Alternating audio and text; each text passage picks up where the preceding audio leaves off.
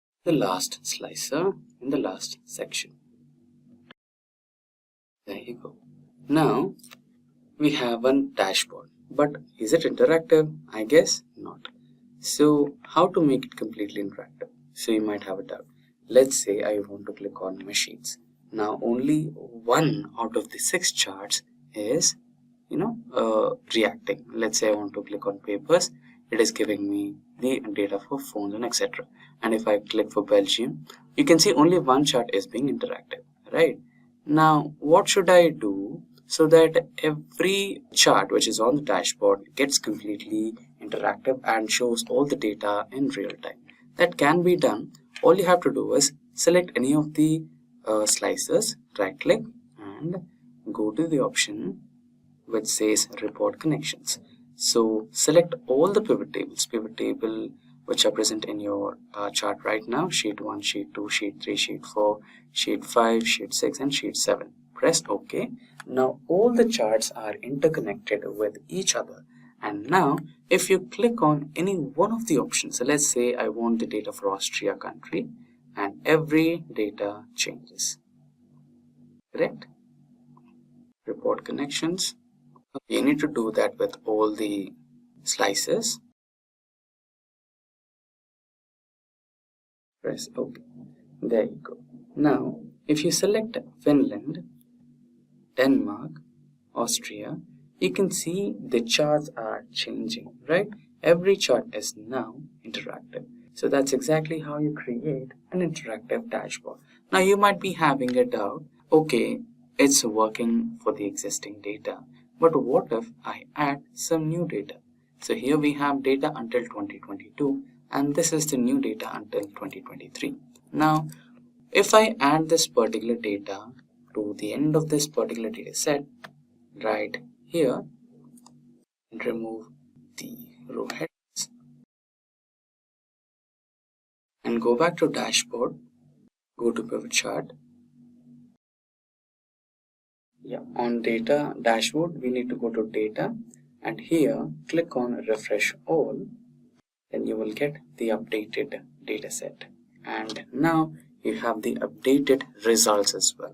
And with that, we have come to an end of this session on sales dashboard in Excel, or real-time interactive dashboard using Excel. In today's video, we are diving into Power Pivot in Excel. So if not aware, Power Pivot is a powerful tool in Excel that allows you to import and analyze large data sets from multiple sources. For example, if you have any separate data sets for sales transactions and product details, the Power Pivot enables you to link them together using a common identifier like the product ID, create custom calculations with DAX like the total or average sales, and quickly generate interactive reports like the pivot tables. Basically, it simplifies the complex data analysis, making it easier to work with the large amounts of data without relying on traditional formulas, and help users create meaningful insights in a more efficient and error-free way. By the end of this video, you will be equipped with everything you need to master Power Pivot. In this video, we will cover activating the Power Pivot as an Excel add-in, creating relationships between tables, calculating the profit, total profit, and more, and wrapping it up with KPIs to filter data like a pro. This video is packed with exciting and super informative tips to level up your Excel game. So, I am inside Excel, and before going to the pivot table, I have a list of data over here. I have basically 3 tables: the salaries, transaction, and the employee. And we can see that some columns is common, like the employee level over here, and in the salary sheet, and the level column in the employee sheet. They are the same.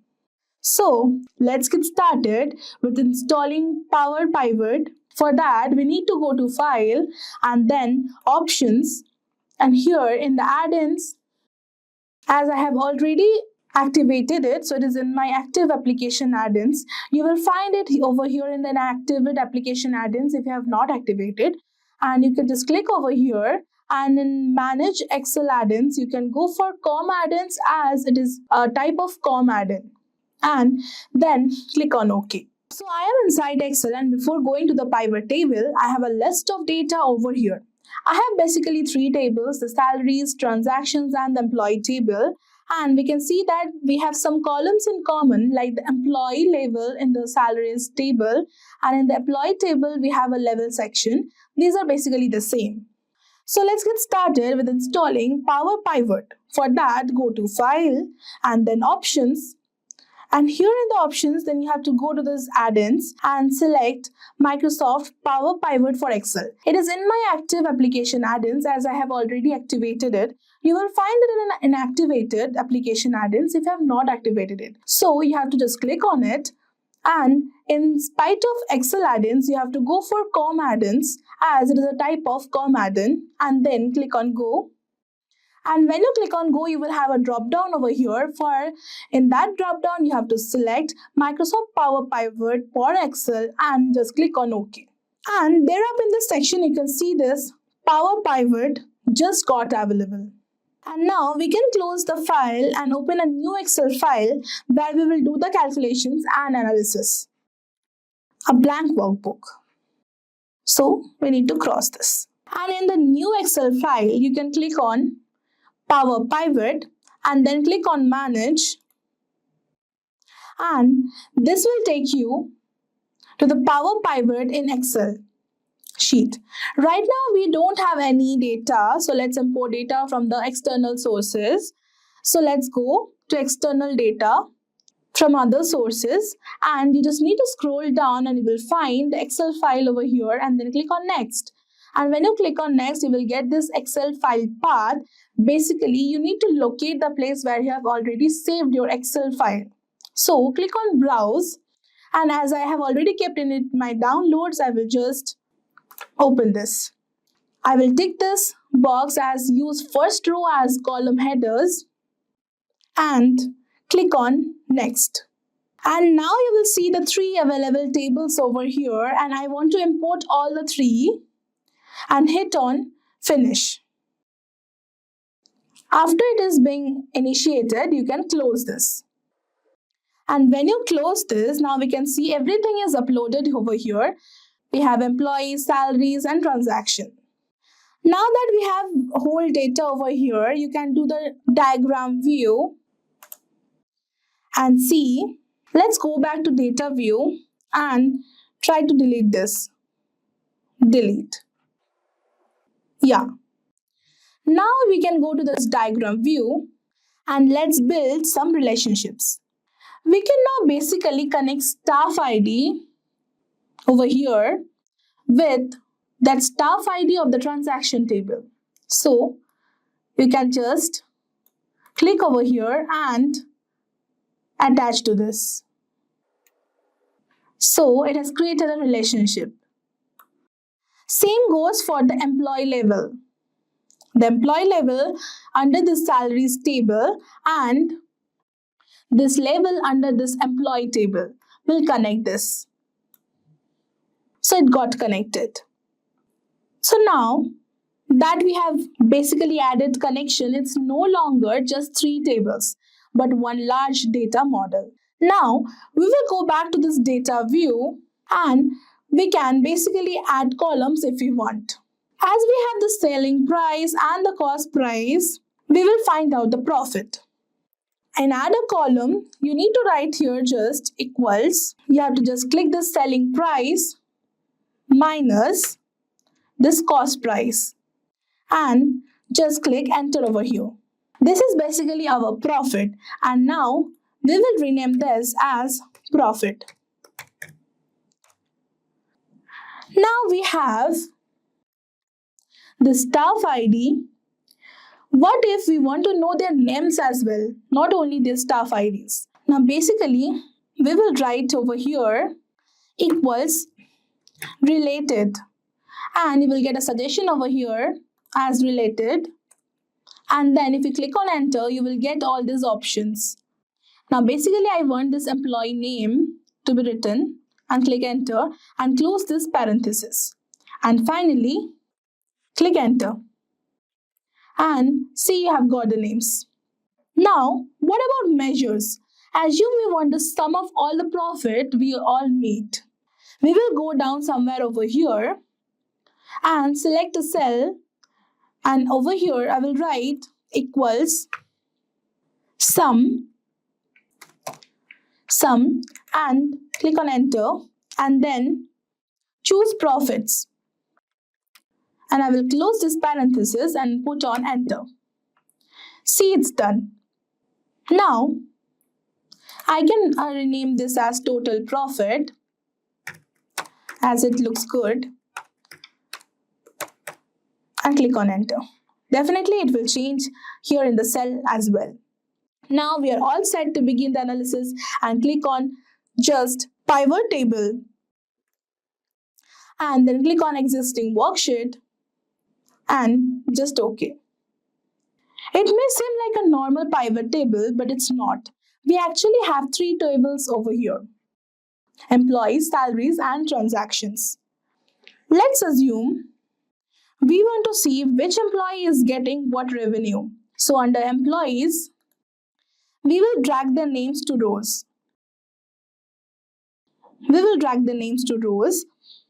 And we want the revenue that will be under the transaction table, selling price, and I will drag you 2 values. Then if you want to see the level they belong to, under salaries, we can often go to employee level and add it to the columns. Now it looks good. Now when you move forward, just beside these measures we have KPIs, and click on KPI, new KPI. We can have an absolute value, like for example I'll give 20,000. That is a target value basically, and I will choose this icon and I'll click on OK. Now I will clean it a bit. Okay, I will only have profit and values under it. So under the transaction, we will go to this total profit. I'll click on status and see, I have got this. Anna and John is basically not doing well. They have basically failed to achieve the target, and the whole team may be not doing very good. This Alex and Sam, they are basically having a not so good one, but yeah, they have passed it, and Jones too. So, Microsoft 365 Copilot is one of the latest AI products launched by Microsoft. So, the Microsoft 365 Copilot will be your AI assistant for all your Office suites from Microsoft. So, it can help you ease up your process of making PowerPoint presentations. It can help you write down the notes on Microsoft Word and many more. But today, we will be using this particular 365 Copilot for our data analytics using Excel.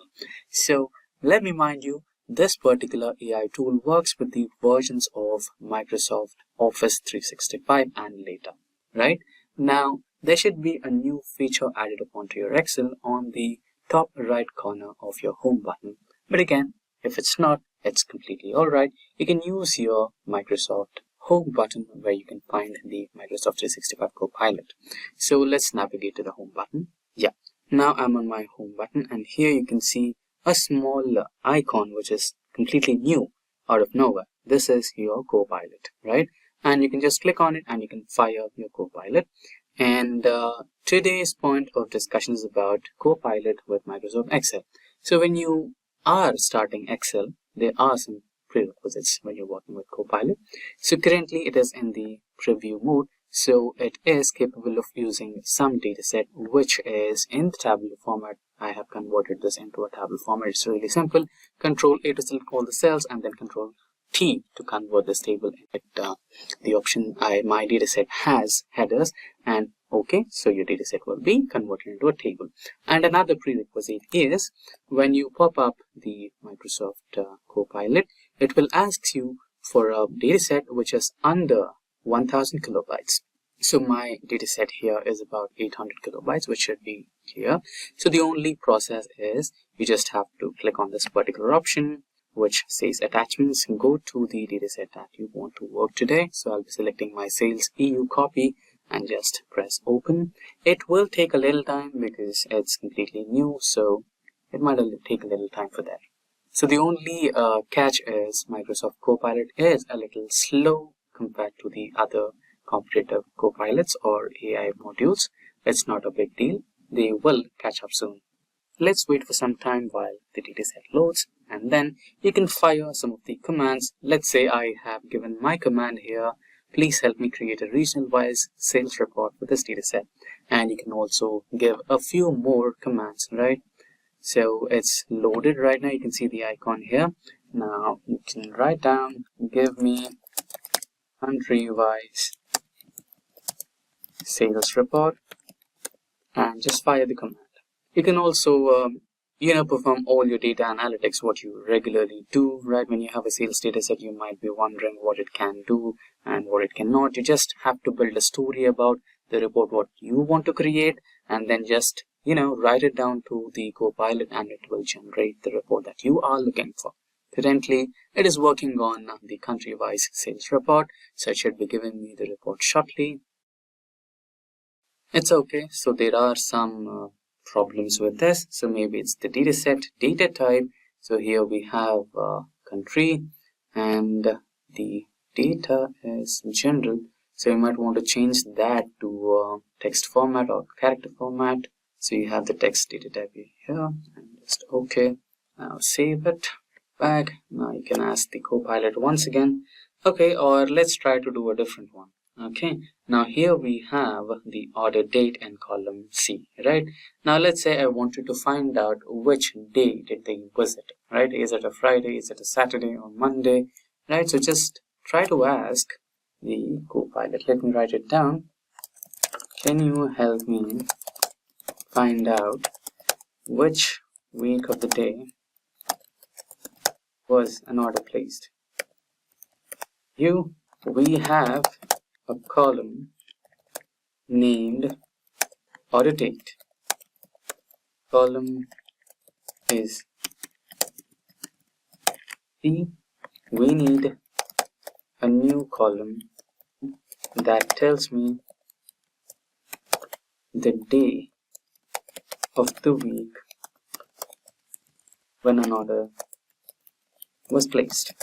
So let's fire the command. Now it should give us a column D, which is an empty column right next to order date, or it should give us the steps to do the same. Just fire the command. It might take a little while. Okay, here we have it. Certainly I'll create a new column D in your dataset. Great, this is what we needed, and so on. Let's try to ask another query. Can you tell me name of the customer with highest sale record in the dataset?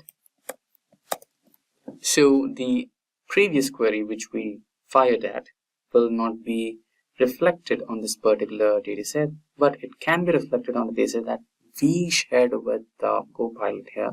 So currently I don't have a direct connection with my Excel over here. I think it should be taking some time for getting me that update over here. But anyways, it will be updated in the dataset that it is currently dealing with. That's not a problem. Now let us see what's the answer. I apologize, but it seems that I'm unable to extract any text content from the uploaded file. It's okay. Let's try to file. There are some discrepancies, but it should be resolved soon. But let's try some other thing like region-wise sale.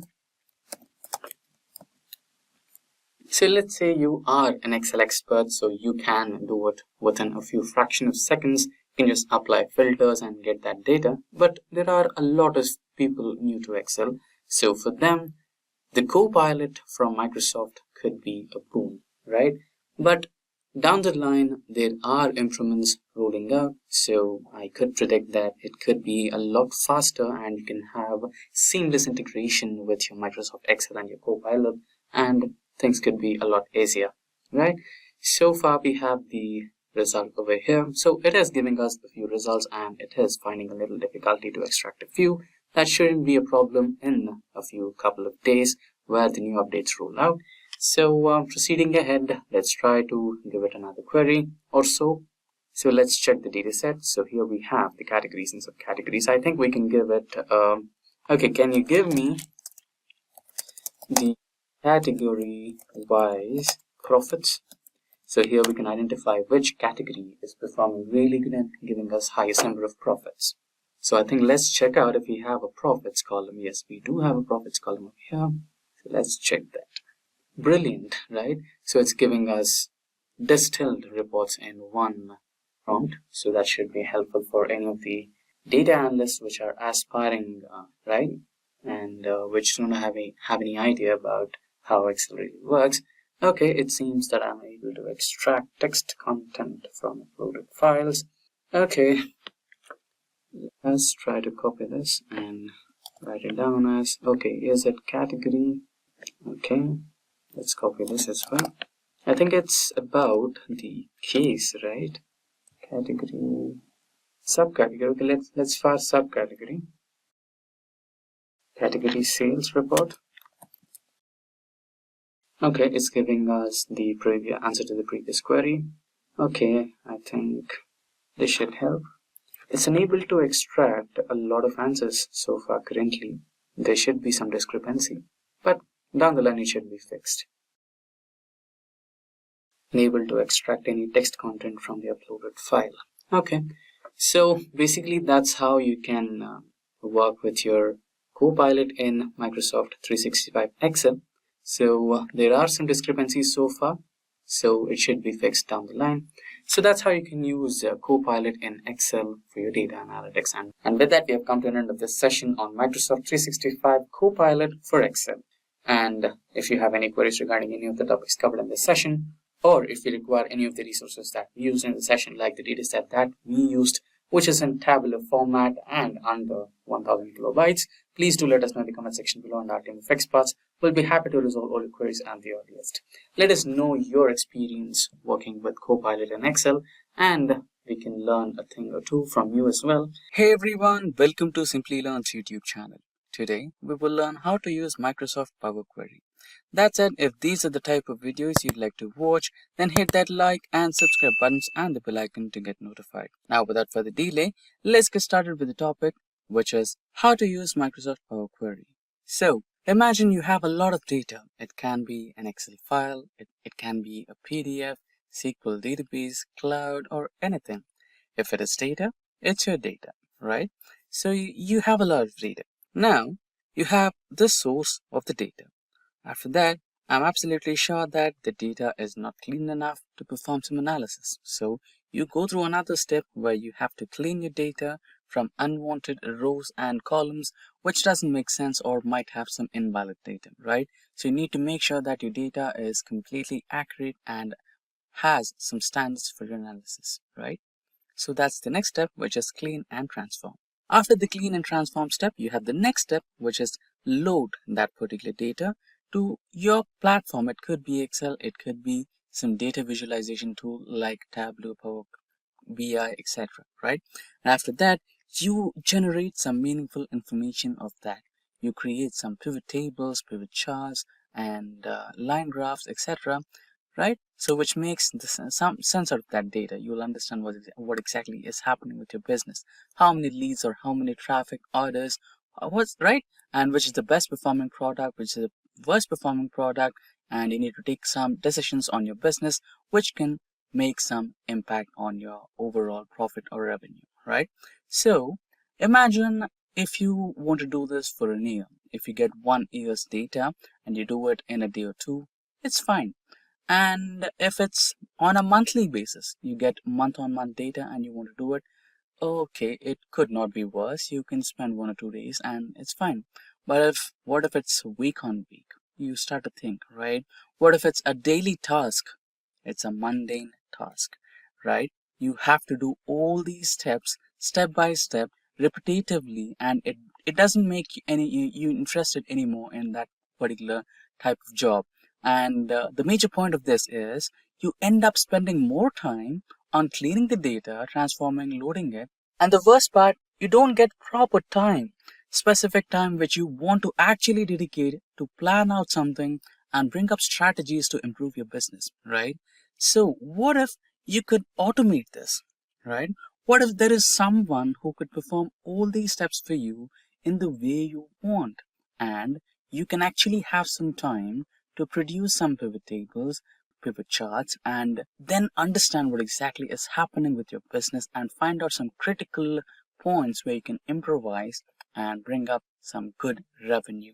What if there was someone who can perform all these steps for you, clean your data, transform it the way you want, load it to your platform, and help you create your pivot charts and pivot tables, and actually save you a lot of time where you can spend all that time understanding your critical points where you need attention, you can fix them and plan some strategies out to bring out some good revenue, right? That exact someone who can do all these steps for you and automate your data cleaning, data transformation, and loading tasks for you is exactly the Microsoft Power Query. So you can use Microsoft Power Query either in Microsoft Excel or Microsoft Power BI, right? Now let's kind of generate some data. So this data will be generated using ChatGPT, and we will not generate data like which is not small, like for a week-on-week analysis or a day-by-day analysis. We will create data for years. So we will take 5 consecutive years starting from 2020 to 2024, and we will have some data generated using ChatGPT, and we will automate that data and try to get some analysis done, right? Let's jump on to ChatGPT. So before we go to ChatGPT, I have a prompt written here.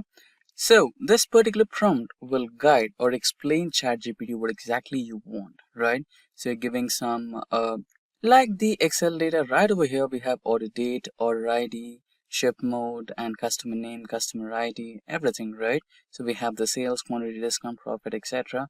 So in the same format or a similar format, if not the same format, we are explaining ChatGPT that we need these columns, the order ID, order date, delivery date, etc.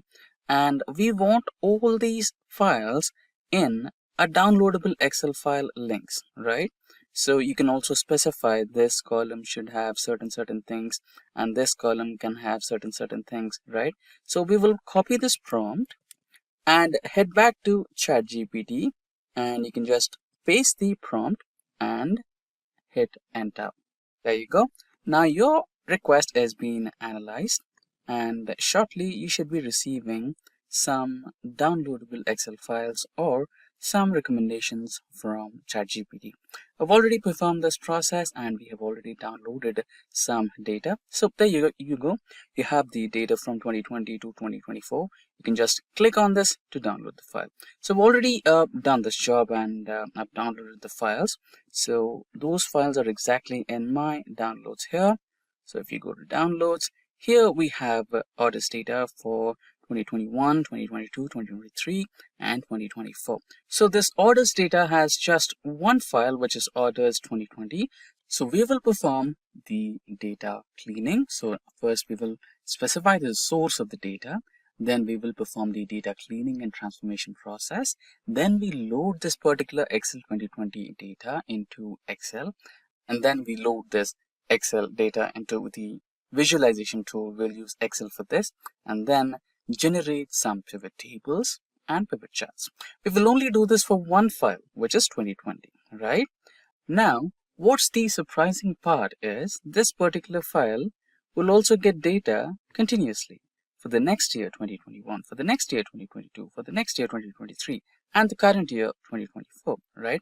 When we just copy paste or cut, copy paste these files into this particular folder, the same transformation steps, the same data cleaning steps, and the same data loading steps, and also including the analysis, will be done for you in the Excel pivot table, right? The process has been just automated, right? So you can see that happening. For that, let's open a new Excel file. So I have the Excel folder right over here. So a new blank Excel workbook will be opened. And if you go to data, here you have get data. As we said, it can be a file, It can be an Excel file, XML, JSON, PDF. It can be from cloud. It can be from a SQL database. Any other source. If it's data, you can work from it. So we will give a file here, right? So just okay. So we will give a file here. So select file and go to the last option, which reads as from folder, right? So go to downloads and select that orders data. Yeah, go to downloads and select that orders data.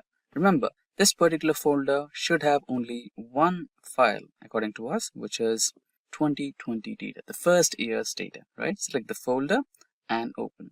And this should include the data of only one file, which is orders 2020, right? So if you have multiple files, you can either combine, transform, and load. If you have just one file, you can just go with the transformation option over here, or you can load if you are comfortable with what you have. So I feel there are some minor changes which I would like to make to my data, so I would go with the transform option. Now the Power Query window will shortly open. Now with the Power Query window opened, you can select the orders 2022 Excel folder and it will be loaded. Now let's try to click on the content button over here, which should load our data. Now you can go with the first file. So here's the preview as we expected. We have the order ID, order date, delivery date, etc. Let's press on OK. So the data has been successfully loaded, right? Now we have the first column as source name, which we will not be needing anymore.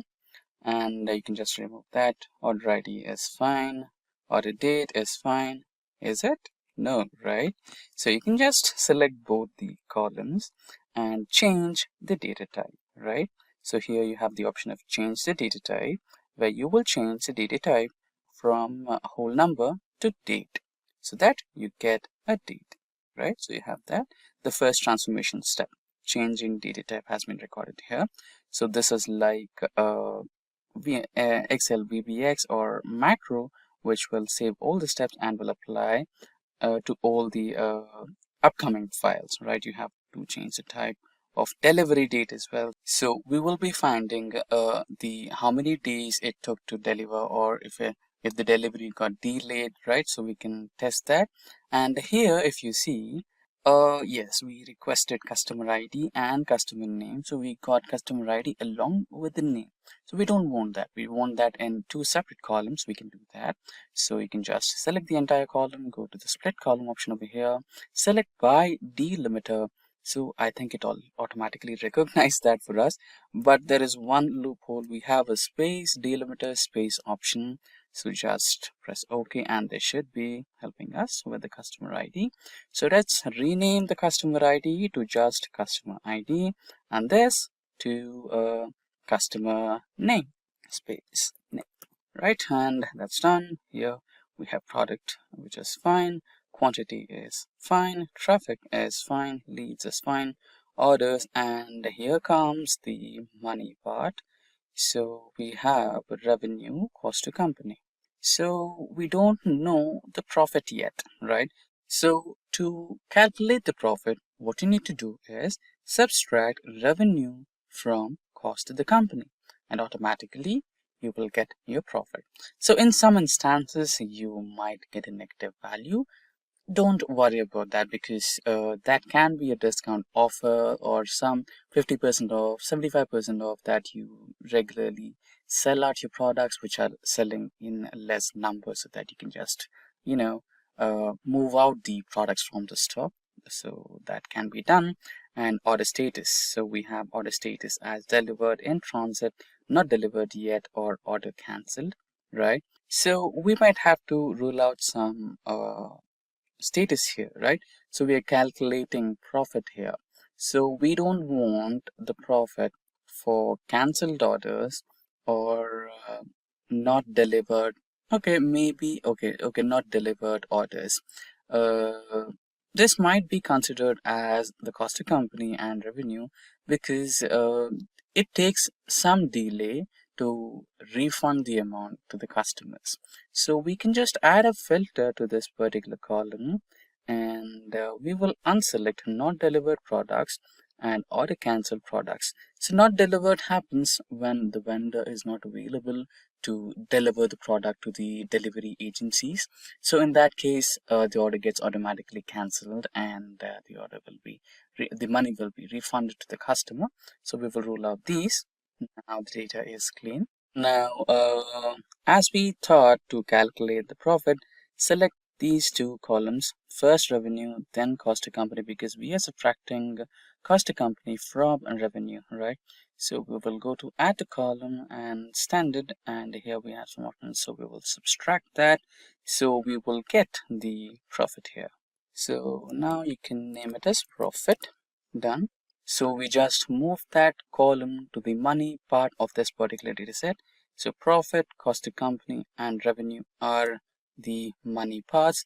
So we will change data type from just values to currency, right? So then that should be converted into the dollars format. Now the first one, we don't need this source name, so you can just rule out this. You can just remove this column, and there you go. Now you have a clean data. You have the order ID, order date, delivery date. Yeah, we forgot the another part of this particular data set transformation, where we wanted to find out the number of days it took to deliver the product. Okay, I think we changed order ID, so we don't want this. So the first, okay, let's change this to the whole number as it was. Okay, so order ID, fine.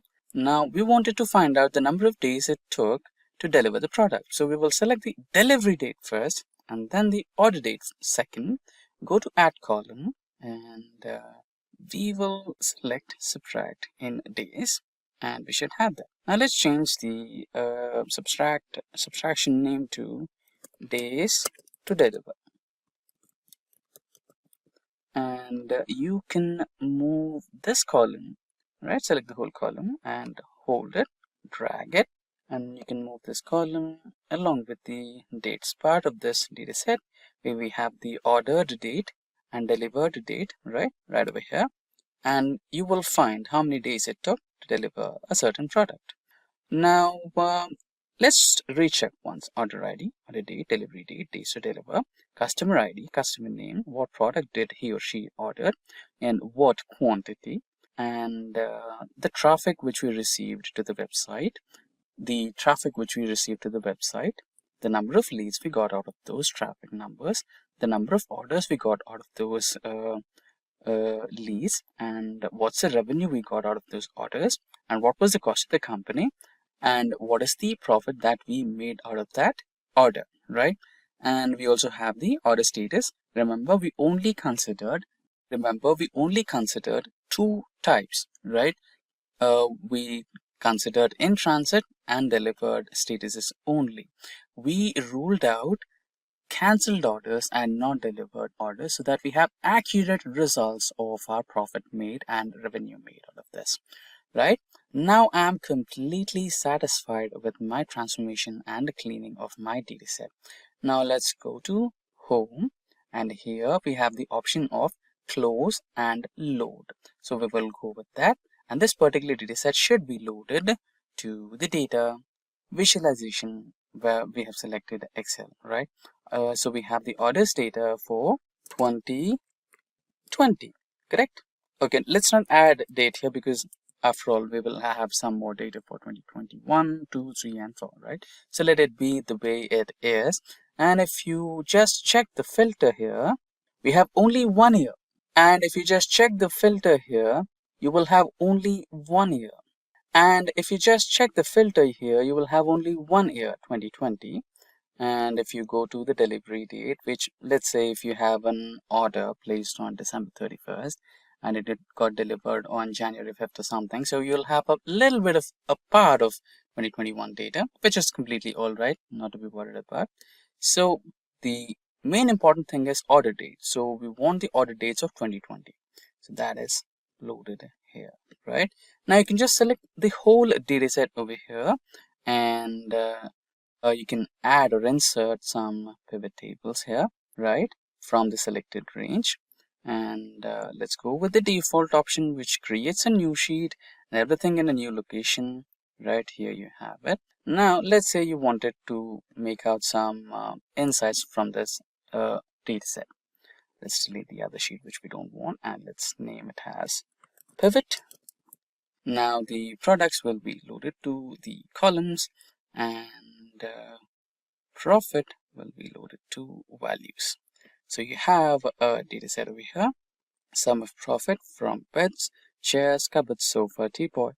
So here you have the pivot table which has sum of profit, bed, chair, cupboard, sofa, teapot, and grand total. Sum of profits made from these, and these.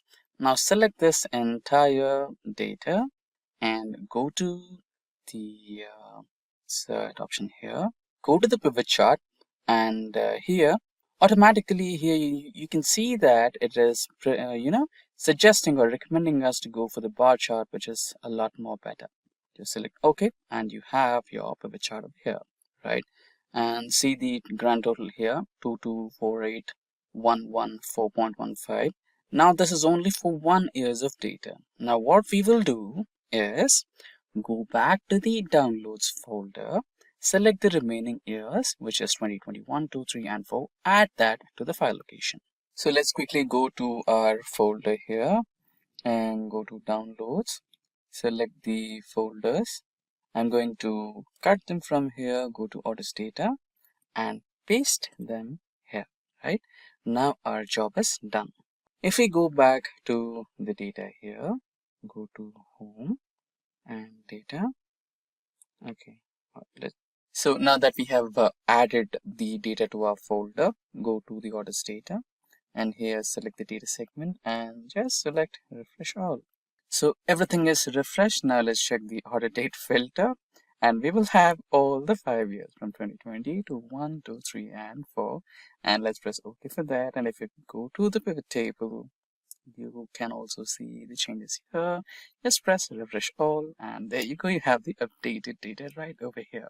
Now that saved a lot of time for you, and now that time can be utilized to plan a strategy and focus on the lower parts of your business and improvise them and bring a big change to the revenue.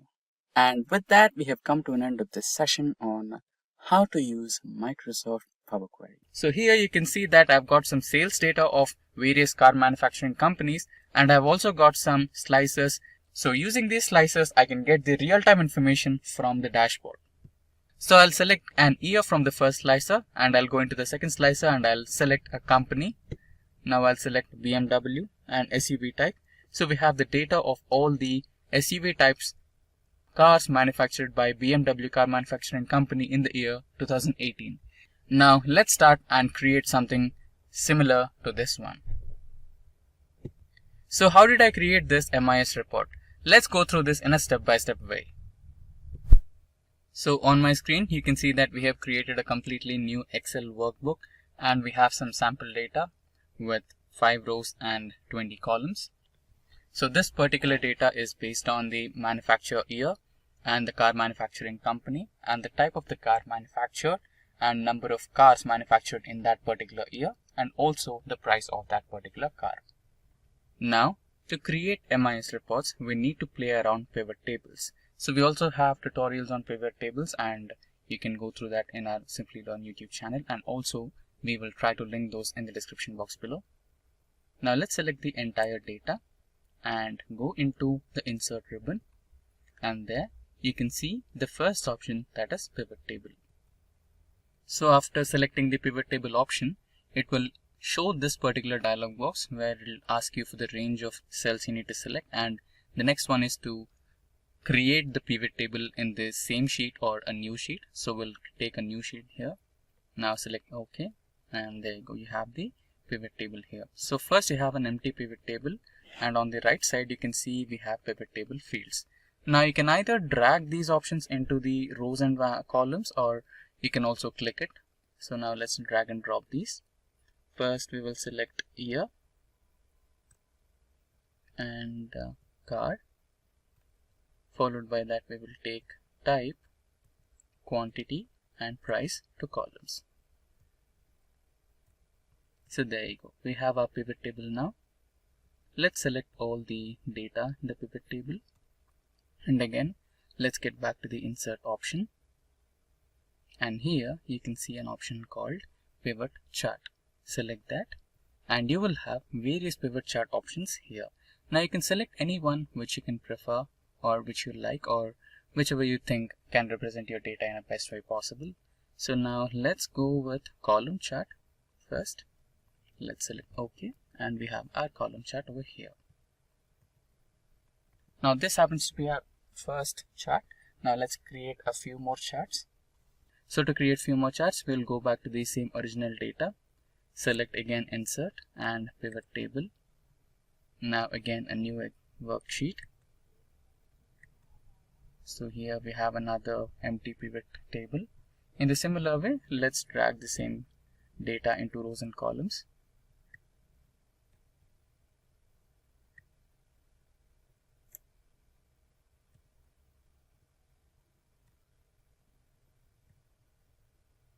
There you go. And again we will select all the data and create a pivot chart.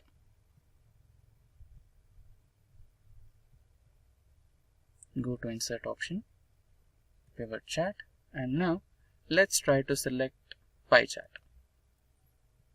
Select OK and we have our pie chart over here. Now let's try to create one more. Same procedure, select table, select pivot table, then create new worksheet for the new pivot table and now drag and drop the data.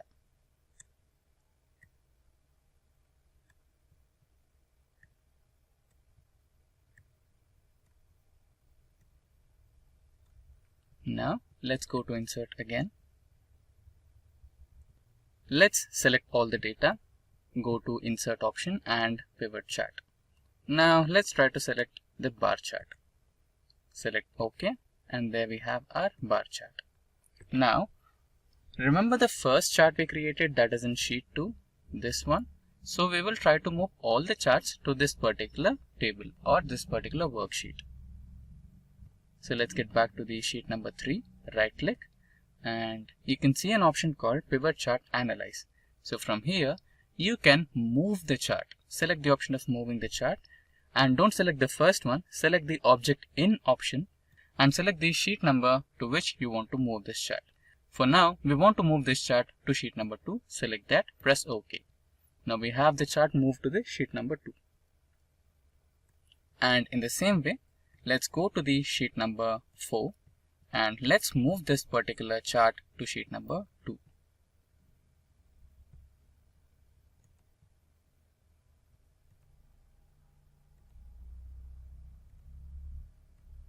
There you go, the chart got moved to sheet number 2.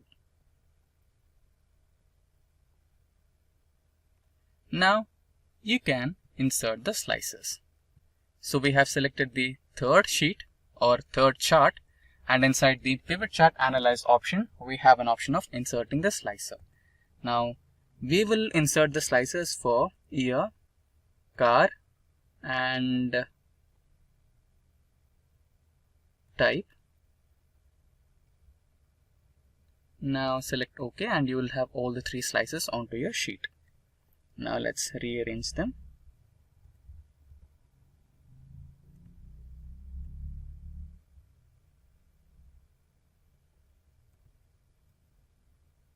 So I'm just organizing them in a neat way.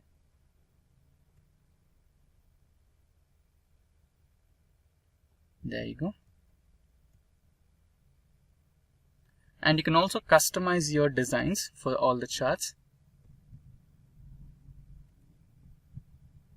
so that they look a little more better.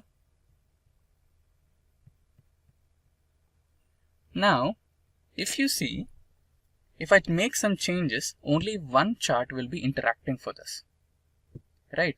So if I select Ferrari and year 2020 and option as sports, you can see only one chart is interacting to these particular slices. Why? Because all these slices are connected to just one chart here. So you need to make sure that all these slices are connected to all the 3 charts what we created. So let's erase all the filters and select one slicer at a time. Right click and you will see an option of report connections. Select that and you see that the connections are only connected to the pivot table 3. So select the remaining pivot tables as well. Select OK And in the same way, select the second slicer, select the report connection option, connect pivot table 1 and 2 and select OK.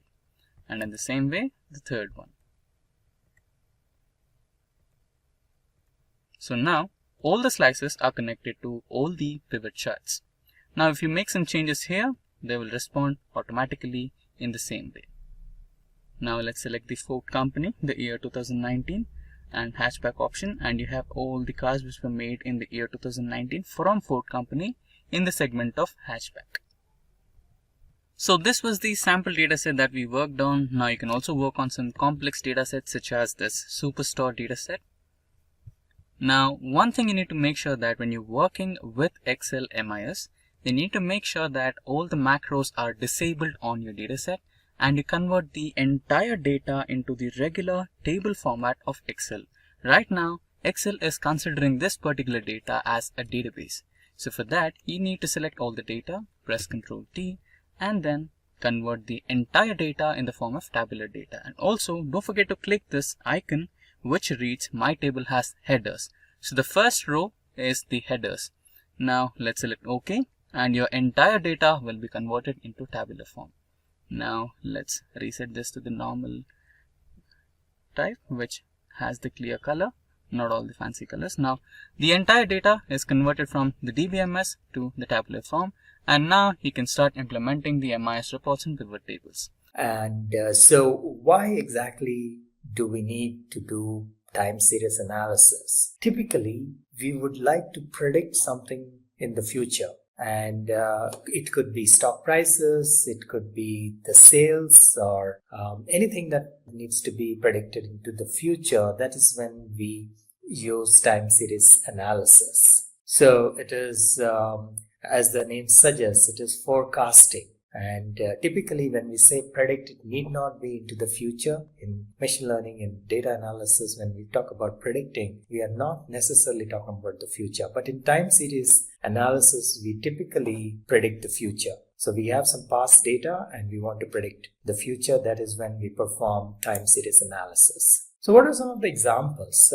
It could be daily stock price, the shares as we talk about, or it could be the interest rates, weekly interest rates, or sales figures of a company. So these are some of the examples where we use time series data. We have historical data which is dependent on time, and then based on that we create a model to predict the future. So what exactly is time series? So time series data has time as one of the components, as the name suggests. So in this example, let's say this is the stock price data and one of the components. So there are two columns here. Column B is price and column A is basically the time information. In this case, the time is a day. So that primarily the closing price of a particular stock has been recorded on a daily basis. So this is the time series data and the time interval is obviously a day. Time series or time intervals can be daily, weekly, hourly, or even sometimes there is something like a sensor data. It could be every few milliseconds or microseconds as well. So the size of the time intervals can vary, but they are fixed. So if I'm saying that it is daily data, then the interval is fixed as daily. If I'm saying this data is an hourly data, then it is the data is captured every hour and so on. So the time intervals are fixed. The interval itself you can decide based on what kind of data we are capturing. So this is a graphical representation. The previous one here we saw the tabular representation, and this is how to plot the data. So on the y-axis is, let's say, the price or the stock price, and the x-axis is the time. So against time, if you plot it, this is how a time series graph would look. So as the name suggests, what is time series data? Time series data is basically a sequence of data that is recorded over a specific intervals of time and based on the past values. So if we want to do an analysis of time series past data, we try to forecast a future. And again, as the name suggests, it is time series data, which means that it is time dependent. So time is one of the components of this data. Time series data consists of primarily four components.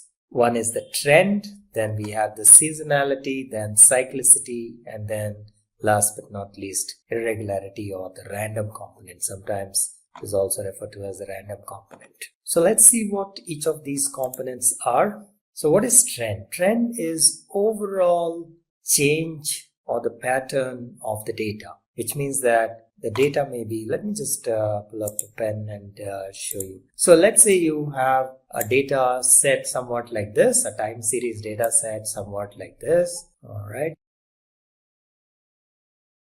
So what is the overall trend? There is an overall trend which is upward trend, as we call it here, right?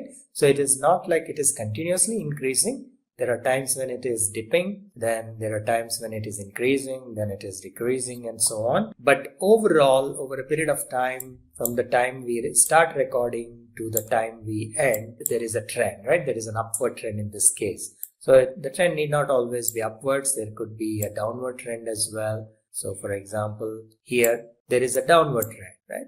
So this is basically what is a trend. Overall, whether the data is increasing or decreasing. All right, then we have the next component, which is seasonality. What is seasonality? Seasonality, as the name suggests, once again, changes over a period of time and periodic changes, right? So there is a certain pattern. Let's take the sales of warm clothes, for example. So if we plot it along the months, so let's say January, February, March, April, May, June, July, and then let's say it goes up to December. Okay, so this is our December, a D.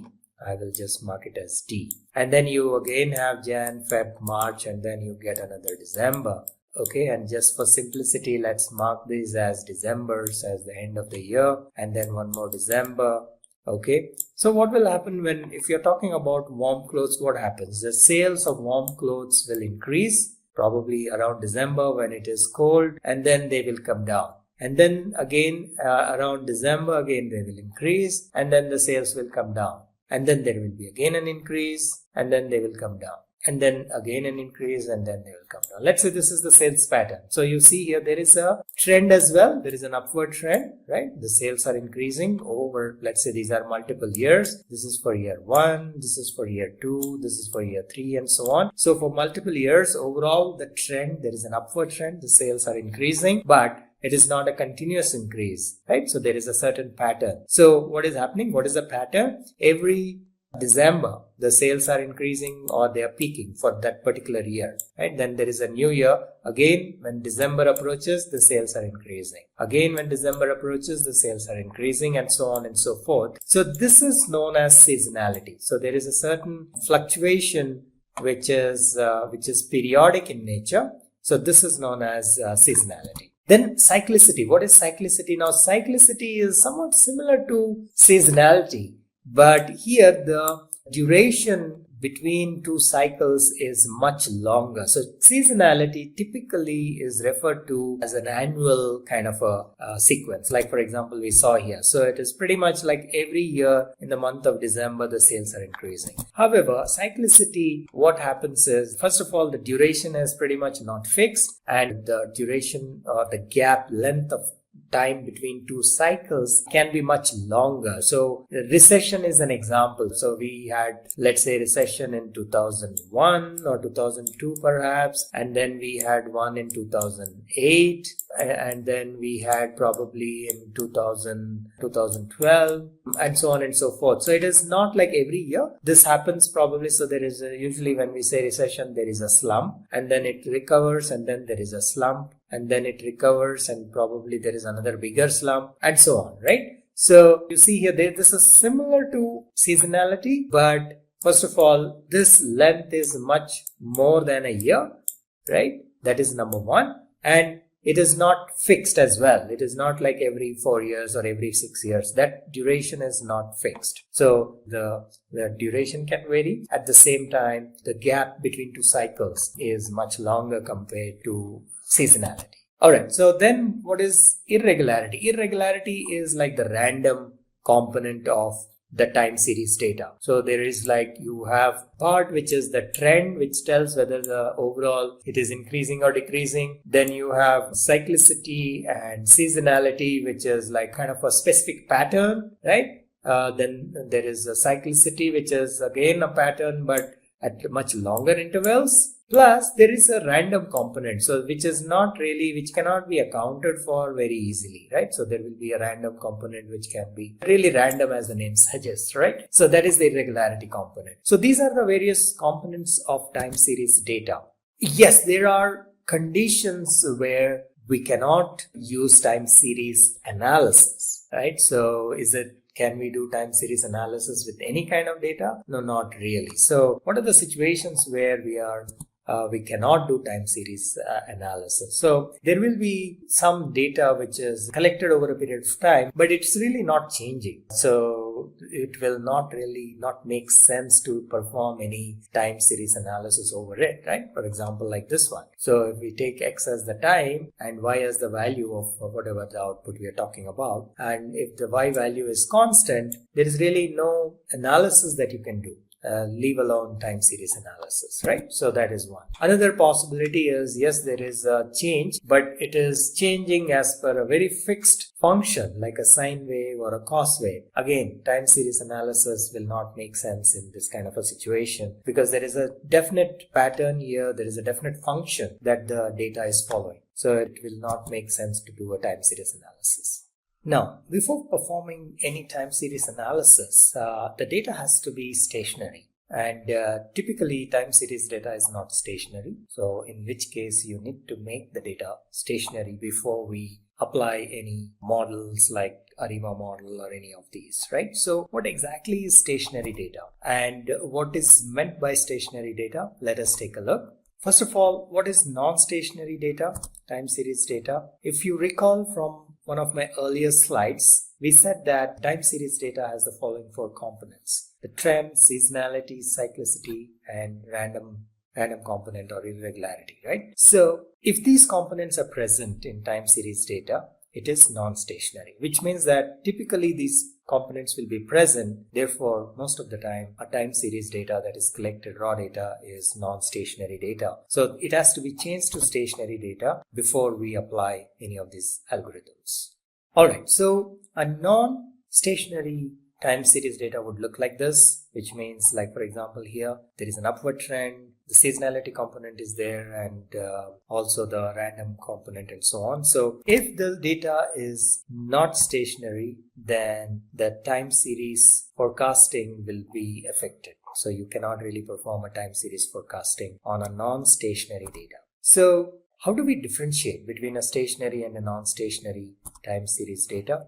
Typically or technically, one is, of course, you can do it visually. In non-stationary data, the data will be more flattish. The seasonality will, of course, be there, but the trend will not be there. So the data may, if we plot that, it may appear somewhat like this, right? It's a horizontal line. Along the horizontal line, you will see. Compared to the original data, there was an upward trend, so it was changing somewhat like this, right? So this is non-stationary data, and this is how a stationary data would look visually. What does this mean? Technically, this means that the stationarity of the data depends on a few things: the mean, the variance, and the covariance. So these are the 3 components on which the stationarity of the data depends. So let's take a look at what each of these are. For stationary data, the mean should not be a function of time, which means that the mean should pretty much remain constant over a period of time, right? So there shouldn't be any change. So this is how the stationary data would look. And this is how a non-stationary data would look. I've shown in the previous slide as well. So here, the mean is increasing. That means there is an upward trend. Okay, so that is one part of it. And then the variance of the series should not be also a function of time. So the variance also should be pretty much common, or should be constant rather. So this is if we visually take a look, this is how time series stationary data would look, where the variance is not changing. Here the variance is changing, therefore this is non-stationary, and we cannot apply time series forecasting on this kind of data. Similarly, the covariance, which is basically of the ith term and the I plus mth term, should not be a function of time as well. So covariance is nothing but not only the variance at the ith term, but the relation between the variance at the ith term and the I plus mth or the I plus nth term. So once again, visually this is how it would look if the covariance is also changing with respect to time. So these are all three components should be pretty much constant. That is when you have stationary data, and in order to perform time series analysis, the data should be stationary. Okay, so let's take a look at the concept of moving average, or the method of moving average, and let's see how it works. We'll do simple calculations. So let's say this is our sample data. We have the data for 3 months, January, February, March. The sales in thousands of dollars is given here, and now we want to find the moving average. So how do we find the moving average? We call it as moving average 3. So moving average 3 is nothing but you take 3 of the values or the readings, add them up and divide by 3. Basically the way we take a mean or average of the 3 values. So that is as simple as that. So that's the average first of all. So what is moving average? Moving average is if you now have a series of data, you keep taking the 3 values, the next 3 values, and then you take the average of that, and then the next 3 values, and so on and so forth. So that is how you take the moving average. So let's take a little more detailed example of car sales. So this is how we have the car sales data for the entire year, let's say. So rather for 4 years. So year 1 we have for each quarter 1, 2, 3, 4, and then year 2, quarter 1, 2, 3, 4, and so on and so forth. So this is how we have sales data of a particular car, let's say, or a showroom. And we want to forecast for year 5. So we have the data for 4 years. We now want to forecast for the 5th year. Let's see how it works. First of all, if we plot the data as it is taken, the raw data, this is how it would look. And what do you think? Is it stationary? No, right? Because there is a trend, upward trend. So this is not a stationary data. So we need to, later we will see how to make it stationary. But to start with, just an example. We will not worry about it for now. We will just go ahead and manually do the forecasting using what is known as moving average method. Okay, so we are not applying any algorithm or anything like that. In the next video, we will see how to apply an algorithm, how to make it stationary, and so on. All right, so here we see that all the 3 or 4 components that we talked about are there. There is a trend, there is a seasonality, and then of course there is some random component as well. Cyclicity may not be, it is possible that cyclicity is not applicable in all the situations. For sales especially, there may not be, or unless you're taking a sales for maybe 20-30 years, cyclicity may not come into play. So we will just consider primarily the trend, seasonality, and irregularity, right? So random, it is also known as random irregularity, right? So we were kind of calling the random or irregularity component. So these are the 3 main components typically in this case we will talk about. So this is the trend component, and we will see how to do these calculations. So let's take a look, redraw the table including the time code. We will add another column which is the time code, and this is the column, and we'll just number it like 1, 2, 3, 4 up to 16. The rest of the data remains the same. Okay, so we will do the calculations now. Now let us do the moving average calculations, or MA4 as we call it, for each year. So we take all the 4 quarters and we take an average of that. So if we add up these 4 values and divide by 4, you get the moving average of 3.4. So we start by putting the value here. So that will be for the 3rd quarter, let's say 1, 2, 3, the 3rd quarter. Then we will go on to the next one. So we take the next 4 values as you see here and take the average of that, which is the moving average for the next quarter, and so on and so forth. Now, if we just do the moving average, it is not centered. So what we do is we basically add one more column and we calculate the centered moving average as shown here. So here what we do is we take the average of 2 values and then just adding these values here. So for example, the first value for the 3rd quarter is actually the average of the 3rd and the 4th quarter. So we have 3.5. Now it gets centered. So similarly, the next value would be 3.6 plus 3.9 divided by 2, so which is 3.7, and so on and so forth. Okay, so that is the centered moving average. This is done primarily to smoothen the data so that there are not too many rough edges. So that is what we do here. So if we visualize this data now, this is how it looks. Right, so if we take the centered moving average, as you can see, there is a gradual increase. If this was not the case, if we had not centered it, the changes would have been much sharper. So that is basically the smoothing that we are talking about. Now let's go and do the forecast for the 5th year. So in order to do the forecast, what we will do is we will take the centered moving average as our baseline and then start doing a few more calculations that are required in order to come up with the prediction. So what we are going to do is we are going to use this multiplicity or multiplicative model in this case,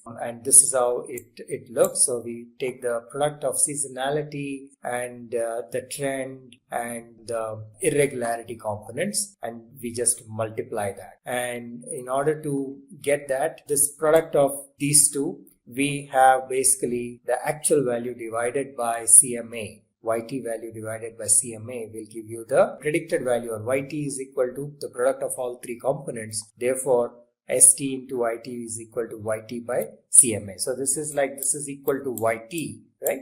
So therefore, if we want ST into YT, the product of seasonality and irregularity, it is equal to YT by CMA. So that is how we will work it out. I also have an Excel sheet of the actual data. So let me just pull that up. Alright, so this is how the data looks in Excel. As you can see here, year 1, quarter 1, 2, 3, 4, year 2, quarter 1, 2, 3, 4, and so on. And this is the sales data. And then this is the moving average. As I mentioned, this is how we calculate. And this is the centered moving average. So this is the primary component that we will start working with. And then we will calculate, since we want the product of ST into YT, that is equal to YT by CMA. So if you see, these values are nothing but the YT value divided by CMA. So in this case, it is 4 by 3.5, which is 1.14. Similarly, 4.5 by 3.7, 1.22, and so on and so forth. So we have the product ST into YT, and then the next step is to calculate the average of respective quarters. So that is what we are doing here, average of respective quarters, and then we need to calculate the deseasonalized values. So in order to get deseasonalized value, we need to divide YT by ST that was calculated. So for example, here it is 2.8 by 0.9. So we got the deseasonalized value here, and then we get the trend, and then we get the predicted values. So in order to get the predicted value, which is basically we predict the values for known values as well. Like for example, year 1, quarter 1, we know the value, but now that we have our model, we predict ourselves and see how close it is. So we predicted as 2.89, whereas the actual value is 2.8. Then we have 2.59, the actual value is 2.1, and so on, just to see how our model works, and then continue that into the 5th year, because for 5th year we don't have a reference value. Okay, and if we plot this, we will come to know how well our calculations are, how well our manual model. In this case, we did not really use a model, but we did on our own manually. So it will tell us the trend. So for example, the predicted value is this gray color here, and you can see that it is actually pretty much following the actual value, which is the blue color. Right? And the gray color is the predicted value. So wherever we know the values up to year 4, we can see that our predicted values are following or pretty much very close to the actual values. And then from here onwards, when the year 5 starts, the blue color line is not there because we don't have the actual values, only the predicted value. So we can see that since it was following the trend pretty much for the last 4 years, we can safely assume that it has understood the pattern and it is predicting correctly for the next 1 year, the next 4 quarters, right? So that is what we are doing here. So these 4 quarters, we did not have actual data, but we have the predicted values. So let's go back and see how this is working in this using the slides. So this is, we already saw this part, and I think it was easier to see in the Excel sheet. So we calculated the ST, IT, the product of ST and IT using the formula like here, Y by YT by CMA, we got that, and then we got ST, which is basically YT. So this is average of the first quarters for all the 4 years. And similarly, this is the average of the second quarter for all the 4 years and so on. So these values are repeating. They are calculated only once. They get repeated, as you can see here. And then we get the deseasonalized data, and that is basically YT by ST. So we calculated ST here and we have YT. So YT by ST will give you the deseasonalized data. And we have got rid of the seasonal and the irregular components so far. Now what we are left with is the trend. And before we start the time series forecasting, time series analysis, as I mentioned earlier, we need to completely get rid of the non-stationary components. So we are still left with the trend component. So now let us also remove the trend component. In order to do that, we have to we have to calculate the intercept and slope of the data, because that is required to calculate the trend. And how are we going to do that? We will actually use what is known as a regression tool or analytics tool that is available in Excel. So you remember we have our data in Excel. So let me take you to the Excel. And here we need to calculate the intercept and the slope. In order to do that, we have to use the regression mechanism, and in order to use the regression mechanism, we have to use the analytics tool that comes with Excel. So how do you activate this tool? So this is how you would need to activate the tool. From Excel, you need to go to options, and in options there will be add-ins, and in add-ins you will have analysis toolpack, and you select this and you just say go. It will open up a box like this. You say analysis toolpack and you say okay. And now when you come back into the regular view of Excel in the data tab, you will see data analysis activated. So you need to go to file, options and add-ins, and then analysis toolpack. Typically, since I've already added it, it is coming at the top, but it would come under inactive application add-ins. So when you're doing it for the first time. So don't use VBA, you just say analysis toolpack. There are two options, one with VBA like this one and one without VBA. So just use the one without VBA. And then instead of just saying okay, just take care that you click on this go and not just okay. So you say go, then it will give you these options. Only then you select just the analysis toolpack and then you say okay. Alright, so and then when you come back to the main view, you click on data.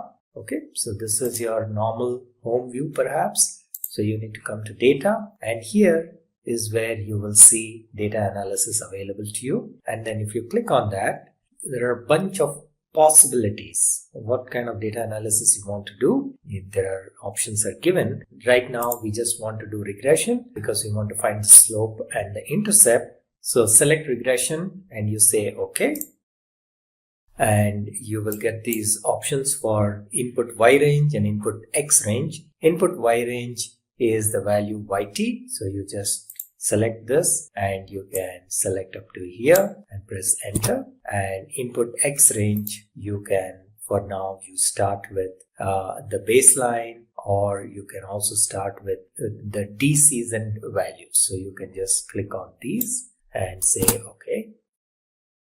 I have already calculated it. So these are the intercept and the coefficients that we are getting for these values. And we will actually use that to calculate our trend here, right? So which is in the J column. So our trend is equal to intercept plus slope into the time code. So the intercept is out here, as we can see in our slide as well. So if you see here, this is our intercept and the lower value is the slope. So we have calculated here and it's shown in the slides as well. So intercept, so the formula is shown here. So our trend is equal to intercept plus slope into time code. Time code is nothing but this one, T, column A, 1, 2, 3, 4.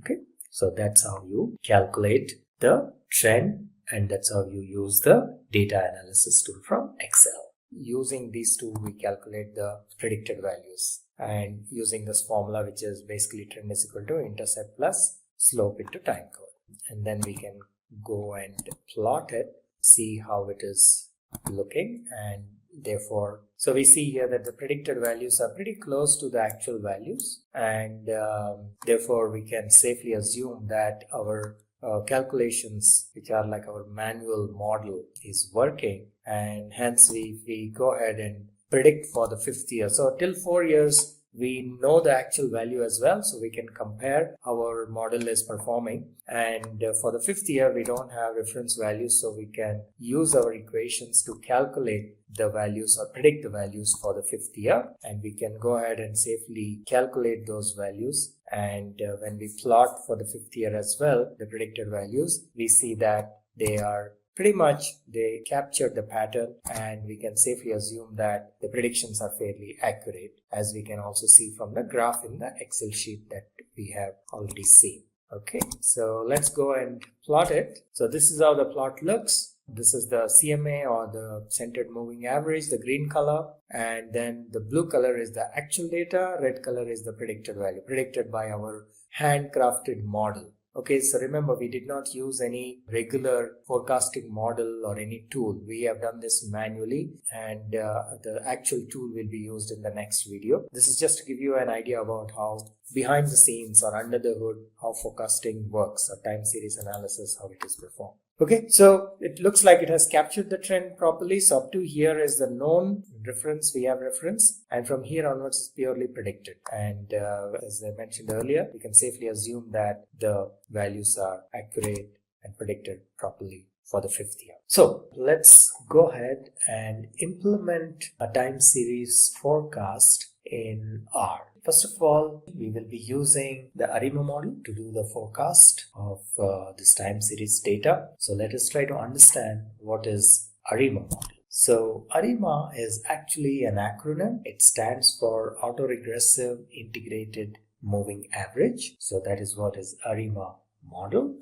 And it is specified by 3 parameters, which is P, D, and Q. P stands for autoregressive. So let me just mark this. So there are 3 components here: autoregressive, integrated, moving average. Okay. So these 3 parameters correspond to those 3 components. So the P stands for autoregressive, D for integrated, and Q for moving average. So let us see what exactly this is. So these 3 factors are: P is the number of autoregressive terms, or AR, we will see that in a little bit, and D is how many levels of differences that we need to do, or differentiation we need to do, and Q is the number of lagged forecast errors. So we'll see what exactly each of these are. So AR is the number of autoregressive terms, and which is basically denoted by the P, and then we have D, which is for the number of times it has to be differentiated,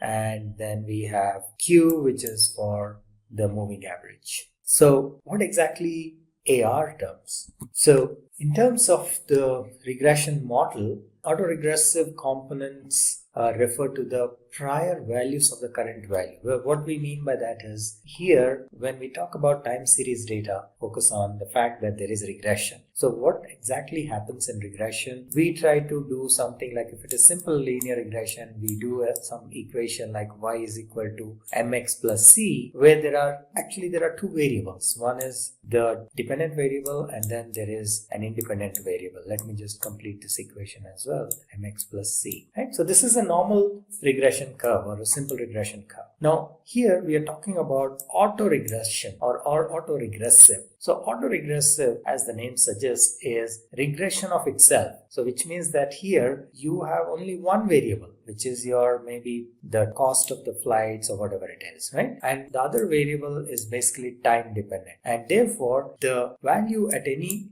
given time, and that we will denote as yt, for example. So there is no x here, there is only one variable, and which is y, and we say yt, which is basically the predicted value at a time interval t, for example, is dependent on the previous value. So for example, there may be a1 and then yt minus 1, and then there will be like plus a2 and plus a2 and yt minus 2 and all right, and then plus a3 into yt minus 3. Correct. So basically here what we are saying is there's only one variable here, but there is a regression component. So we are doing a regression on itself. So that's how the term auto regression comes into play. So only thing is that it is dependent on the previous time values. So there is a lag, let's say. This is the first lag, second lag, third lag, and so on. So the current value, which is yt, is dependent on the previous time lag values. So that is what is auto regression component. So this is what is shown here. For example, in this case, instead of y, we are calling it as x. So that's the same. And this is represented by some equation of that sort, depending on how many lags we take. So that is the AR component. And the term P is basically determines how many lags we are considering. So that's the term P for. Now, what is D? D is the degree of differencing. So here differencing is like for the non-seasonal differences, right? So for example, if you take the values like this, which are given for 5, 4, 6, and so on and so forth, if you take the differencing of one after another, like for example, 5 minus 4 or 4 minus 5, the next value with the previous value. So 4 minus 5. So this is known as the first order differencing. So the result is minus 1. Similarly, 6 minus 4 is 2. 7 minus 6 is 1. So this is first order differencing. And here we call it as D is equal to 1. Okay. And same way we can have second order, third order, and so on. Then the last one is Q. Q is we call it moving average, but in reality it is actually the error of the model. So we also sometimes represent as ET. Alright, so now ARIMA model works on the assumption that the data is stationary, which means that the trend and seasonality of the data has been removed. That is correct. Okay. So this we have discussed in the first part, what exactly is stationary data and how do we remove the non-stationary part of it. Now, in order to test whether the data is stationary or not, there are two important components that are considered. One is the autocorrelation function and the other is the partial autocorrelation function. So this is referred to as ACF and PACF. Correct. So what is autocorrelation and what is the definition? Autocorrelation is basically the similarity between values of a same variable across observations, as the name suggests. Now, how do we actually find the autocorrelation function, the value, right? So this is basically done by plotting, and autocorrelation function also tells you how correlated points are with each other based on how many time steps they are separated by and so on. That is basically the time lag that we were talking about. And it is also used to determine how past and future data points are related. And the value of the autocorrelation function can vary from -1 to 1. So if we plot, this is how it would look. Autocorrelation function would look somewhat like this. And there is actually a readily available function in R. So we will see that and you can use that to plot your autocorrelation function. Okay. So that is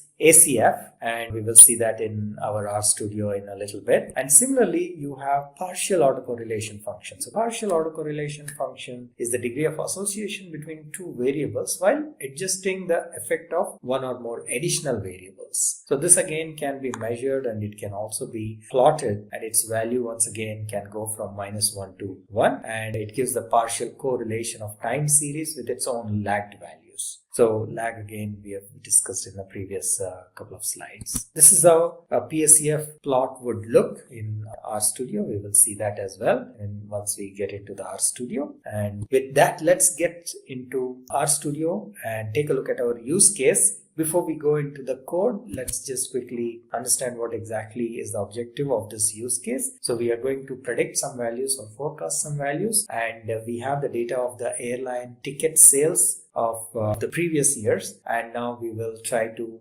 find or predict or forecast the values for the future years. All right. So we will basically identify the time series components like trend, seasonality, and random behavior. We will actually visualize this in RStudio, and then we will actually forecast the values based on the past values or history data, historical data. So these are the steps that we follow. We will see in RStudio in a little bit. Just quickly, let's go through what are the steps. We load the data, and it is a time series data. We try to find out what class it belongs to. The data is actually air passengers data that is already comes preloaded with RStudio. So we will be using that, and we can take a look at the data, and then what is the starting point, what is the end point. So these are all functions that are readily available we'll be using, and then what is the frequency. So it's basically frequency is 12, which is like yearly data, right? So every month the data has been collected. So for each year it is 12. And then we can check for any missing values if there are any. And then we can take a look at summary of the data. This is what we do in Exploratory Data Analysis. And then we can plot the data, visualize the data, how it is looking, and we will see how the data has some trend, seasonality, and so on and so forth. All right, then we can take a look at the cycle of the data using the cycle function, and we can see that it is every month. That's the cycle. End of every 12 months, a new cycle begins. So each month of the year is the data is available. Then we can do box plots to see for each month how the data is varying over the various 10 or 12 years that we will be looking at this data. And from exploratory data analysis, we can identify that there is a trend, there is a seasonality component, and how the seasonality component varies also we can see from the box plots. And we can decompose the data. We can use the decompose function rather to see the various components like the seasonality, trend, and the irregularity part. Okay, so we will see all of this in RStudio. This is how they will look. This is the once you decompose, and this is how you will you can visualize the data. This is the actual data, and this is the trend. As you can see, it's going upwards. This is the seasonal component, and this is your random or irregularity, right? So we call it irregularity, or we can also call it random, as you can see here. Yes, so the data must have a constant variance and mean, which means that it is stationary before we start any analysis, time series analysis. And so basically, yeah, if it is stationary, only then it is easy to model the data, perform time series analysis. So we can then go ahead and fit the model. As we discussed earlier, we'll be using ARIMA model. There are some techniques to find out what should be the parameters. So we will see that when we go into RStudio. So the auto ARIMA function basically tells us what should be the parameters, right? So these parameters are the P, D, and Q that we talked about. That's what is being shown here. So if we use auto ARIMA, it will basically take all possible values of this P, D, Q, these parameters, and it will find out what is the best value, and then it will recommend. So that is the advantage of using auto ARIMA. All right. So like in this case, it will tell us if we use this parameter trace, we set the parameter trace is equal to true, then it will basically tell us what is the value of this AIC, which has to be minimum. So the lower the value, the better. So for each of these combinations of P, D, and Q, it will give us the values here, and then it will recommend to us which is the best model. Okay. Because whichever has the lowest value of this AIC, it will recommend that as our best PDQ values. So once we have that, we can see that we can potentially get a model or the equation. Model is nothing but the equation, and based on the parameters that we get. And we can do some diagnostics. We can do some plotting to see whether there is a plot for the residuals, so which shows the stationarity. And then we can also take a look at the ACF and PACF. We can plot the ACF and PACF, and then we can do some forecasting for the future years. So in this case, we have up to 1960, and then we can see how we can forecast for the next 10 years, which is 1970, up to 1970. And once we have done this, can we validate this model? Yes, definitely we can validate this model. And to validate the findings, we use junk box test. And this is how you just call box.test, and then you pass these parameters, and you will get the values that will be returned, which will tell us whether how accurate this model is, how accurate the predictions are. So the values of P are quite insignificant in this case. We will see that, and that also indicates that our model is free of autocorrelation, and that will basically be it. So let's go back and into our RStudio and go through these steps in real time. So we have to import this library. Forecast package is not installed. You have to go here and install the forecast package. Okay, so that's the easy way to install rather than to click on this install. I will not do it now because I've already installed. So the first time, that's only one time. Then after that, you just have to load it into memory and then keep going. So we will load this data called air passengers. So by calling this data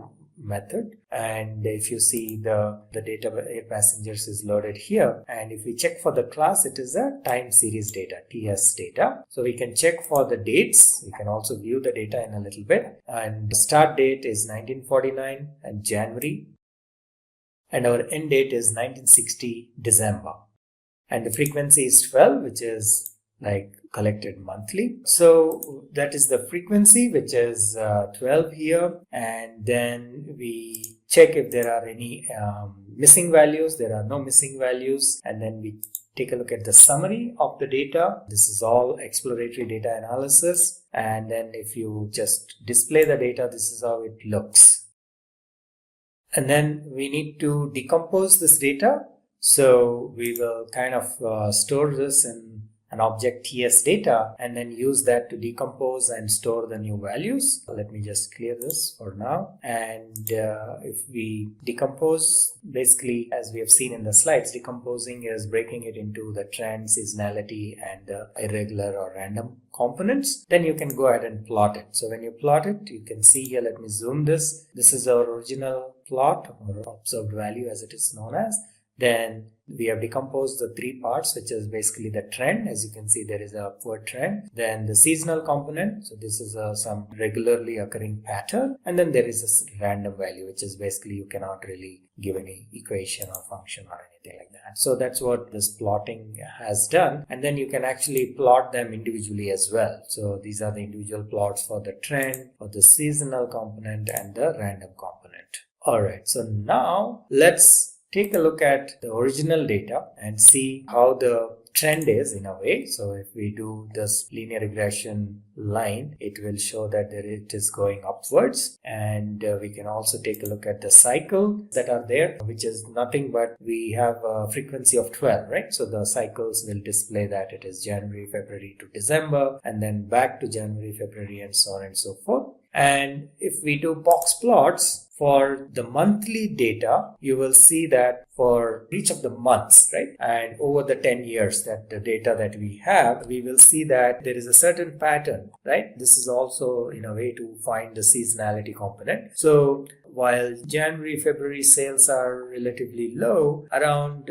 July, August, the sales pick up. So especially in July, I think the sales are the highest. And this seems to be happening pretty much every year, right? So this is every year in July, there seems to be a peak in the sales, and then it goes down and slightly higher in December and so on. So that is again part of our exploratory data analysis. And once again, let's just plot the data. Now, as I said, in order to fit into an ARIMA model, we need the values of P, D, and Q. Now, one way of doing it is, there are multiple ways actually of doing it. The earlier method of doing it was you draw the autocorrelation function plot and then partial autocorrelation function plot and then observe that and where does this change and then identify what should be the values of P and Q and so on. Now, R really has a very beautiful method which we can use to avoid all that manual process that we used to do earlier. So what R will do is, there is a method called auto ARIMA, and if we just call this auto ARIMA method, and it will basically go and test the ARIMA model for all possible values of these parameters P, D, Q, and then it will suggest to you what should be the best model, and it will return that best model with the right values of P, D, and Q. So we as data scientists don't have to do any manual, trial and error kind of stuff. Okay, so we got the model now, and this is the model. It has PDQ values are 211 PDQ, and this is the seasonal part of it, so we can ignore it for now. And so if we want to actually understand how this has returned these values 211 as the best one, there is another functionality or feature where we can use this trace function or trace parameter. So if you pass to AutoArima the trace parameter, what it will do is it will show you how it is doing this calculation. What is the value of the AIC? Basically, AIC is what defines the accuracy of the model. The lower, the better. Okay. So for each combination of PDQ, it will show us the value of AIC. So let's run it instead of me talking so much. Let's run this. If we run AutoArima with trace, you see here there is a red mark here. That means it is performing, it's executing this, and here we see the display, right? So it starts with certain values of PDQ, and then it finds that value is too high. So it starts with again with some 0, 1, 1, 0, and so on and so forth. And ultimately it tells us, okay, this is our best model. You see here, so it says this is our best model 211. Let's go back and see, did we get the same one? Yes, we got the same one when we ran without trace as well, right? Now, why is 211? Let us see, where is 211? Here is our 211, and if you compare the values, you see that 1017 is pretty much the lowest value, and therefore it is saying this is our best model. All other values are higher. So that's how you kind of get your model. And now that you have your model, what you have to do, you need to predict the values, right? So before that, let us just do some test of these values. So for that, you install T-Series. Again, if you are doing it for the first time, you would rather use this package and install and say T-Series and install it. And then you just use this library function to load it into your memory.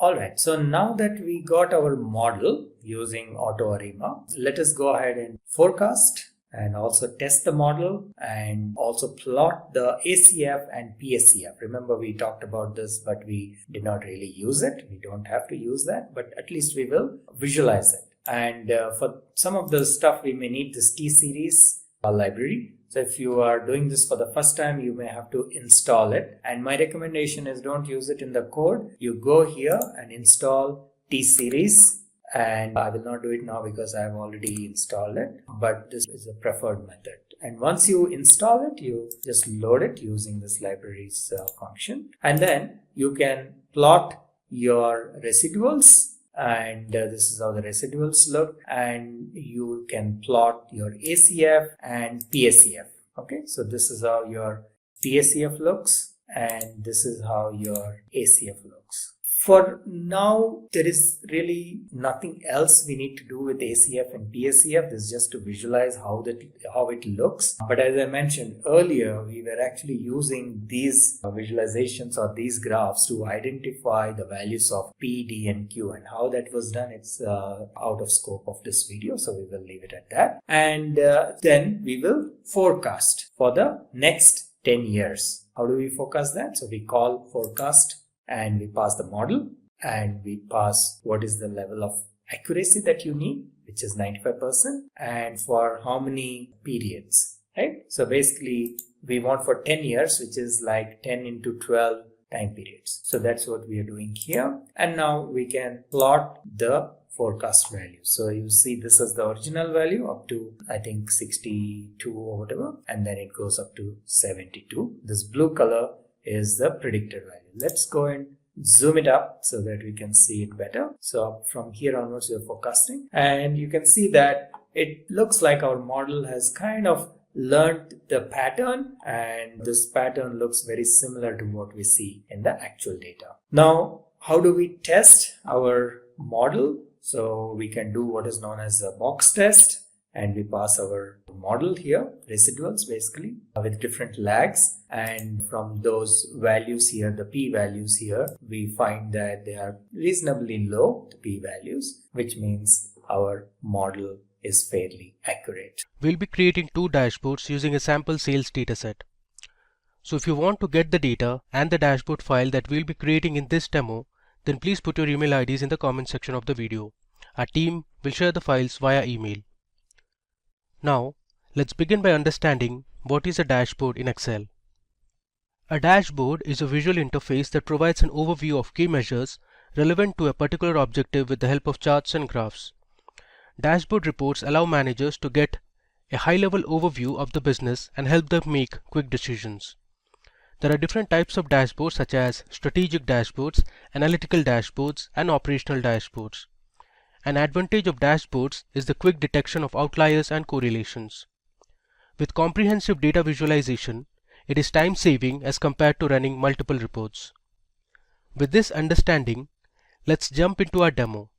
For creating our dashboards, we'll be using a sample sales dataset. Let me show you the dataset first. So here is the sales dataset that we'll be using for our demo. So this dataset was actually generated using a simulator. Today, we will learn data analytics with AI.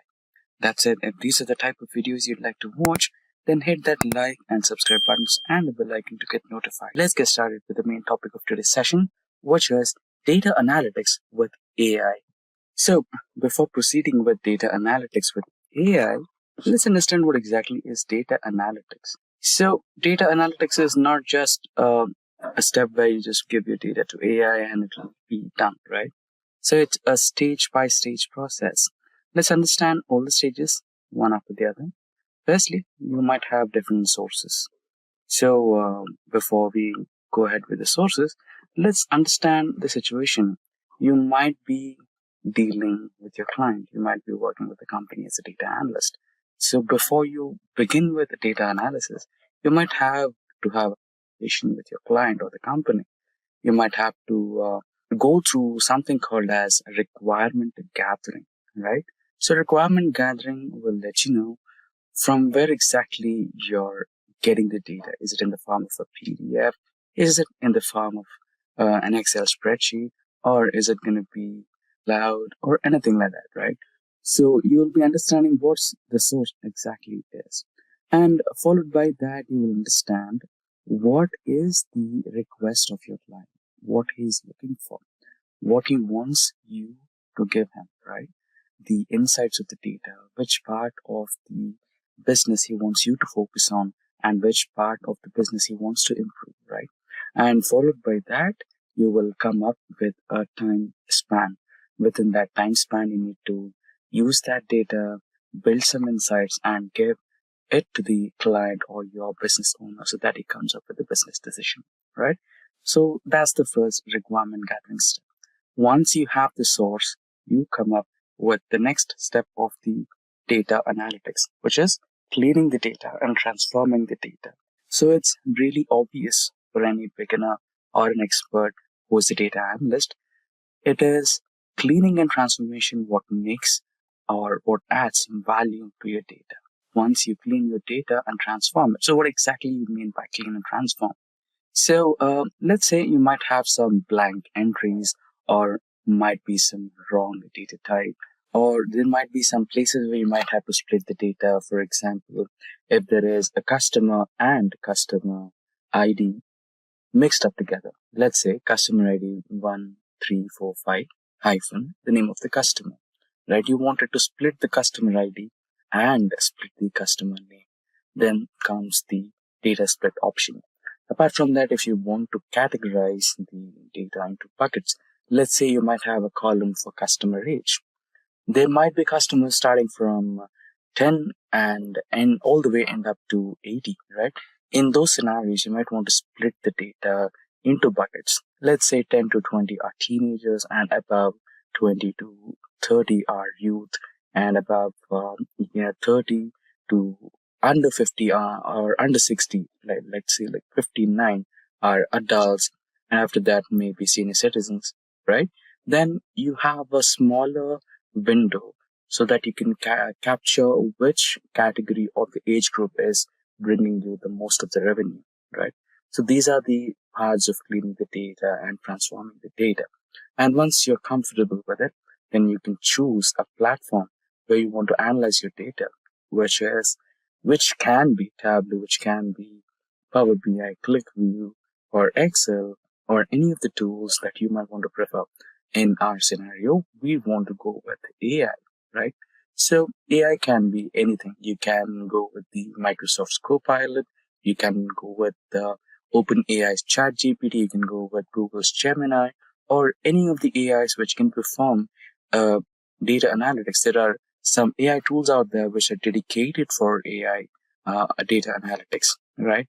And once you're done with it, and the final stage is analyzing the outcomes and reporting that to your business owner or client. So I hope I made myself clear with the stages of data analytics and reporting. Now let's look at an example to explain this a little better. So I have the dataset in Excel for now. This is our source, the first part of data analytics. Let's expand the columns. So there you go. I said something about data type. So here you can see we have some different data type which we don't want, which is in general. So we will change this data type to short date to make a little more meaning out of it. And after that, here we have customer ID, right? So what we will do is use data split here. Go to text to columns, delimit it. Next. So we have other. So here's the preview. So you will be receiving it in this form. And if you want to format the data as you like, you can go ahead. So I'll leave it as general for now and finalize the data type after the split is finished. So what you can do is add a column, new column here, so that you can get an empty column here to split the data. Go to text to columns once again, select delimited, select next, and we have the input other, next and finish. There you go. You have customer ID and you have customer name, the respective customer name here itself. So proceeding ahead, we have quantity, the quantity of product ordered, and we have traffics, leads, orders, and revenue, right? Cost to company and delivery status. So in case if you wanted to kind of calculate profit, what you can do is add a new column, profit, and here you can do a mathematical calculation equals to revenue minus cost to company. And you can extend this particular column all the way to the end so that you have the profit numbers. And here you can also change the data type to currency and go to home. And here the data type from general to currency. And there you go. And if you want it in rupees, you can go with rupees. Or if you want it in dollar, you can also have dollars. Right? So that's how you do it. I would like to go with dollars. So more. And here go to currency. And in currency symbol, I'll go with the dollar. Then okay. There you go. You can quickly save it. If you want to add some borders to the data, you can also do that.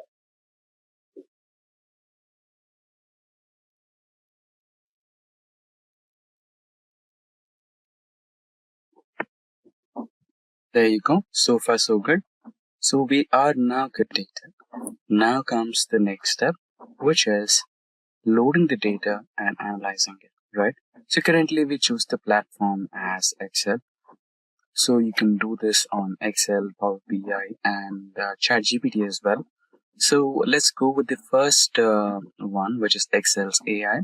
So here you can see analyze data, or also people call it the co-pilot of Excel, right? Now you can just click all the data and click on analyze.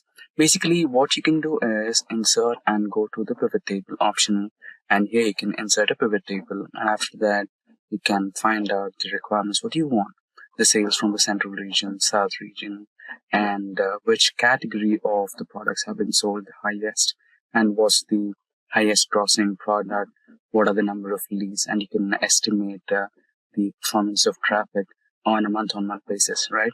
You can do that all But if you want to reduce the time, basically I would like to tell you, go to that particular part first.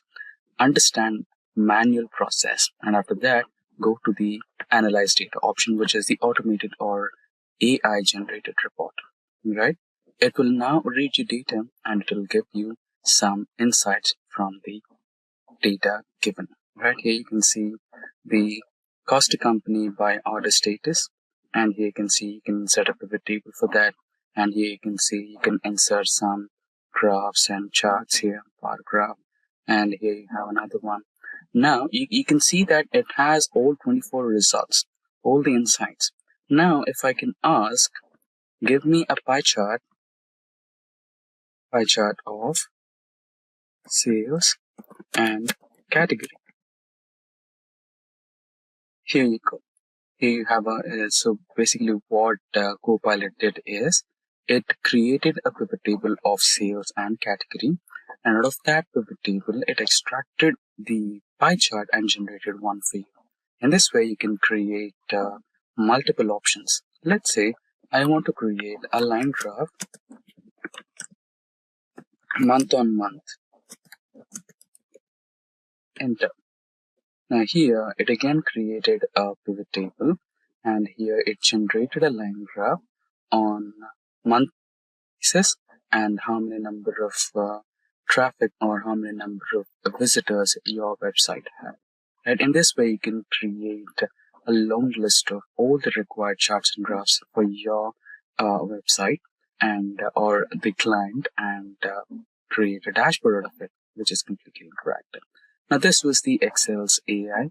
Now if we go to another one, which is Power BI, so here you can see a completely prepared dashboard in Power BI, and we can create this once again, or you can at least understand how it was done, right? Now let's get the data from Excel workbook. So my workbook or my data set is somewhere here, sales data.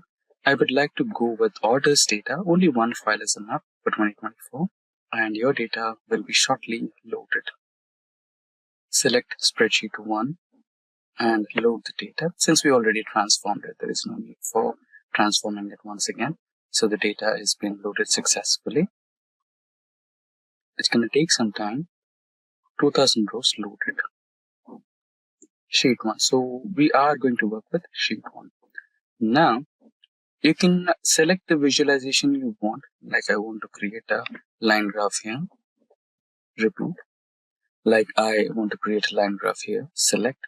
And for this particular line graph, you will have fields, x-axis and y-axis.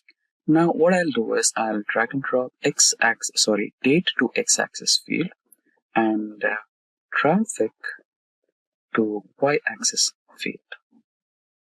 Now here in x-axis, I would eliminate year, I would eliminate quarter, I would eliminate date. I just want month on month, right? Here you have a clear month-on-month traffic line graph.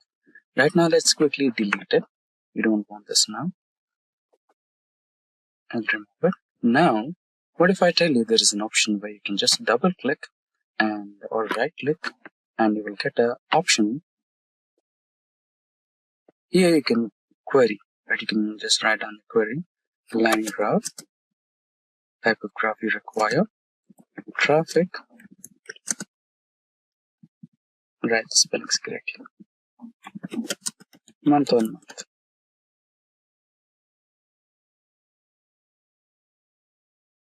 And enter, you will get the graph you are looking for. There you go. Right? So apart from this, let's put the month-on-month graph here. Apart from this, let's double click once again and category-wise sales. Category sale, pie chart. There you go. And now, region-wise, double click once again. Region-wise sales, bar graph. Select the first one and There you go. I think there is a small mistake in the selection, spelling. Select the first one once again, and there you go. You will have a bar graph in region-wise basis.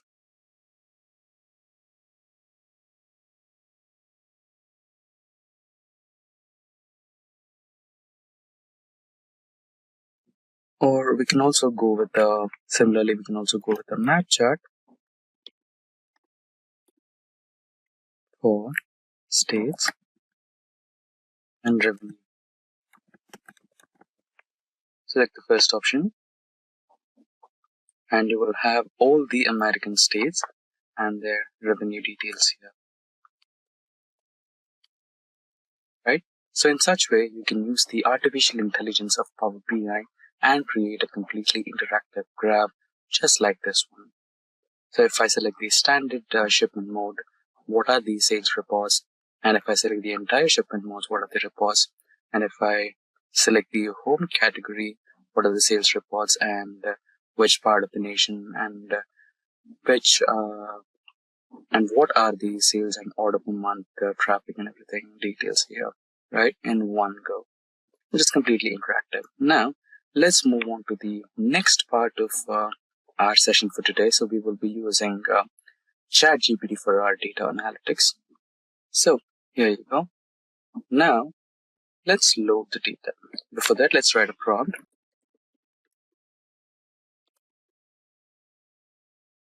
Some data on sales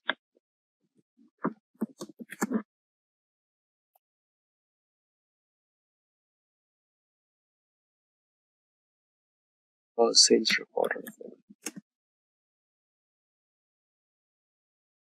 visualization.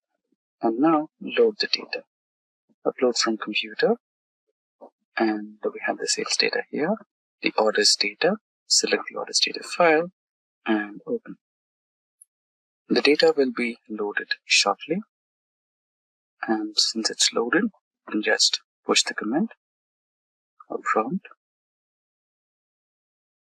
It'll first review the contents and understand what exactly is present in your content and the data type along with the data type, right? It has 2000 entries, 17 columns. Here's the brief overview of all the columns. So it's asking you, would you like an overall summary or a specific aspect? So let's go with the specific aspect instead of overall summary. I want region-wise sales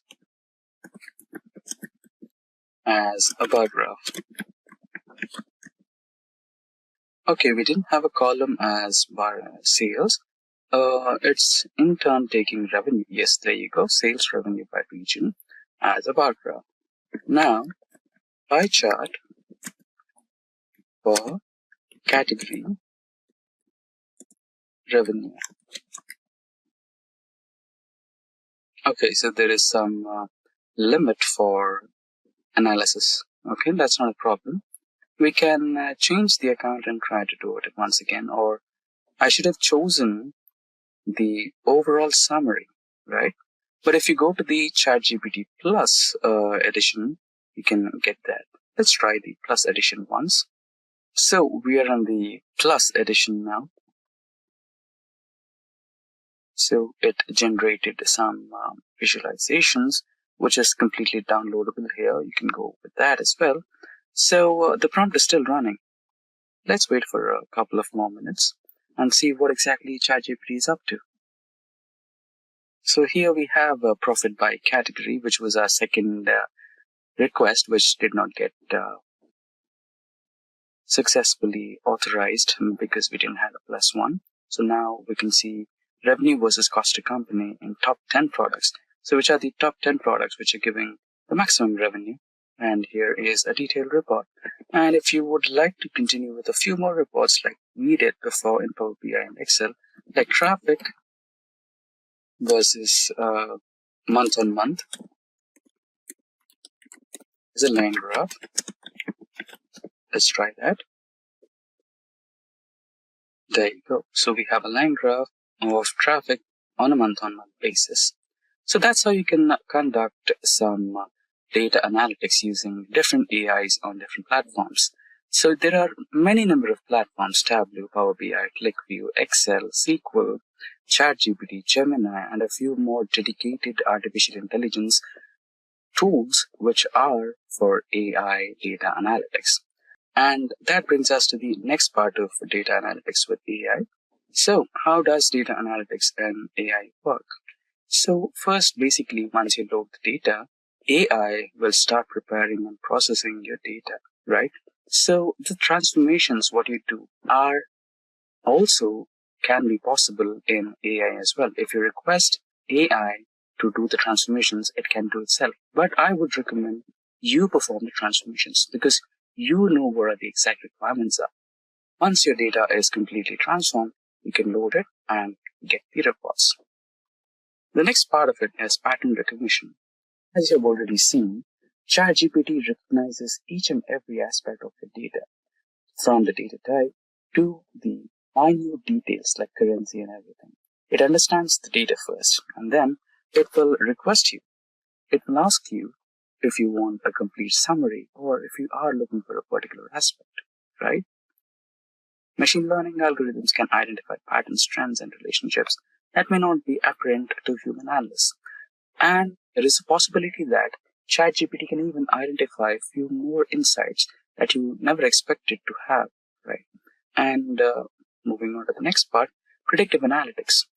AI can also perform some predictive analytics and give you the forecast of what exactly is going to happen in the upcoming future in your business. That may or may not happen. If you find something is about to go down, you can prevent it by taking some predictive steps or measurable steps which can avoid that loss, right?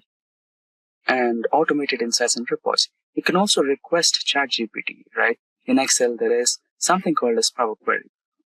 It acts like a macro or Excel VBA where it stores each and every transformation step you apply. In a similar way, each and every transformation or step that you apply to modify or try to add value to your data and teach that to your AI so that it can also understand that particular automated transformation steps and report to you on a month-on-month basis, right?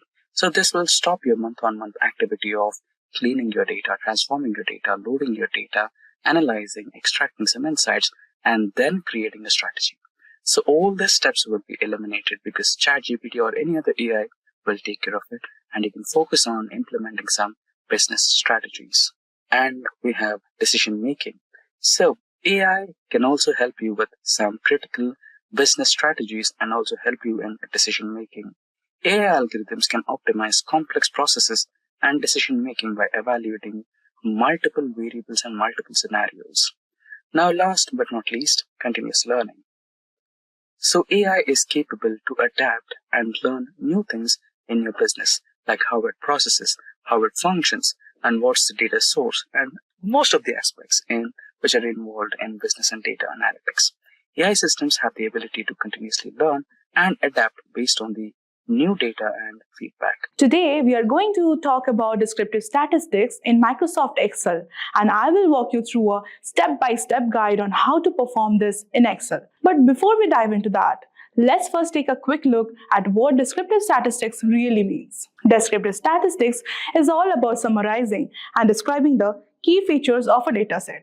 It helps you get a quick snapshot of your data by calculating things like mean, median, mode, standard deviation, range, and more. These are essential to understanding patterns and trends in your data without having to look at every single value. It's the first step in analyzing data before jumping into more complex statistics. Now that we have a basic understanding of what descriptive statistics is, let's get into Excel and see how we can easily calculate these statistics using the built-in tools. I am in MS Excel and I have a sample of data in my Excel to perform the descriptive statistics over. There is an amazing feature in Excel that many people are not aware about is a data analysis tool pack. If you have not come across this word, the data analysis tool pack in Excel is an add-in that provides advanced data analysis tools for statistical and engineering calculations. It simplifies the complex data analysis task by offering the built-in features to perform various statistical tests and data processing without needing to write formulas manually. So we need to ensure first if we have activated the tool pack correctly. So for that, go to File, then Options, and then Add-ins. Inside add-ins at the bottom we have Manage, and where you make sure you have selected the Excel add-ins, and then click on Go. And then in the checkbox, make sure you have chosen the Analysis Tool Pack option and then click on the OK button. Now when you see the topmost bar in the data bar has a data analysis button, now we are all set to perform the descriptive statistics. To perform this, I will click on this data analysis button, and from there I will choose the descriptive statistics option and select OK. Now in the input range here, we need to enter the range of cells containing your data. For that, I will click on this upper arrow and highlight the cells containing my data and press enter. The next option is grouped by, depicts how your data is arranged in your sheet. If it is arranged in columns, just like mine, you can obviously choose columns, and if it is arranged row-wise, then you go for rows. If you have labels on the first row of your data, you can take on the checkbox here, labels in the first row. I don't have that, so I will skip this. Then if you go for the output options, this is where you want your descriptive statistics result to be returned. The first option, that is output range, is where you can specify a particular cell in this sheet only where your result to be returned. Second option is new worksheet that will answer your descriptive statistics in a completely new worksheet. The third option is new workbook, will enter the result altogether in a different Excel file. I want to enter my data in the same sheet here, so I'll go for output range and I'll choose somewhere here and I will press enter. Underneath I have various options available. I will tick all of them, and don't worry, I will explain each in more detail. So go for OK, and here you go. You have got the whole descriptive statistics over here, mean, standard deviation and more. Now moving on, the first value we got is the mean. Basically, it is the average of all the data values. The mean is actually the sum of all the data points divided by the number of the data points available in the sheet. It tells you the central value of the data. You can separately calculate it in Excel using the function average. Now moving on, we have the second one, which is standard error. It is nothing but the measure of the variability of sample means in a sampling distribution of means. If you want to calculate the standard error separately in Excel with the formula standard deviation divided by the square root of count. Now moving on, we have median. In short, it is the middle value when data is sorted. If I elaborate it, then the median is the middle value in a data set when it's ordered from smallest to the largest. If the number of data points is odd, it's the middle number. If it is even, it is the average of the two middle numbers. Separately, you can perform this in Excel by using the function median. Now we have mode. It is basically the most frequent value. Rather, it refers to the value that appears most frequently in a data set. We can perform it separately in Excel using the function mode. Next we have a standard deviation. The standard deviation measures the spread or dispersion of your data. A higher standard deviation means the data points are spread out widely, while a lower standard deviation means they are close to the mean. You can perform this by using the function stdv. Now, coming to sample variance. Variance is the square of the standard deviation.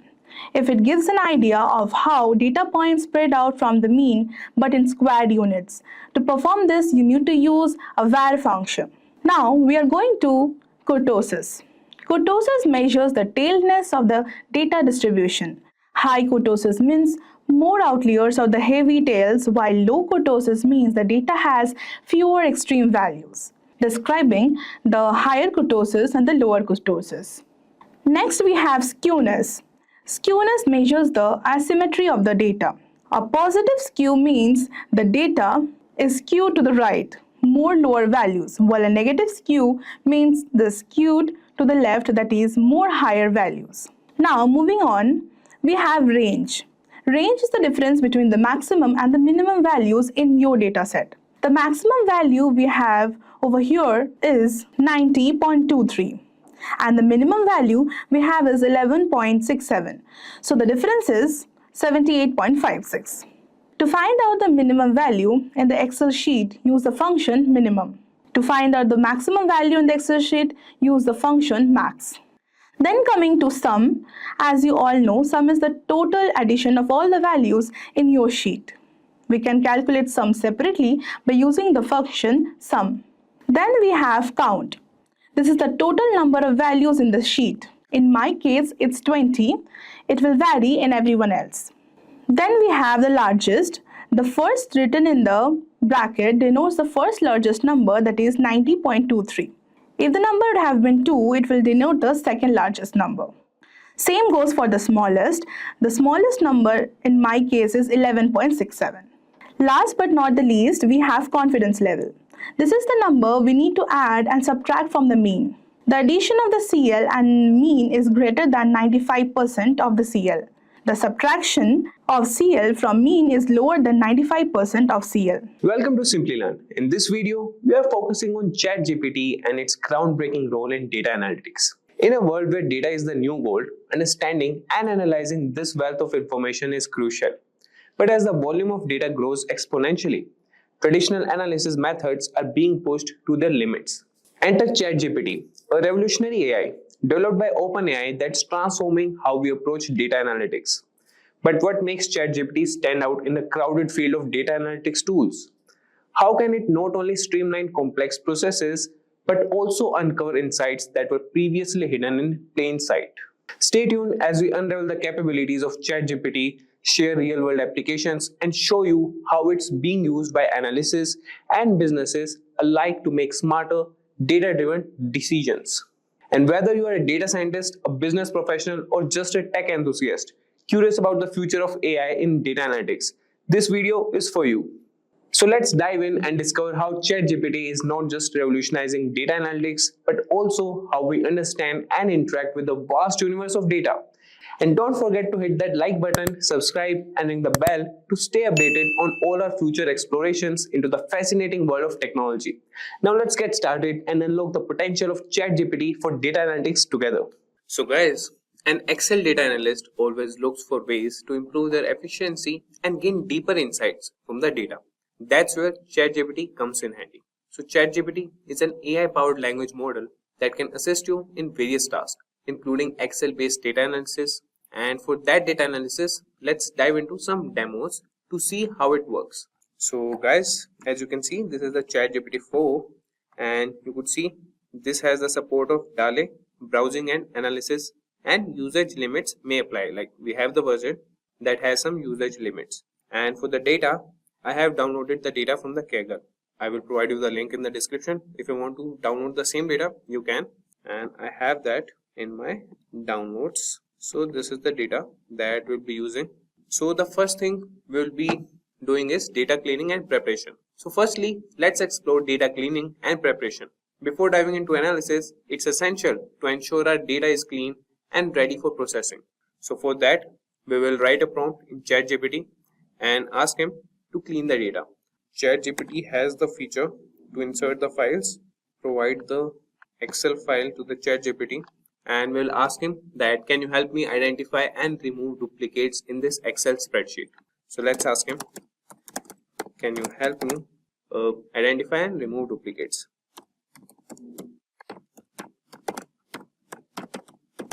Duplicates from this Excel spreadsheet, from the provided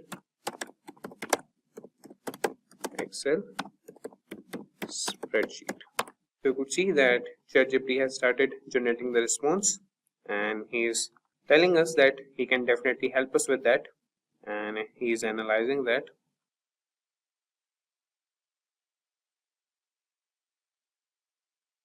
So you could see that ChatGPT has provided us the response. So let's first go to our spreadsheet. So this is the spreadsheet, order number, quantity ordered, price of each quantity, and order lines. So you could see that first ChatGPT has encountered an error, and that is with the character encoding mismatch. And then he has loaded the spreadsheet successfully with the second attempt, and you could see that he has provided like the smaller or the briefer version of the spreadsheet. That is, the dataset consists of sales data with columns such as order number, quantity order, price each, order line, sales, order date, status. So he's asking us, could you specify how you would like to identify duplicates? For example, should we consider a row a duplicate if all its values match another row exactly, or are there specifically columns we should focus on to determine duplicates? So we should, or here we will be focusing on the column section. So here we want to identify column section.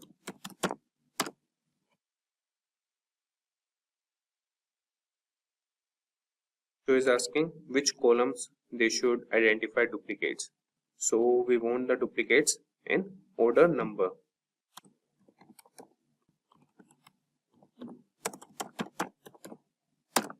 So the ChatGPT has started analyzing the spreadsheet. So you could see that ChatGPT has produced the response that they have identified a total of 2,807 rows in the spreadsheet that have duplicates based on the order number column. So this indicates that multiple rows share the same order number, suggesting there might be different items or transactions within the same order. Would you like to proceed by removing these duplicates while keeping either the first or last occurrence of each order number, or do you have another approach in mind for handling these duplicates? So before identifying the duplicates, what we'll do is we'll first get rid of the extra spaces. So we'll ask ChatGPT that first find the extra spaces in the spreadsheet and help us remove them. So you could see that it has started analyzing it.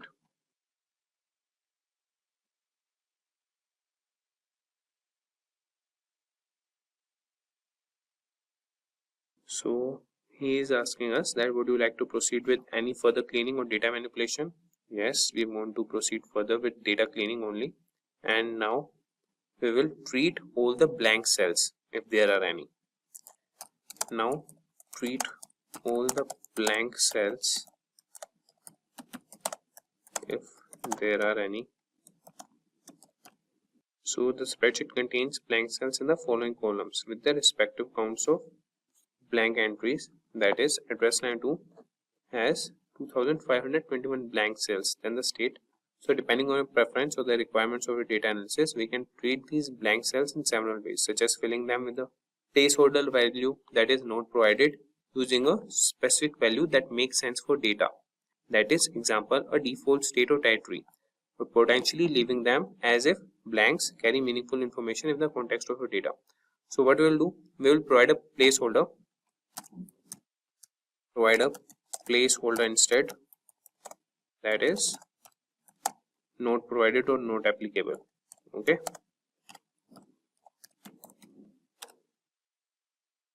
So you would see that ChatGPT has responded that it has replaced the blank cells in the columns, that is address line 2, state, postal code, and territory with the placeholder not provided. So you could see there's a verification sample showing the updates. So this is how you could clean the data. And now with ChatGPT, you can quickly identify and eliminate duplicates in your Excel spreadsheet using built-in functions and formulas, saving your time and effort. So that would be done by the ChatGPT, and you can download the Excel file from the ChatGPT only. After that, you can just ask him that provide me the output or the resulted spreadsheet. So if we talk about now data analysis and visualization, let's delve into that. So Excel offers powerful tools for analyzing and visualizing data, and ChatGPT can help you make the most of them. So for this also we'll write a prompt to the ChatGPT, and we'll write, for example, we'll write please create a pivot table and a corresponding chart to analyze sales performance by region. So let's see, like this prompt, what output does ChatGPT show to us? So let's ask him, please create a pivot table and a corresponding chart to analyze sales performance by region.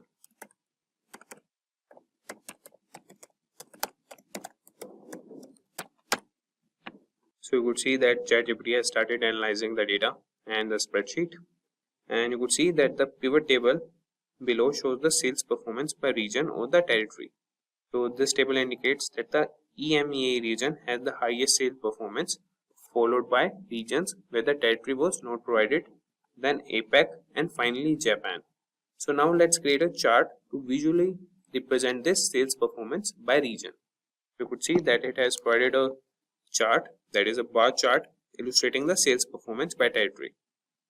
So you could see the guys that it has provided us the analysis, and ChatGPT can guide you through the process of creating pivot tables, charts, and other visualizations in Excel, enabling you to gain valuable insights from your data with ease.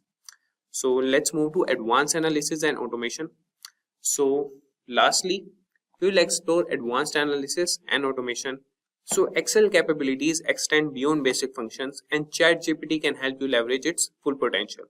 And for this also, we'll write a prompt to the ChatGPT that, can you assist me in building a forecasting model to predict future sales based on historical data present in the spreadsheet. So let's see what ChatGPT respond to us. So let's ask him, can you assist me in building a forecasting model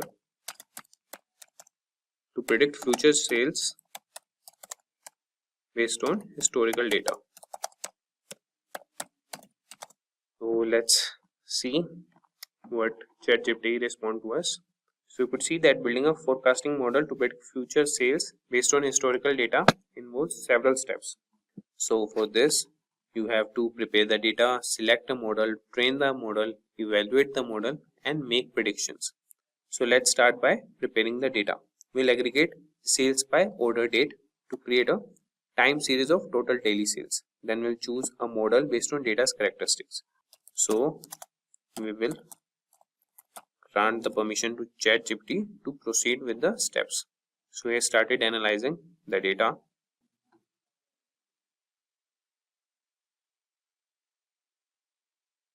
So you could see that the data has been prepared into a time series of total daily sales.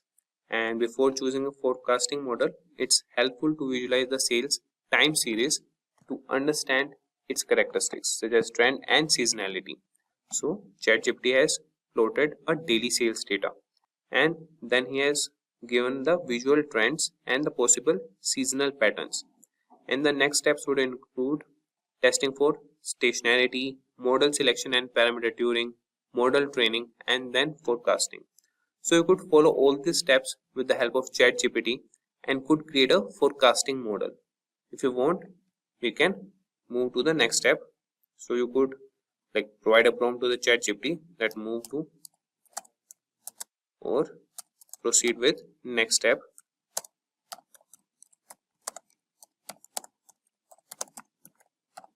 So step by step, ChatGPT will provide you a forecasting model, or it will help you create a forecasting model. As you can see, it has started analyzing it. So the augmented Dickey Fuller, that is ADF test, gives up a p-value of approximately 0.0033. Since this p-value is less than the common significance level of 0.05, we can reject the null hypothesis that the time series has a unit root, meaning the time series is stationary. So you could see that he is asking us, shall we proceed with the SARIMA model parameter selection? Yes, here is the model parameter selection. So you could select any based on the trends and the bar graphs plotted by the ChatGPT. So you could see guys that the ChatGPT has analyzed the spreadsheet and provided the response that the grid search for the optimal SARIMA parameters based on the lower ACALI information criterion suggest the best fit model uses the parameter 011 and for ARIMA and 01112, that is for the seasonal component. So you could see that it has provided the model and the parameters. Now it's asking us, shall we move on to forecasting future sales with this model? Yes, proceed with that. So you could see that with ChatGPT's assistance, you can build complex forecasting models in Excel, allowing you to make informed decisions and plan for the future effectively. So ChatGPT is a valuable tool for Excel users and data analysis, offering assistance in data cleaning, analysis, visualization, and automation. And by integrating ChatGPT in your Excel workflows, you can enhance your productivity and uncover new insights from your data. So you can try ChatGPT for Excel data analytics today and take your Excel skills to the new level. And you could see that there's an error in the analyzing, and he has encountered an error while trying to plot the forecast with its confidence intervals. So this type of error can occur due to data type issues, particularly when handling data indices and forecast. And despite this hiccup, the forecasting process using the Cinema model was completed and we were able to generate forecast for the next 12 months. Unfortunately, due to the plotting issue, we couldn't visually display it. So we'll ask him, can you try once again? So you could see that this time ChatGPT has provided us the forecast for the next 12 months. That is, the forecast have been successfully plotted along with the historical daily data. So here we have our forecast model, and with the ChatGPT's assistance, we can move with other analysis also. Today, we are going to talk about Anova in Microsoft Excel, and I will walk you through a step-by-step guide on how to perform this in Excel. But before we dive into that, let's first take a quick look at what Anova really means. Anova, which is analysis of variance in Excel, is a statistical method to compare the means of three or more groups to see if they are significantly different from each other. It helps determine if variations in data are due to real differences or random chance. It's useful because it helps in finding differences as it shows if groups have different results. It saves time as it tests all the groups at once. It clears insights and helps make decisions based on our data. For example, if a teacher wants to compare the effectiveness of the three different teaching methods on students' math scores, they can divide the class into three groups of 14 students each. Using Anova, the teacher can analyze the math scores to determine if one teaching method is truly better or if the differences in scores are due to chance. Now that we have a basic understanding of what Anova actually is, let's get into Excel and see how you can easily calculate this using the built-in tools. I have a sample of data in my Excel to perform the Anova over. There is an amazing feature in Excel that many people are not even aware about. Is a data analysis toolpack. If you have not come across this word, the Data Analysis Toolpack in Excel is an add-in that provides the advanced data analysis tools for statistical and engineering calculations. It simplifies the complex data analysis task by offering the built-in features to perform various statistical tests and data processing without needing to write formulas manually. So we need to ensure first if we have activated the toolpack correctly. So for that, we need to go to the File and then Options. And then we have to move to Add-ins, and here in the Manage, you have to choose for the Excel add-ins and click on Go. After that, you need to click on this Analysis Toolpack and click on OK. Now when you see the topmost bar, that is the data, if you click on this data, you will see a data analysis button over here. Now we are all set to perform the analysis of variance. To perform this, I will click on Data Analysis button, and from there I will choose Anova single factor and select on OK. Now here in the input range, we need to enter the range of the cells containing your data. For that, I will click on this upper arrow button and highlight my cells that are containing the data. The next option is grouped by, depicts how your data is arranged in your sheet. If it is arranged in a column like I have arranged, choose columns, and if it is arranged in a row, go for the rows. Now here in the labels in the first row, if you have labels like mine, like group A, group B and group C, do tick this button. Then alpha is generated, and here in the output options, This is where you want your result to be returned. The first option is the output range, is where you can specify a particular cell where you want your result to be returned. The second option will enter the answer in a new worksheet, and the third option will enter the result in a particularly new Excel file. I will choose the second option and will name it as Anova. Now we have got this result. Within just one click, you can definitely get the Anova single factor results. Now I will explain each factor, what it means, count, sum, average, variance, SSDF, MS, etc. in the next PPT. So the first table depicts a summary of the data available in the analysis. So the first one we have got is count. Count is the total number of data points in each group. Here, in group A, group B and group C, we have 14 data points. Now moving on, we have sum.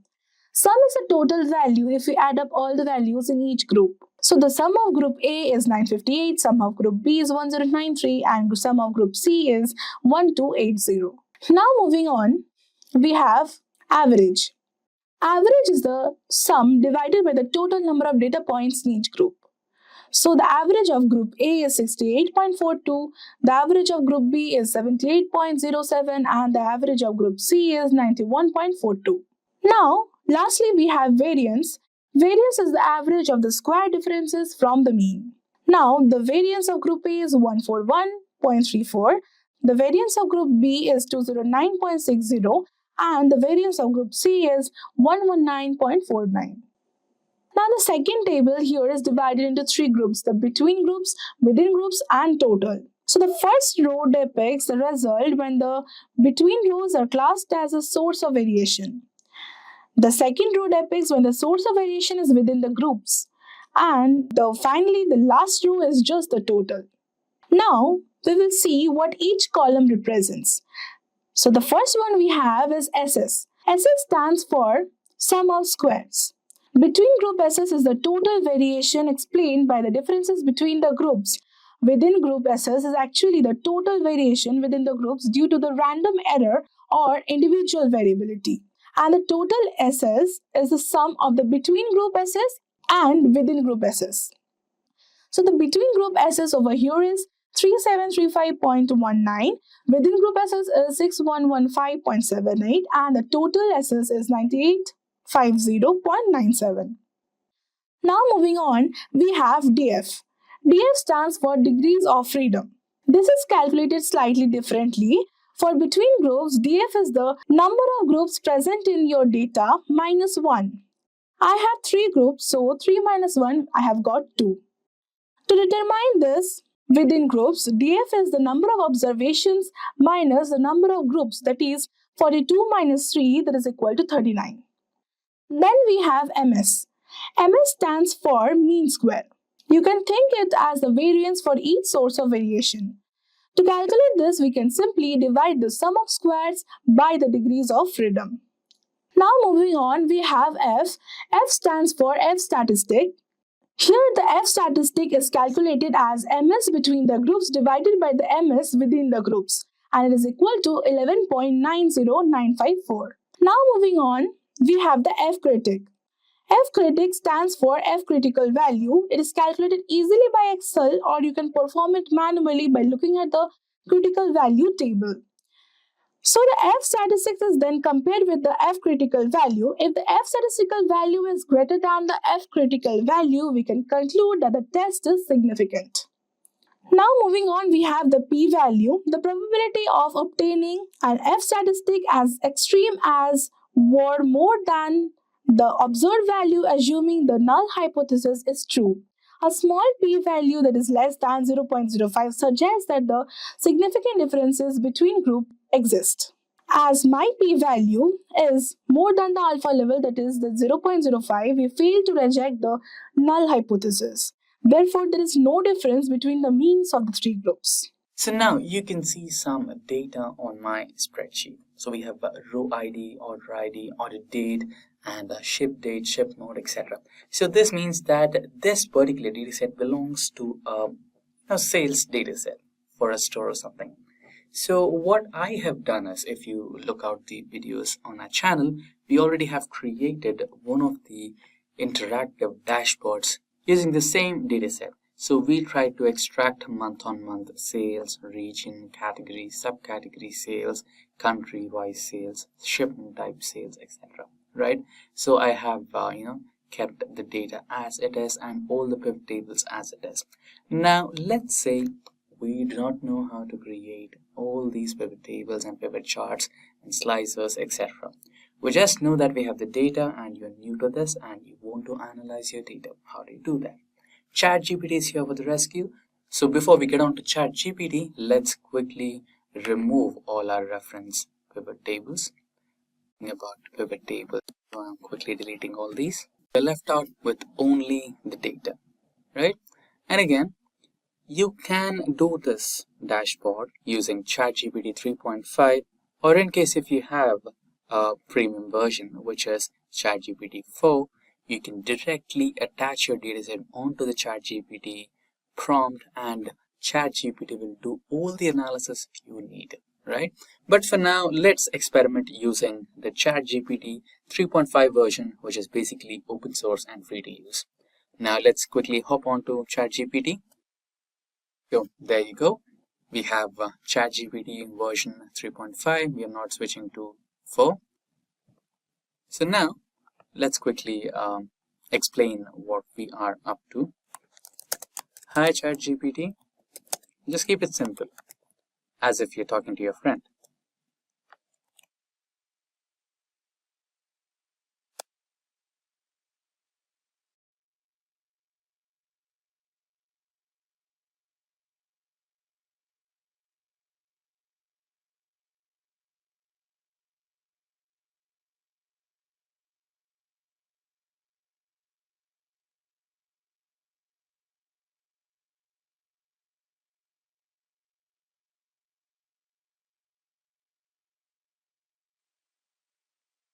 The data set belongs to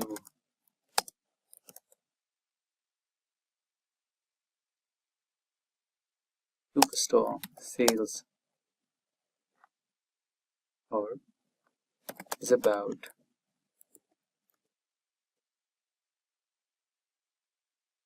the dataset is about a Superstore sales report.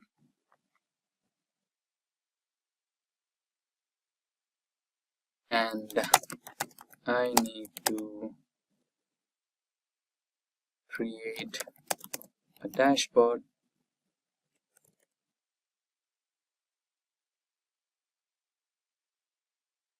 for month-on-month sale.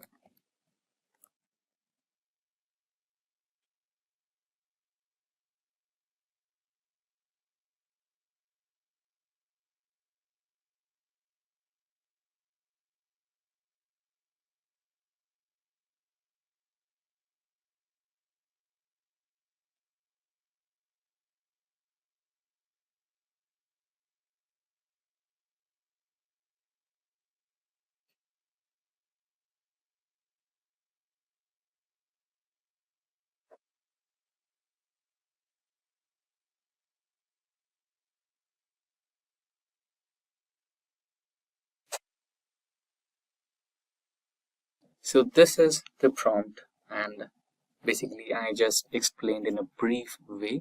I'm not giving a detailed information, but hope this works. So basically what you are supposed to do is give the requirement one by one, but I'm giving it in a single prompt so that I'll get the results in one single prompt. Let's go for that. So what you're trying to explain ChatGPT is that you have a sales dataset and you're using Excel for storing it and manipulating the data and trying to build some innovative, interactive, visually appealing charts, and you don't know how to do it. So you explain that to your ChatGPT and what are the things you are looking to build, what are the charts you're looking to build. So I'm looking to build a month-on-month sales report, which can be a quarter-on-quarter, month-on-month, year-on-year, date-wise, however the way you like it, right? So make sure that your data is properly formatted first. So here, let's check out that your date column is formatted to date data type, right? Sometimes what happens is the representation of date changes to user by user. Let's say this particular data set or this particular inventory is been allocated to 5 different people to entry the data, right? Somebody might use this type of, here you have, let's create a new sheet and try to, let me elaborate what I'm trying to explain. So let's say person 1,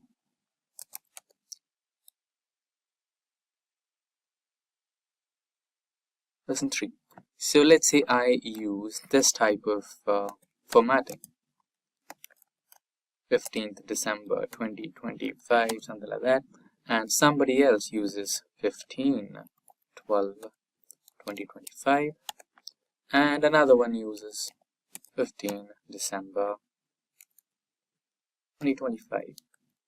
And also sometimes few people also intend or may follow a date pattern which looks something like this: December the 31st 2025, right? And it's not wrong. So many people will have different conventions of writing their dates. So you need to make some data cleaning. And okay, if you are coming back to data cleaning, we have listed a video in our descriptions for data cleaning in Excel, and that would help you in various data cleaning operations that are used in day-to-day lives of a data analyst. So that should help. So basically what you are looking for is, so instead of general, go back to the data types, and here you can check out the data type options, and you can either give a short date, long date, or in the case you want to go for some additional formatting, you can also go to more formatting, and here you can check out the custom formatting options. Here you can give a customized option. For now, I want to go with date, and the date I want to go with is this particular one, which gives me date, month, and yeah, click on that, and you should be good to go, right? So make sure that all the dates in your spreadsheet are following one single date pattern, so that when it comes to month on month, quarter on quarter, and year by sales, that will help you a lot. Okay, it will just give you a filtered option. It will give you year on year first, then quarter on quarter next, and if you expand the option of quarter on quarter, you will have month on month, and if you expand the month, then you will have date wise. So you will have a better understanding when we perform this operation in a practical way in real time. And then we have the next type of chart where we want to identify country-wise sales. Then we have region-wise sales. So let's say I have one country here. Let's say I want sales from France, and I want to know what are the sales happening in central region of France, north region of France. So you'll have region-wise sales there, and category-wise, which category is giving you the maximum profits or the maximum sales, and inside the category, which is that subcategory or which product is that which is giving you the highest number of sales. You can identify that, and based on that, you can plan a business. You can get up with a business strategy there.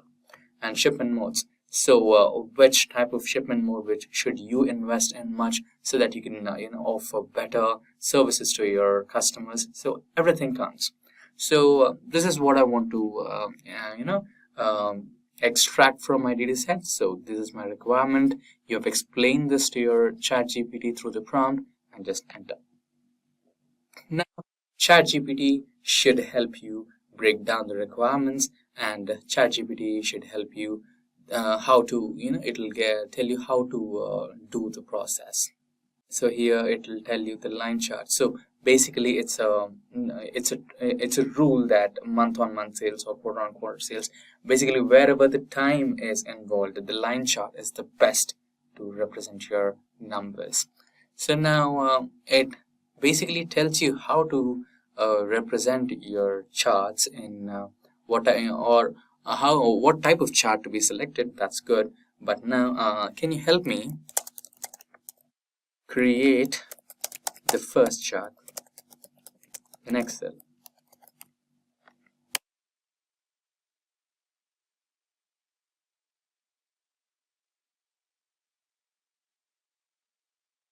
There you go. So it tells you how to create it. ensure you have a column for dates and other corresponding values. So basically it is telling you to have a properly mentioned or properly defined metadata or column headers. Then select the data, go to the insert tab, choose the line chart. Okay, and let's say you wanted to create an interactive dashboard, right? So to create an interactive dashboard, or to basically create a dashboard, you need pivot tables, and you don't know how to create a pivot table. You can ask ChatGPT to help you create a pivot table. Help me create a pivot table for the first type, for all the types, okay, or for the data set.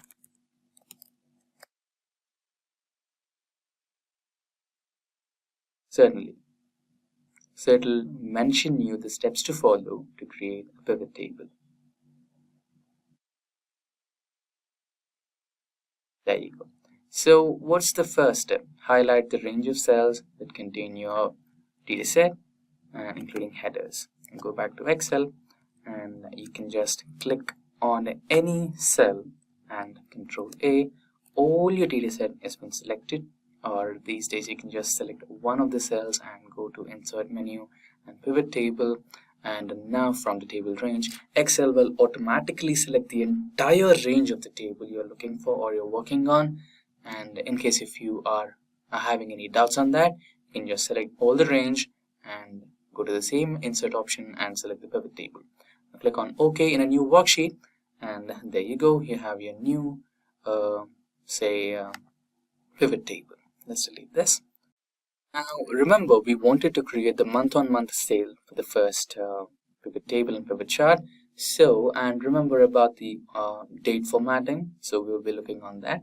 Now we will drag order date onto rows here, and you can see here. So this is what I was talking about.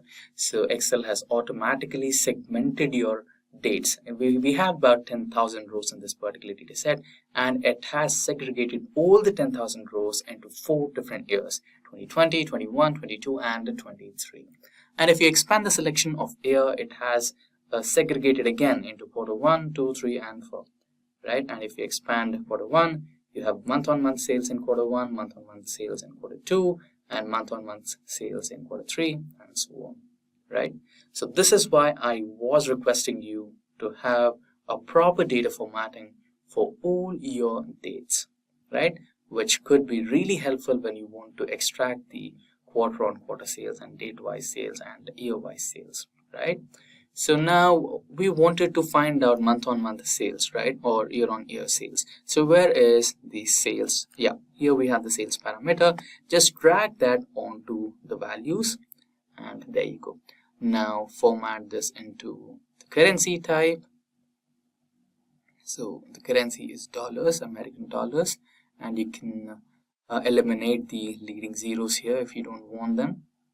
There you go. Now you have the whole number here. You can also do the same for this.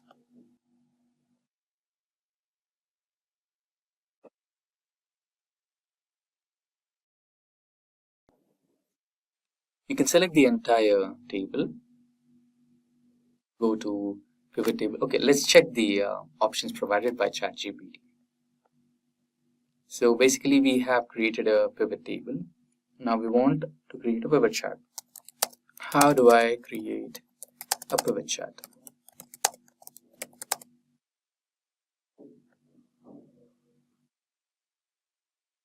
So again, it's making really clear statements and really clear steps. So it's again making sure that you create a pivot table first, right? So we have a pivot table, and highlight pivot table data. Click anywhere on your pivot table to highlight the entire range. Insert pivot chart. With the pivot table selected, go to the Insert tab on the ribbon, and then click on Pivot Chart, and open the Insert Chart dialog box. Choose the type you want, and customize the chart. Select the chart. So customizing the chart will look onto it. And fields, if you want to keep a few fields, you can, and if you want to eliminate a few fields, you can also do that. Refresh data. Let's say why refresh data. See, ChatGPT is so brilliant, right? So let's say I have the sales data until 2023 and now we're in 2024. Let's say we update 2024 onto this particular spreadsheet. And now we have that particular data in the original spreadsheet, but that is missing here. In that scenario, what you can do is just go to data, and here you will find the refresh all option. Once you click on this, you can find the 2024 data updated here. For now, we have not added yet, but in case if it's added, all you can do is just refresh your sheet and everything will change. So brilliant suggestion from ChatGPT, and save and share in case if you want to share. So let's follow the same steps. Select any cell in the pivot table, select all the sheets, go to insert tab, and here recommended charts, or go to the charts option and select the chart that you are looking for. So we are dealing with time, so I would go with the line chart. Just click OK. But in case if you want to create an interactive dashboard, just go to pivot table analyze, and here you have the pivot charts. And again, it will give you the same option. Just select the line chart here and press OK. So you have your line chart over here. So again, if you are editing this, so you can remove the legends if you want, remove anything else, or you can customize that. Okay, there you go. And if you want to edit the name of the chart, you can also do that. So I will do this as MOM sales report. Okay, accordingly I'll change the sheet name.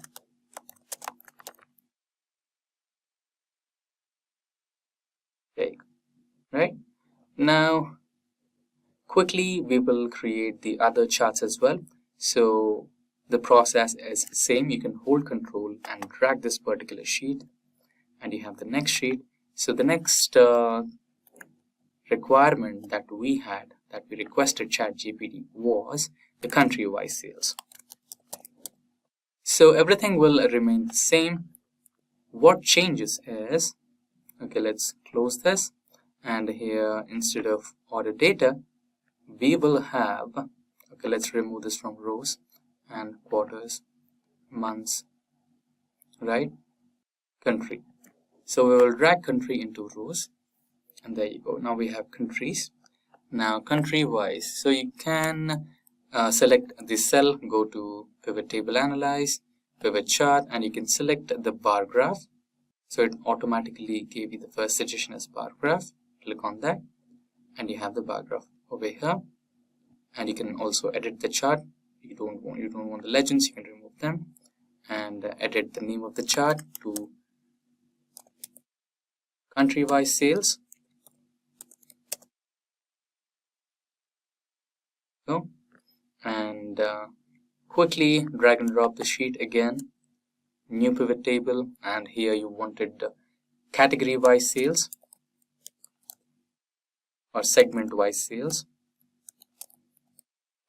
Close this particular thing, delete this, and instead of country, you're going to add segment to the rows and remove country, and you have segment-wise sales.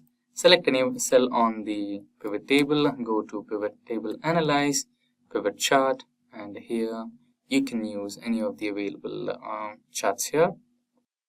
Let me use the funnel chart, or histogram. Bar chart will be better. Press OK, and there you go. You have the bar chart. Same. Edit your, customize your chart. Change the name to segment-wise sales. Hold control and drag the sheet. Now you have subcategory-wise sales.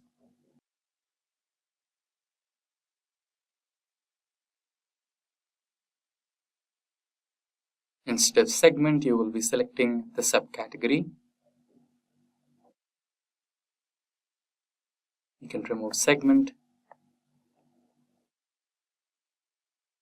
And you can see the chart also changed here. And again, you can do the category-wise sales. So this was segment-wise sales. You can quickly change the segment to category. And you have it. We quickly go back to So we have done the category wise, subcategory wise, region wise is remaining, and shipment modes.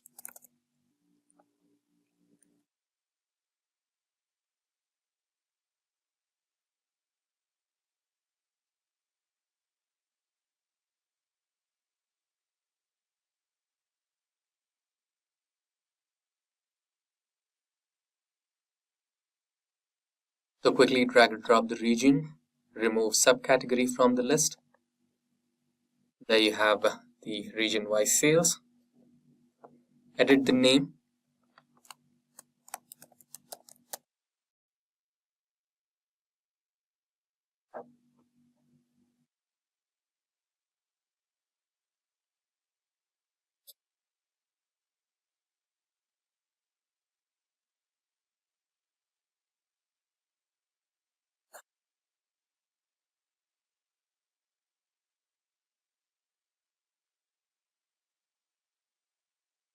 And the last one, which is about the shipment modes.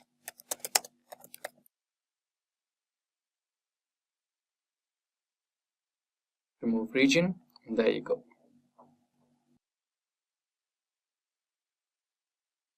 Now you can create a new dashboard over here and name it as dashboard. You can do some customization to your dashboard, like selecting these cells.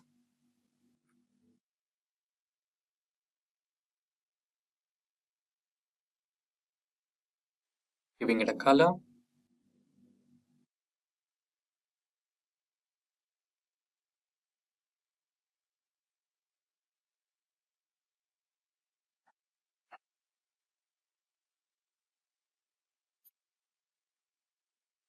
There you go. Now you can quickly copy and paste all these charts to the dashboard. Starting from the month-on-month sales. Copy.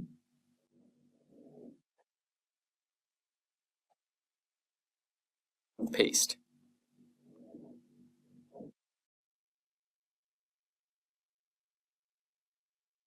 So I'll quickly do all the pastings as soon as possible.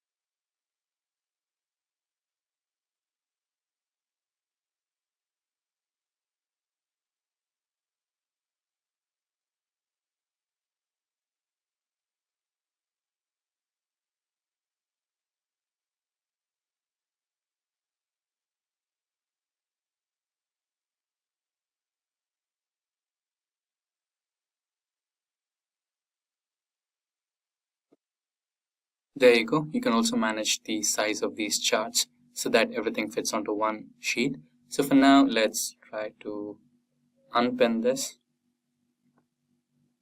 so that we have a little better visual appearance.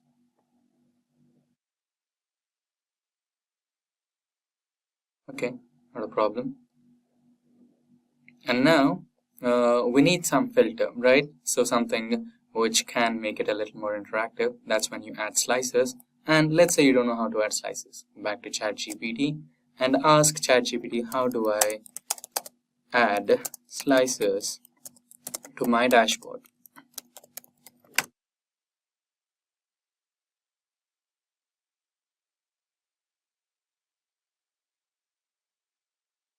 There you go. So it is telling you to add everything in a step-by-step way, and it also is talking about the interactivity, right?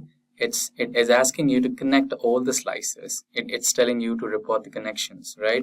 If you just add the slices based on one single, okay, basically you need to select one of your charts here and select a pivot table or pivot chart, go to the pivot table or chart and associate with the slicer and insert, and go to the insert tab and insert a slicer. I'll tell you that. So basically it's telling you in a very beautiful way, step-by-step manner, right?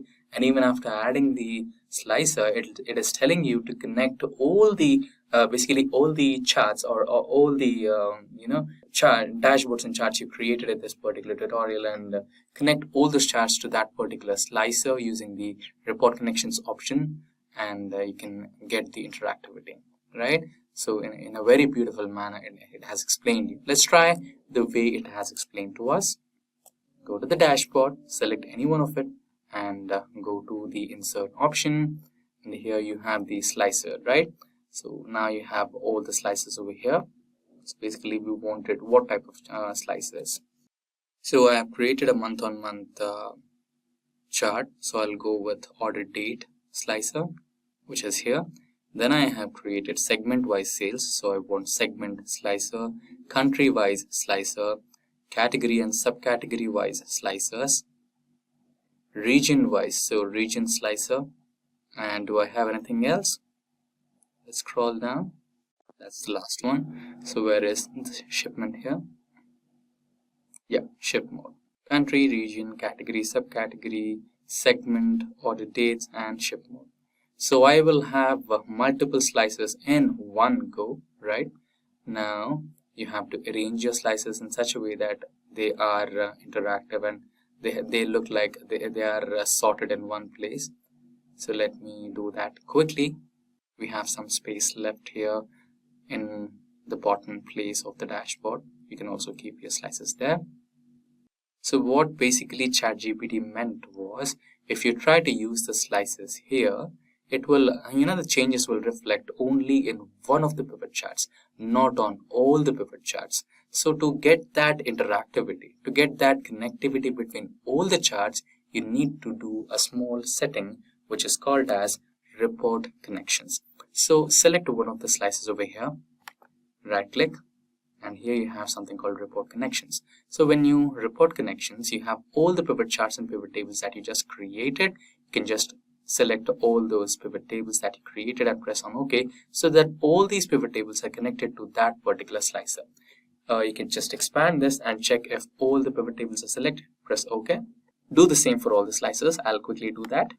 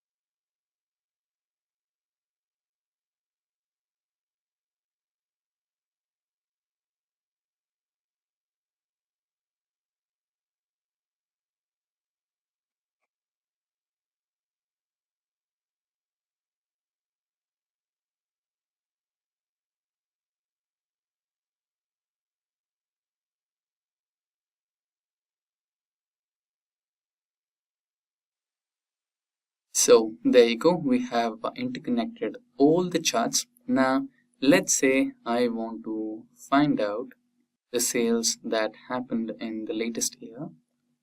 Just go to the filters, select any of the dates, 2023, and you have the data. And if you want to select any particular country, then you can also do that. I want to go with United Kingdom, and in United Kingdom we have all the data here. Let's say I want to check out only for the phones. There you go. Now you have an interactive dashboard which will tell you the sales that happened on the date of 16th of November 2023 in the region United Kingdom for phones, right? And segment is home or office, shipment mode was standard class, and major sales that happen are from North region, and the categories from technology, right? And that's how you create an interactive dashboard using ChatGPT in Excel. So each and every step has been mentioned very clearly by ChatGPT, and you have all the data in one place. So let's quickly remove all the filters. And there you have the entire dashboard. Now, before we get started, let's look at the website through which we want to pull the data. Now, this is the stock analysis website that we are looking at, and we want to pull this particular data from this particular data set. So here we have some sample data, and this is the table that we are looking at. Now, if you expand each and everything from this data set, we have a few more couple of tables. You can also go through that. But now, let's focus on this particular data, right? Now, we need to switch to Microsoft Excel. So here, you can see you have a lot of options here. And if you see into the data, here you have an option that says Get Data. And here you can pull data not just from a website, you can also pull data from an existing workbook, from a database, from cloud, or any other. If it's data, you can just pull it. Now that's the best feature of Microsoft Excel. Now, if you just go to the bottom section here, which says Other Sources, and here select the From Web option. Now this will open a Power Query window for you. But before we get started on pulling the data, we need to do one more thing, which is about copying the URL, which you need to paste it somewhere here. Let's go back to the website. Now you can just copy the URL, go back to Excel, and here you can paste the URL and press on OK.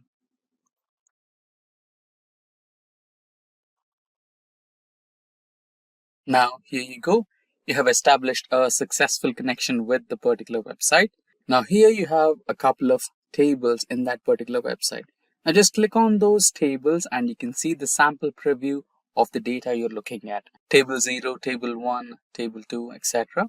Just look at the preview and select the data table that you are looking forward to have it in your dataset. Now let's say I want to go with this particular one. You can just click on Load, or if you have some transformation to be done, let's say you wanted to categorize this based on name, like first name, last name, or if you wanted to make sure to do some calculations or find out the rate of the product or anything as such, mathematical calculation or data transformation that you want to do, you can go with the option which says data transformation. Or if you're feeling happy with the data that's currently on your data set, then you can just click on Load. Now I'll go with Load for time being, and it'll run some queries and your data will be loaded. And also, just in case if you wanted to know if this particular data set is really dynamic or not, let's say somebody does some update on the particular website. Since this is a stock trading website, maybe there are updates based on per day or based on weekly, right? And someone adds some new data onto the website, and again you cannot carry out the same operation, right? In such scenarios, you just go to this option which says Refresh All, and you can refresh the data and automatically the new entries will be added to the same table. You can also see some of the queries running. Right now it is quick, so you can see that. You can see an option that says query is running in the bottom section of the Excel spreadsheet. Let's look at it once again while I press the refresh button. Running query background. That's how it runs.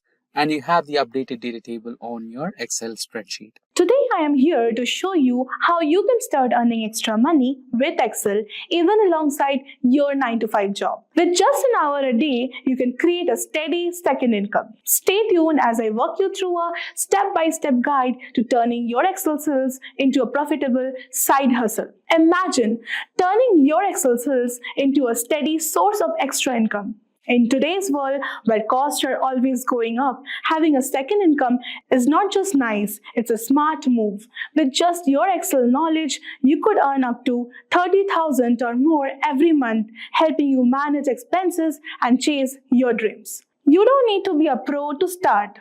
Beginners can join in too. Whether you are freelancing, analyzing data, or creating custom Excel solutions, the possibilities are endless. With practice and consistency, you can grow your income while building your skills. Don't let your Excel knowledge go to waste. Use it to create a flexible, financially secure future. Excel is not just a tool, it's your key to success and freedom. Let's get started and make your skills work for you. Suppose I have a data set like this, and just imagine you have received this from the client's end. So the work will basically be on data analysis, and you can have 500 rows, or you can even have 5,000 rows, and even have more than that or even less than that. So don't worry, it won't be a manual work for sure. With the help of AI, that is the artificial intelligence, we can analyze data in Excel in just a short time. Now you must be feeling how much they are earning by performing the data analysis in Excel. So I have opened here Fiverr. If not aware, it is one of the top freelancing platforms that is available. And here you will find the various gigs out there when you search for this Excel data analysis. Now if you look nicely, you will see people charging 2,695 and even much more than that, and sometimes even less. Now if I open something like this, that is a top rated one, you will see an overview. See, this is the basic they are charging for 2,695, and here I will do Excel dashboard development and Excel data analysis. So if you see minutely, you will even have this comments over here they have got from their clients, and even they have their overview, what they're doing and what he is building, like we build templates of and everything. This is a standard one. He is charging for 8,984 for the 3-day delivery and 9 revisions he has done. And premium is much more. You can even imagine that is 22,458. So in a nutshell, on an average, if you see this whole one, you will find that you can earn 1,615 just an hour with your Excel skills. Now, if you open one of the ranking freelancer, any of this, you will get an overview. Now, I will cross this and I will go back to this data set. Now we have columns like cities, population on males, population on person, females, literacy rate females, and everything, and so on. So just assume that the client's requirement was, give me the top 5 city by the average literacy rate females as a pie chart, and he will pay you a certain amount for that. So the basic part is the client may be unaware of how to do it, or maybe having lack of time to do the data analysis in Excel. So what you have to do is, you have to select this whole data set. You have to select this whole data set. It will take time as it is so much long. And go on the top right side of this Excel and you will find Analyze Data under this Home tab. So you click on this Analyze Data and it will take some time for processing. After clicking it, it will process the data. No human interference is required. It has automatically discovered some data insights, as you can see. It has even made this bar graphs and somehow plotted this, and even you can get this insights. Now simply what we need to do is, we need to pay attention to what my client requires, and simply we need to type that requirement over here in the ask a question about your data. And the question was, give me a top 5 city by average literacy rate females as a pie chart. So I will type this question over here. So I will type over here the question, give me a top 5 city by average literacy rate females as pie chart, and enter. And see, I have got one. So automatically it will generate a pie chart according to the requirement given over here. And all we need to do is to click on this insert pivot chart over here, so that it will be inserted in a new worksheet, sheet 2. So this is basically nice because you will even getting the 5 cities that are having the greatest literacy rate of the females, and You can earn up to 33,000 with just minimum skill set in Excel. With just basic Excel knowledge, you can kickstart a second income stream. While your initial earnings might be modest, consistent effort and practice will soon help you scale up to 30,000 or more per month. As you gain experience, your skill will command higher pay as a freelancer. So I have a pro tip for you. Start with the competitive rates as a beginner in the freelancing market. With time and persistence, you will position yourself as a top earning freelancer. The journey is worth it. Your Excel skills can truly transform your financial future. Imagine combining the simplicity of Excel with the power of Python. Sounds exciting, right? You must be wondering if it requires a lot of coding. What if I tell you that with almost negligible coding, with Python in Excel lets you perform the advanced data analysis? You don't need to be a coder or a developer to use it. With Python in Excel, you can analyze large datasets, create stunning visualizations with libraries like Matplotlib, and even automate tasks like report generation, all within Excel's familiar interface. It's a game changer for anyone looking to work smarter and faster with data, no matter their coding experience. In this video, I'll show you some amazing things you can do with Python in Excel. From creating data frames to filtering data with the simple queries, it's packed with features that make your work easier. But before we dive in, let's take a quick look at what Python in Excel is all about. Python in Excel is a feature in Microsoft Excel that integrates Python directly into the Excel environment, allowing users to write Python code and execute it within Excel sheets. This integration combines Python's powerful data analysis, visualization, and automation capabilities with Excel's familiar interface. Now that we know what Python is in Excel, let's explore how we can use it. So, I am inside Excel and you must be looking for Python over here. So, basically, you can go to this formula section and see Insert Python option available over here. You can get started just by clicking on the icon, or you can just click one cell and you can write equal to py and then press tab. Now, the Python mode is activated. So, as we are working with data, the first step is to send the data to that Python because it needs to see it so that it can actually work with it. To do that, you need to select the whole data set. For that, I'll select this, and now you can see over this section that it is written the data range, that means the cells range and headers is equal to true, as we have headers over here. Now, press enter. Now you can see that it didn't happen anything, only it went to the next line. For me to run this, we need to press Ctrl plus enter. Ctrl plus enter. And see what we got. We got a data frame over here. If not aware, data frame is a two-dimensional tabular data structure in Python provided by the Pandas library. It is similar to an Excel spreadsheet or an SQL table consisting of the rows and the columns. Now, take a look at beside the formula button. Here, this is actually the Python object, and even we have a drop down over here. So it is written Python output, and we have a Python object that is the present form and the Excel value.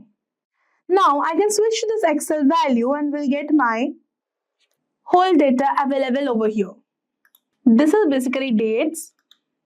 So we have imported this data set over here. Now, as it is taking too much space, I can go back to the Python object and make it compact. Now, if you're interested in knowing what's inside this data frame, you particularly click on this image and there will be a visualization appearing for you. The first 5 sets over here and the last 5 data sets over here. It is basically the beginning and the last part of the whole data set. This data frame is a fundamental part of a specific Python library that's called the Pandas. Pandas is like your go-to toolkit in Python for working with data. It makes the handling tables like spreadsheets or databases like this super easy with its data frame structure. So whether you're cleaning the messy data or analyzing trends or merging data sets, Pandas has covered everything. Plus, it works great with the libraries like NumPy and Matplotlib. So you can explore and visualize data effortlessly. So better you can go and research about it. I will talk about this later. But guys, now I'll tell you what all cool things you can do with this. Now, I'll go to another cell, then switch to Python mode, py and tab, and then take the reference of this previous data frame, and I'll write dot describe, open and close parenthesis, and then control plus enter. See, I got another data frame back. So as I got a new data frame, I'll switch to this Excel mode value, and let's see.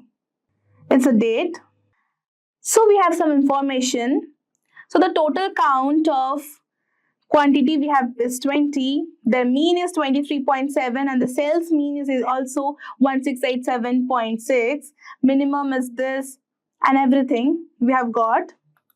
Now we'll move to Python object. It basically gives a quick insight of the data set. Now, it must be planning to perform various calculations using this data set. So it's better we give it a name so that you don't have to reference to the cell again and again. For that, you need to go and select the first data frame and then write in the formula bar here. Just type the name given to it. I will give it as DF, which represents the data frame before everything, and then you can press Control Enter. So I have already defined the name to this. So every time I don't need to take a reference of this data frame.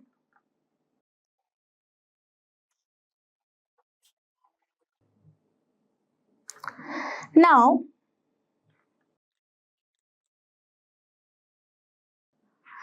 basically we can now go and write df.describe. Control Enter. Now nothing has changed. Now let's talk about the shortcut keys like the quotations. Now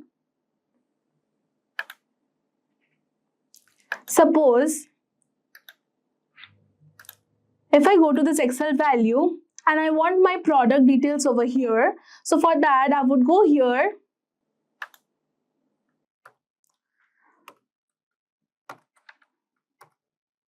df.product.describe and Control Enter. Now you can see that the total product count is 20, the unique products we have is 8, and the top selling product is headphones, and the frequency of that headphones are 5. Now keep one thing on mind that now my value for this header is just product. If I would be having like product details, like having spaces and everything, I can't write product over here. I need that third bracket on and third bracket off. So keep that in mind. Unless you don't have a space in your header name, you can type like this. You can write df.product.describe. Now there are lots of functionalities in Python. I repeat, now there are various functionalities in the Pandas library. Some of them that all are familiar with is a sum and average. So let's suppose I want the total sales over here. So I'll shift to this Python mode and I'll write df.sales.sum and open and close parenthesis. Then I press Control Enter for running it, and you can see the total sales has come. In a similar way, you can even get the average. You just have to replace this sum method with mean and then Control plus Enter. And now you can see the average value of the sales. So you must be thinking right now that this can be done with Excel functions as well. So why do we need Python? Don't worry, I have got you covered. So let's take this tutorial a little forward. Let's think we want the total sales for each date available over here.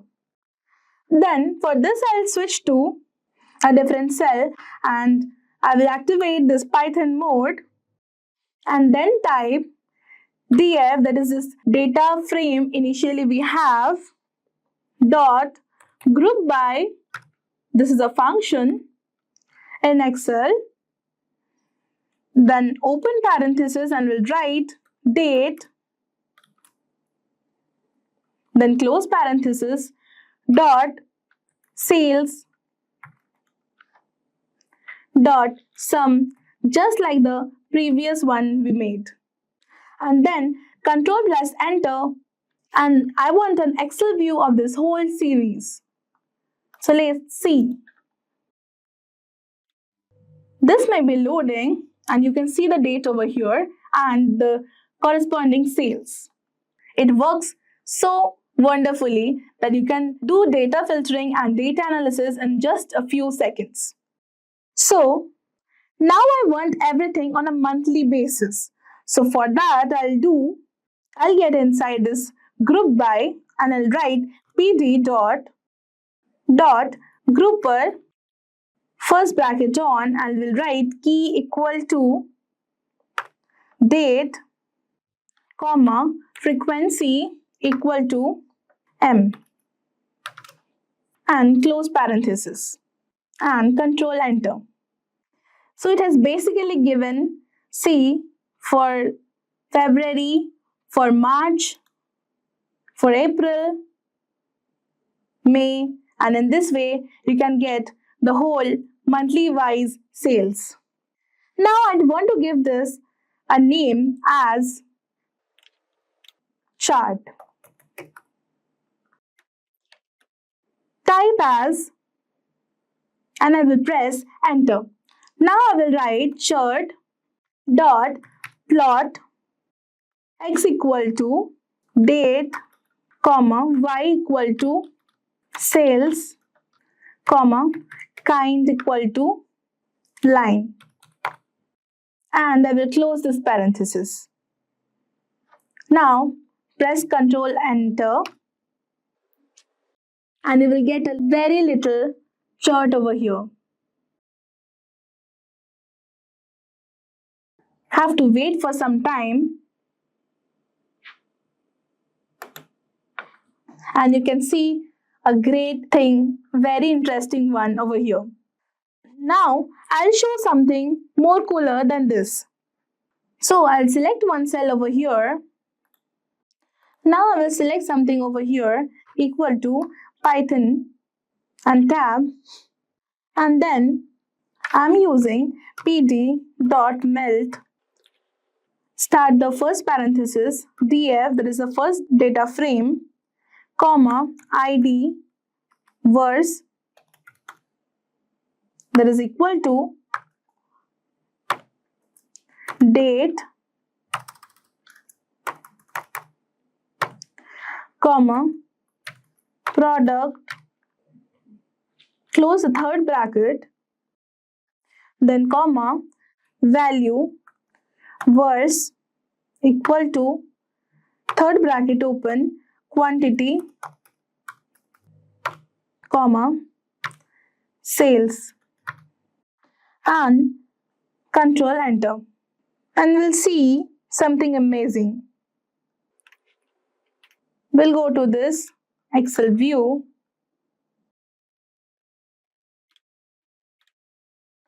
and we can see the date product variable, and we have actually merged the quantity and the sales, and this is basically the date.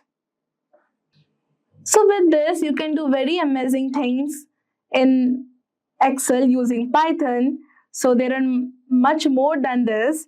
Hello and welcome to Data Analytics Interview Questions. My name is Richard Kirshner with the Simplilearn team. That's www.simplilearn.com. Get certified, get ahead. Today we're going to jump into some common questions you might see on NumPy arrays and pandas data frames in the Python, along with some Excel, Tableau, and SQL.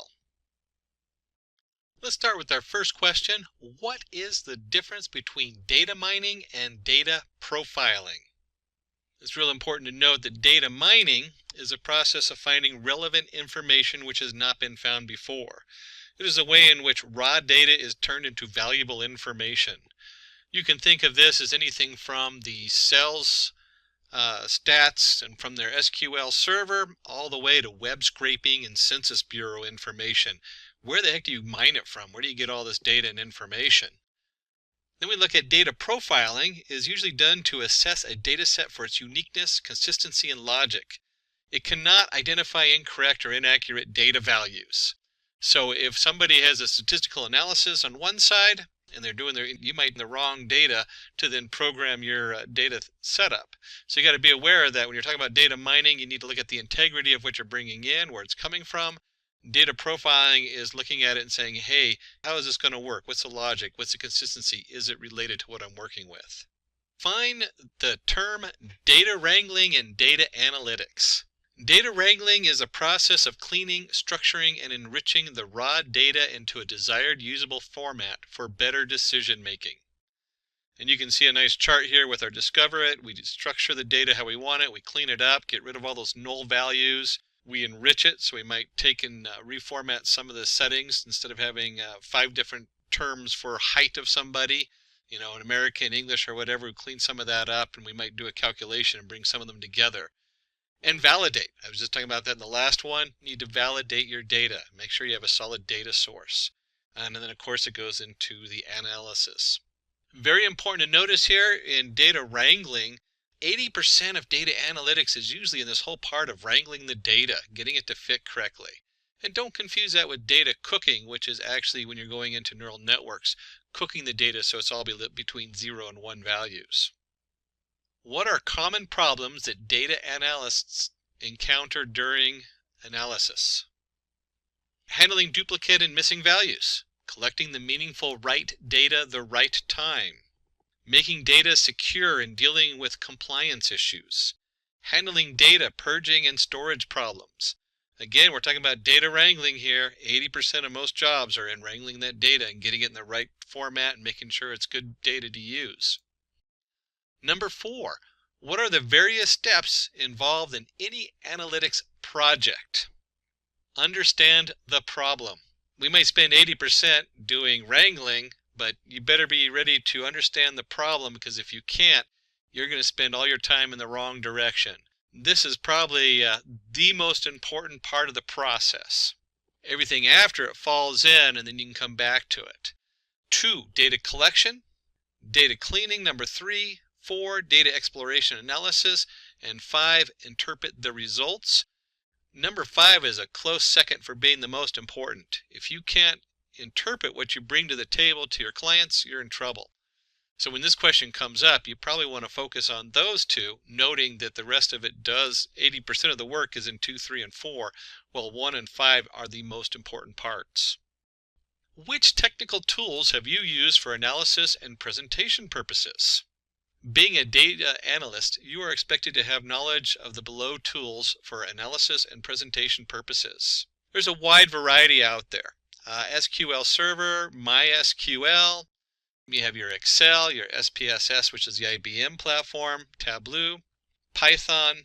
You have all these different tools in here. Now, certainly a lot of jobs are going to be narrowed in on just a few of these tools. Like, you're not going to have a Microsoft SQL Server and MySQL Server, but you better understand how to do basic SQL polls, and also understanding Excel and how the different formats for column and how to get those set up. Number 6, what are the best practices for data cleaning? This is really important to remember to go through this in detail. These always come up because 80% of most data analysis is in cleaning the data up. Make a data cleaning plan by understanding where the common errors take place and keep communications open. Identify and remove duplicates before working with the data. This will lead to an effective data analysis process. Focus on the accuracy of the data, maintain the value types of data, provide mandatory constraints, and set cross-field validation. Standardize the data at the point of entry so that it is less chaotic, and you will be able to ensure that all the information is standardized, leading to fewer errors on entry. Number 7, how can you handle missing values in a data set?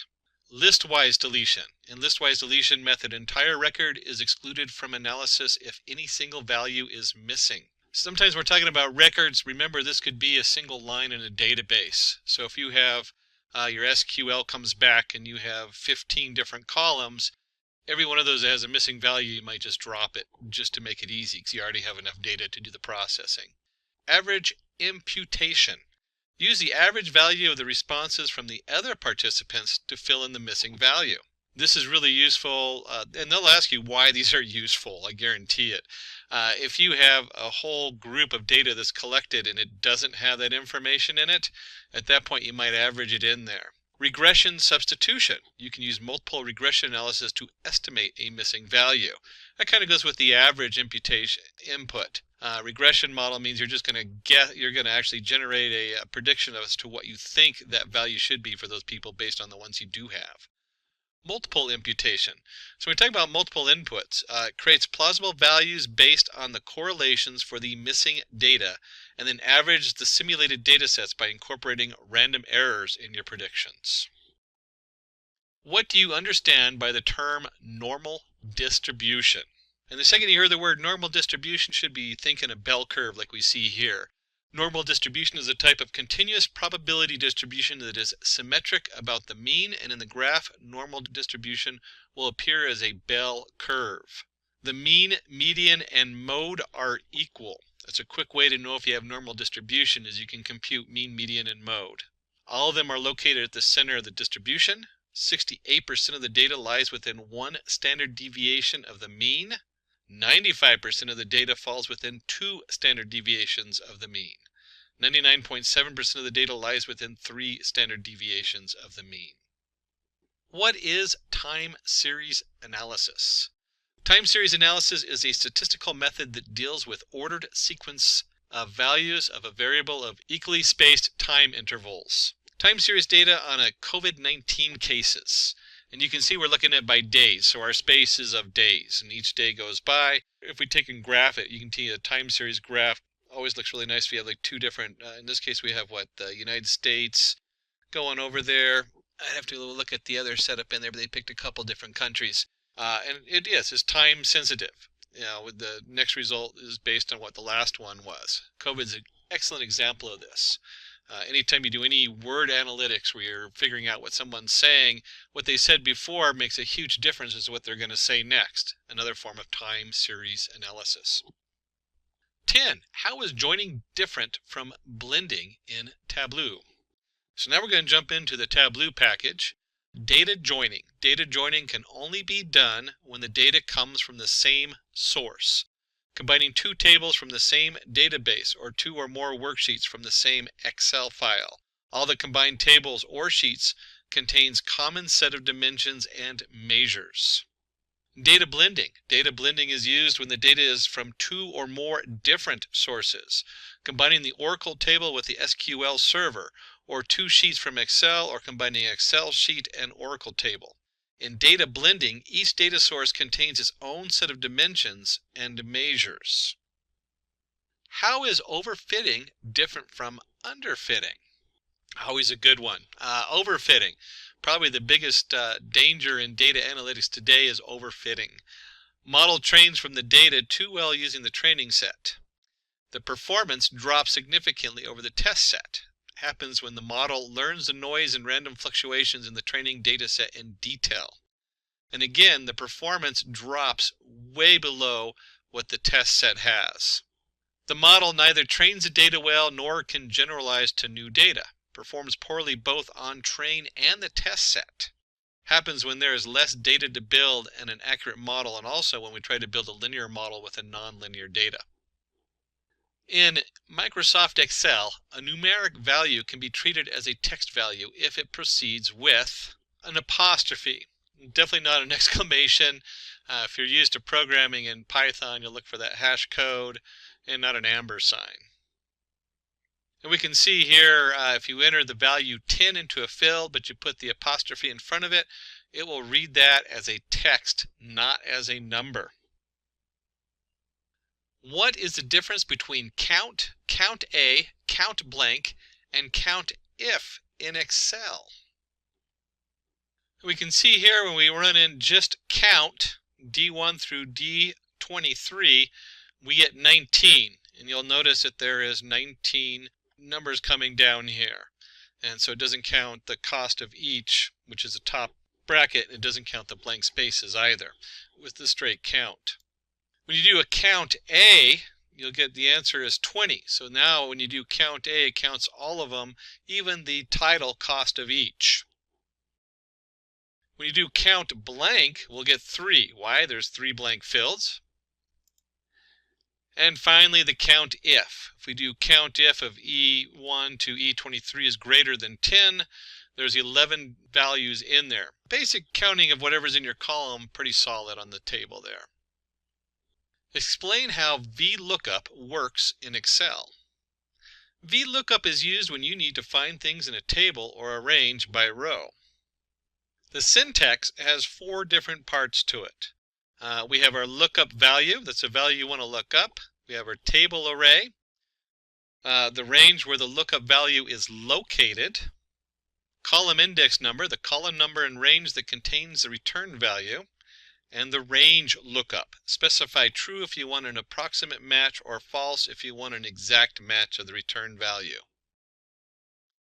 So here we see VLOOKUP F3 A2 to C8 2, 0 for prints. Now they don't show the F3. F3 is the actual cell that prints is in. That's what we're looking at is F3. So there's your prints. He pulls in from F3. A2 to C8 is the data we're looking into. And then number 2 is a column in that data. So in this case, we're looking for age. And we count name as 1, age as 2. Keep in mind this is Excel versus a lot of your Python and programming languages where you start at 0. In Excel, we always look at the cells as 1, 2, 3. So 2 represents the age. 0 is false for having an exact matchup versus 1. We don't actually need to worry about that too much in this. 0 or 1 would work with this example. And you can see with the Angela lookup, again, her name would be in the F column number 4. That's what the F4 stands for, is where they pulled Angela from. And then you have A1 to C8, and then we're looking at number 3. So number 3 is height, name being 1, age 2, and then height 3. And you'll see here it pulls in her height 5.8. So we're going to jump over to SQL. How do you subset or filter data in SQL? To subset or filter data in SQL, we use where and having clause. And you can see we have a nice table on the left where we have the title, the director, the year, the duration. We want to filter the table for movies that were directed by Brad Bird. Why? Just because we want to know what Brad Bird did. So we're going to do select star. You should know that the star refers to all. In this case, what are we going to return? We're going to return all title, directory, year, and duration. That's what we mean by all. From movies, movies being our table, where director equals Brad Bird. And you can see he comes back and he did The Incredible on Ratatouille. To subset or filter data SQL, we can also use the where and having clause. So we're going to take a closer look at the different ways we can filter here. Filter the table for directors whose movies have an average duration greater than 115 minutes. So there's a lot of really cool things into this SQL query, and these SQL queries can get pretty crazy. Select director sum duration as total duration, average duration as average duration from movies, group by director having average duration greater than 115. So again, what are we going to return? We're going to return whatever we put in our select, which in this case is director. We're going to have total duration, and that's going to be the sum of the duration. We're going to have the average duration, average underscore duration, which is going to be the average duration on there. And then we, of course, go ahead and group by director. And we want to make sure we group them by anyone that has having an average duration greater than 115. These SQL queries are so important. I don't know how many times the SQL comes up, and there's so many different other languages, not just MySQL and not Microsoft SQL, but in addition to that, where the SQL language comes in, especially with Hadoop and other areas. So you really should know your basic SQL. Doesn't hurt to get that little cheat sheet and glance over it and double check some of the different features in SQL. What is the difference between where and having clause in SQL? Where clause works on row data. In where clause, the filter occurs before any groupings are made. Aggregate functions cannot be used. So the syntax is select your columns from table where what the condition is. Having clause works on aggregated data. Having is used to filter values from a group. Aggregate functions can be used, and the syntax is select column names from table where the condition is, grouped by, having a condition ordered by column names. What is the correct syntax for reshape function in NumPy? So we're going to jump to the NumPy array program, and what you come up with is you have, in this case, it'd be numpy.reshape. A lot of times you do an import NumPy as np, reshape, and then your array, and the new shape. And you can see here as the actual example comes in, the reshape is A, and we're going to reshape it in 2, 5 setups. And you can see the printout in there that prints in 2 rows with 5 values in each one. What are the different ways to create a data frame in Pandas? Well, we can do it by initializing a list. So you can import your Pandas as PD, very common. Data equals Tom 30, Jerry 20, Angela 35. We'll go ahead and create the data frame, and we'll say pd.dataframe is the data, columns equals name and age. So you can designate your columns. You can also designate index in there. You should always remember that the index, in this case, maybe you want the index instead of 1, 2 to be the date they signed up, or who knows, whatever. And you can see right there, it just generates a nice Pandas data frame with Tom, Jerry, and Angela. Another way you can initialize a data frame is from dictionary. You can see here we have a dictionary where the date equals name, Tom, Jerry, Angela, Mary. Age is 20, 21, 19, 18. And if we do a df pd.dataframe on the data, you'll get the same kind of setup. You get your name, age, Tom, Jerry, Angela, and Mary. Write the Python code to create an employee's data frame from the emp.csv file and display the head and summary of it. To create a data frame in Python, you need to import the Pandas library and use the read CSV function to load the CSV file. And here you can see we have import pandas as PD, employees, or the data frame employees, equals pd.readcsv, and then you have your path to that CSV file. There's a number of settings in the read CSV where you can tell it how many rows are the top index. You can set the columns in there. You can have skip rows. There's all kinds of things. You can also go in there and double check with your read CSV, but the most basic one is just to read a basic CSV. How will you select the department and age columns from an employee's data frame? So we have import pandas as PD. You can see we have created our data. We will go ahead and create our employees PD data frame on the left. And then on the right, to select department and age from the data frame, we just do employees, and then you put the brackets around it. Now, if you're just doing one column, you could do just department. But if you're doing multiple columns, you got to have those in a second set of brackets. So it's got to be a reference with a list within the reference. What is the criteria to say whether a developed data model is good or not? A good model should be intuitive, insightful, and self-explanatory. Follow the old saying, KISS, keep it simple. The model developed should be able to easily consumed by the clients for actionable and profitable results. So if they can't read it, what good is it? A good model should easily adapt to changes according to business requirements. We live in quite a dynamic world nowadays, so it's pretty self-evident. And if the data gets updated, the model should be able to scale accordingly to the new data. So you have a nice data pipeline going where when you get new data coming in, you don't have to go and rewrite the whole code. What is the significance of exploratory data analysis? Exploratory data analysis is an important step in any data analysis process. Exploratory data analysis, EDA, helps to understand the data better. It helps you obtain confidence in your data to a point where you're ready to engage a machine learning algorithm. It allows you to refine your selection of feature variables that will be used later for model building.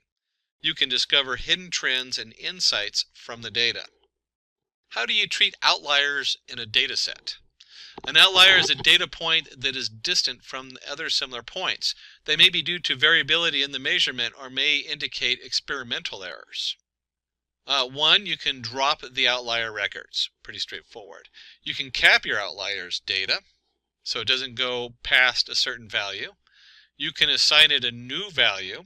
You can also try a new transformation to see if those outliers come in if you transform it slightly differently. Explain descriptive, predictive, and prescriptive analytics. Descriptive provides insights into the past to answer what has happened.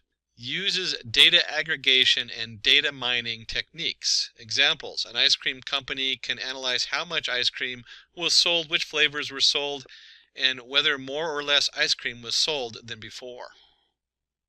Predictive understands the future to the answer. What could happen? Uses statistical models and forecasting techniques. Example: predicts the sale of ice creams during the summer, spring, and rainy days. So this is always interesting because you have your descriptive, which comes in, and your businesses are always looking to know what happened. Hey, did we have good sales last quarter? What are we expecting next quarter in sales? And we have a huge jump when we do prescriptive. Suggest various courses of action to answer what should you do. Uses optimization and simulation algorithms to advise possible outcomes. Example: lower prices to increase sale of ice creams, produce more or less quantities of certain flavor of ice cream. And we can certainly, today's world with the COVID virus, because we had that on our earlier graph, you could see that as a descriptive. What's happened? How many people have been infected? How many people have died in an area? Predictive: where do we predict that to go? Do we see it going to get worse? Is it going to get better? What do we predict that we're going to need in hospital beds? And prescriptive: what can we change in our setup to have a better outcome? Maybe if we did more social distancing, if we tracked the virus. How do these different things directly affect the end, and can we create a better ending by changing some underlying criteria? What are the different types of sampling techniques used by data analysts? Sampling is a statistical method to select a subset of data from an entire data set, population, to estimate the characteristics of the whole population. One, we can do a simple random sampling, so we can just pick out 500 random people in the United States to sample them. We call it a population. In regular data, we also call that a population, just because that's where it came from, was mainly from doing census. Systematic sampling, cluster sampling, stratified sampling, and judgment or purposive sampling. Then we have our systematic sampling. That's where you're doing like using 1, 5, 10, 15, 20. Use a very systematic approach for pulling samples from the setup. Cluster sampling, that's where we look at it and we say, hey, some of these things just naturally group together. If you were talking about population, which is really a nice way of looking at this, cluster sampling would be maybe by zip code. We're going to do everybody's zip code and just naturally cluster it that way. Stratified sampling would be more looking for shared things a group has, like income. So if you're studying something on poverty, you might look at their naturally group people based on income to begin with, and then study those individuals in the income to find out what kind of traits they have. And then judgmental. That is where the researcher very carefully selects each member of their own group. So it's very much based on their personal knowledge. Jumping on to 26, what are the different types of hypothesis testing? Hypothesis testing is a procedure used by statisticians and scientists to accept or reject statistical hypothesis. We start with the hypothesis testing. We have null hypothesis and alternative hypothesis. On the null hypothesis, it states that there is no relation between the predictor and the outcome variables in the population. It is denoted by H0. Example, there is no association between patients, BMI, and diabetes. Alternative hypothesis, it states there is some relation between the predictor and outcome variables in the population. It is denoted by H1. Example, there could be an association between patients' BMI and diabetes. And that's the body mass index, if you didn't catch the BMI and you're not in medical. Describe univariate, bivariate, and multivariate analysis. A univariate analysis, it is the simplest form of data analysis where the data being analyzed contains only one variable. An example is studying the heights of players in the NBA. Because it's so simple, it can be described using central tendencies, dispersion, quartiles, bar charts, histograms, pie charts, frequency distribution tables. The bivariate analysis, it involves analysis of two variables to find causes, relationships, and correlations between the variables. Example, analyzing sale of ice creams based on the temperature outside.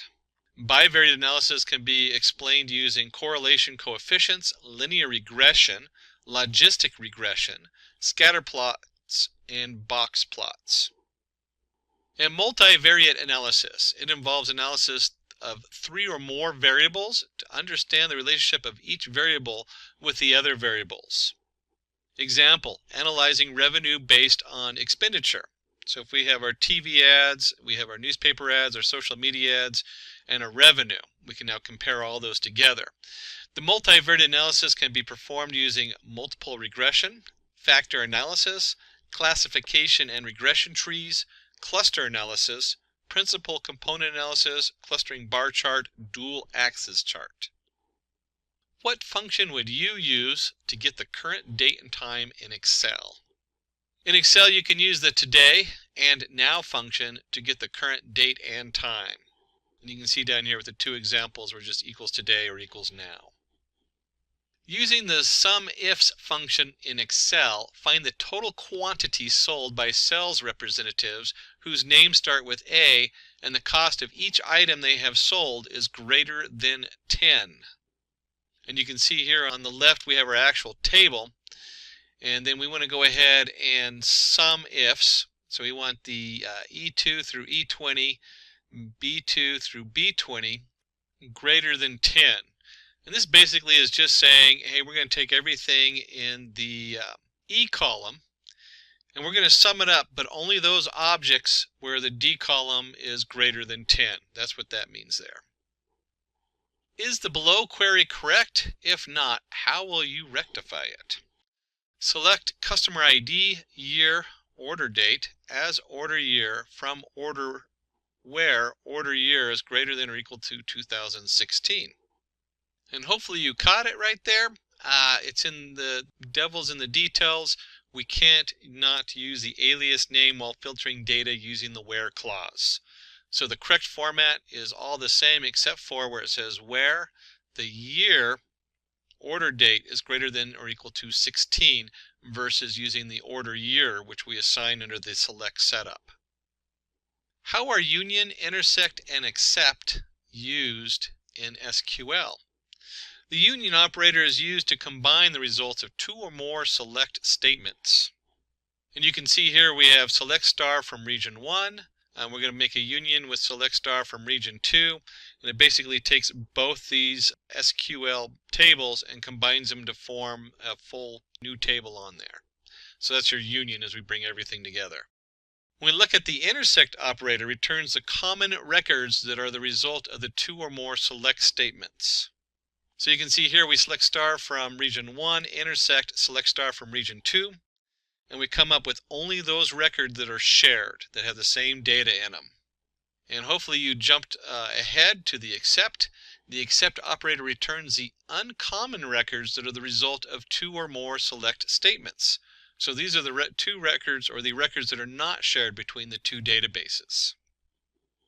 Using the product price table, write an SQL query to find the record with the fourth highest market price. So here we have a little bit of a brain teaser. They're always fun. And the first thing we want to do is we're going to go ahead and if you look at the script on the left, we really want the fourth one down. So we're going to select the top 4 from product price. But we're going to order it by market price descending. SP ordered by market price ascending. So what we do is we take the top 4 of the market price ascending, and that's going to give us the 4 greatest values. And then we're going to reverse that order and do descending.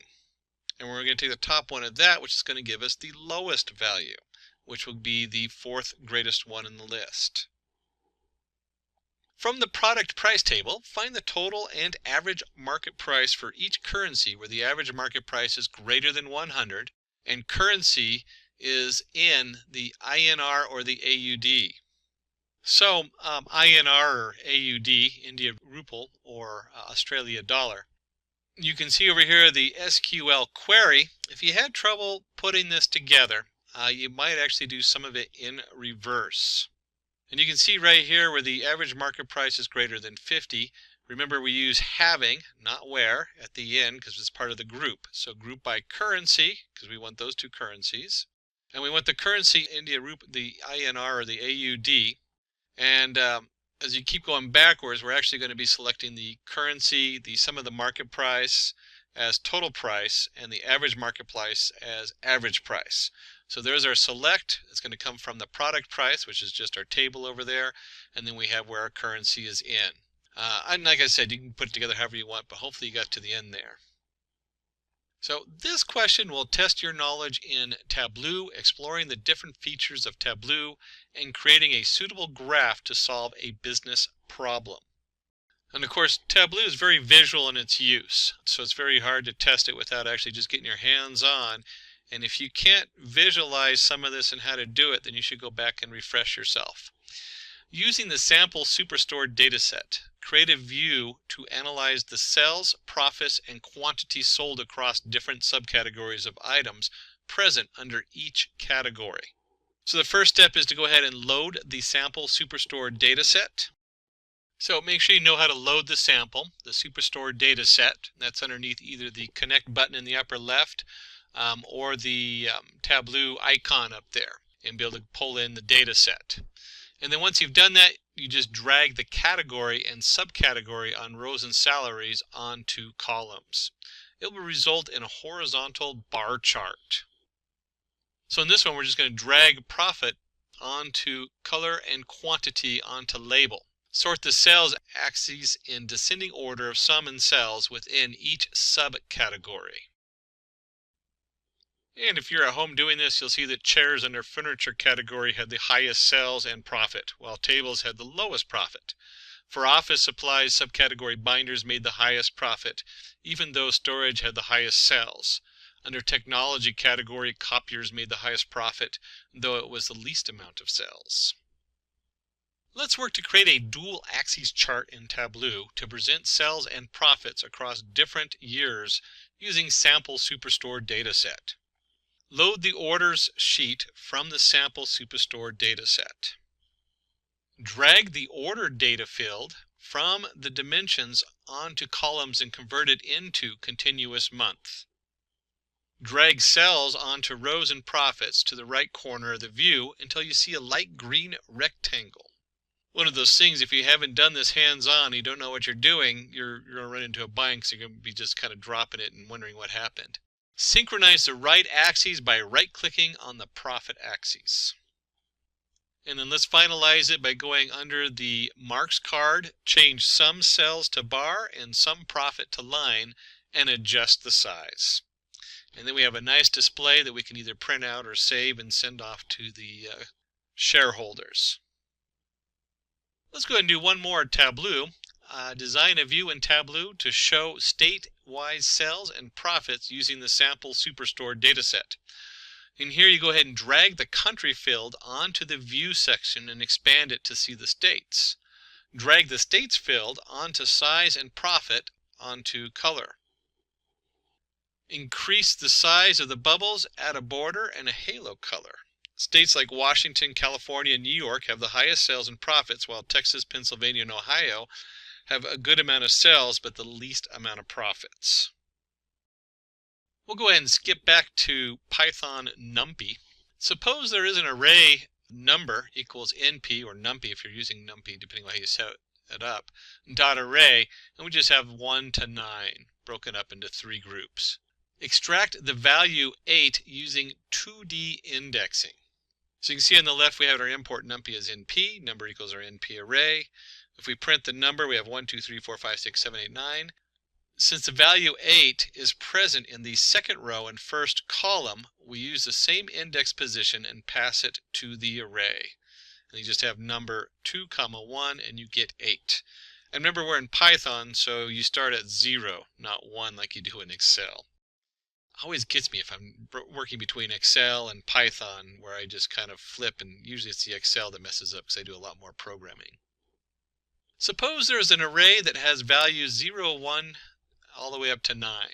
How will you display the following values from the array? 1, 3, 5, 7, 9. So first of all, we go ahead and create the array, np.arange of 10, which goes from 0 to 9, because there's 10 numbers in it, but we don't include the 10. We print it out. The first thing you want to do is, what's going on here with 1, 3, 5, 7, 9? Well, if we divide by 2, there's going to be a remainder equal to 1. And then from Python, remember that if you use the percentage sign, you get the remainder on there. So the remainder is 1. And then you have your NumPy array, and then we just want to do a logical statement of all values that have a remainder of 1, and that generates our nice 1, 3, 5, 7, 9. There are 2 arrays, A and B. Stack the arrays A and B horizontally. Boy, these horizontal vertical questions will get you every time. And in NumPy, we go ahead and we've created 2 different arrays over here, A and B.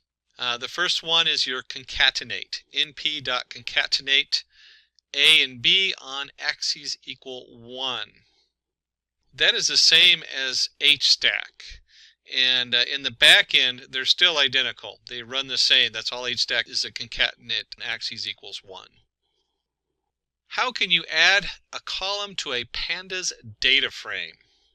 Suppose there's an imp data frame that has information about few employees. Let's add address column to that data frame. And you can see on the left we have our basic data frame. You should know your data frames very well. Basically it looks like an Excel spreadsheet. As you come over here, it's really simple. You just do df of address equals the address once you've assigned values to the address. Using the below given data, create a pivot table to find the total cells made by each cells represented for each item. Display the cells as a percentage of the grand total. So we're back in Tableau. Select the entire table range, click on Insert tab, and choose Pivot Table. Select the table range and the worksheet where you want to place the pivot table. It will return a pivot table where you can analyze your data.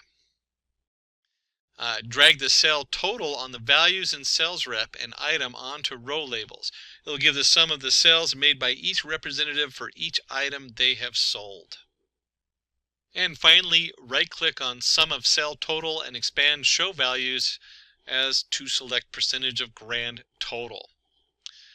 Real important just to understand what a pivot table is. We're just pivoting it from rows and columns and switching this direction on there. And finally, we have our final pivot table, and you can see the values, roles, and sum of total sale. So we're going to go ahead and take a product table. This is off of an SQL, so we're going to do some SQL here. And we're going to use the product and sales order detail table. Find the products that have total units sold greater than 1.5 million. And here's our sales order detail table. So we have a product table and a sales order detail table, 2 separate tables in the database. And what we're going to do is put together the SQL query. We want to select PP name, sum, SOD, unit price as cells. And then we have our pp.product ID from production product as pp inner join, cells.sales order detail as sod on pp product id equals sod.product id group by pp.name, pp.product id having a sum of sod.unitprice greater than the 150 million there. That's a mouthful. And again, these SQL queries, they start looking really crazy until you just break them apart and do them step by step. And what we're looking for is the inner join and how did you do the group by. That's really what they know. How do you do this inner join? This comes up so much in SQL. How do you pull in the ID from one chart and the information from another chart and the sum totals on that chart? How do you write a stored procedure in SQL? Let's create a stored procedure to find the squares of the first n natural numbers. So here we have our formula, n times n plus 1 times 2n plus 1 over 6. And you can see from the command prompt or the setup you have, depending on what your login is, the command is create procedure square sum 1. Declare our variable at n of integer as begin, and then we're going to declare the sum of integer, set sum equals n times n plus 1 plus 2 times n plus 1 over 6. And then of course we can go ahead and print those out. Print first cast ampersand n, or our variable, as a variable character 20 natural numbers. Print the sum of the square is cast the at sum as variable character 40 end. And then we do the output, display the sum of the square for first 4 natural numbers. We have execute square sum 1, and then we're going to put in 4, and you can see here where it brings up the first 4 natural numbers. Sum of square is 30. Write a store procedure to find the total even number between 2 user-given numbers. Couple of things to note here. First, we go ahead and create our procedure. You have your 2 different variables, the n1, n2. And we go ahead and begin. We're going to declare our variable count as an integer. We're going to set count equal to 0.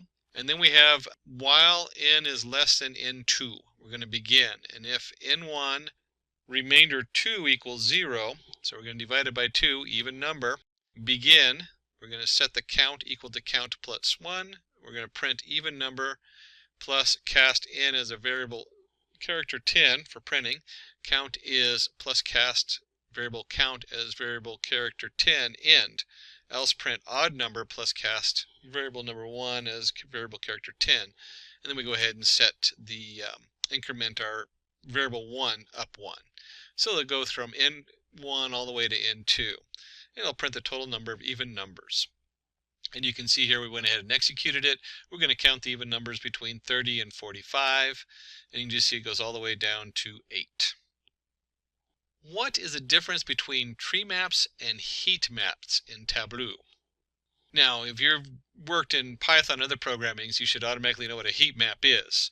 But a tree map are used to display data in nested rectangles. You use dimensions to define the structure of the tree map and measure to define the size or color of individual rectangles. Tree maps are a relatively simple data visualization that can provide insight in a visually attractive format. And again, you can see the squares over here. This is our tree map over here with each block also has its information inside of its different blocks. A heat map helps to visualize measures against the dimensions with the help of colors and size to compare one or more dimensions and up to 2 measures.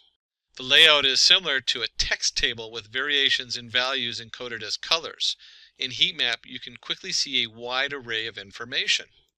And in this one, you can see they use the colors to denote one thing and the size of the little square to denote something else.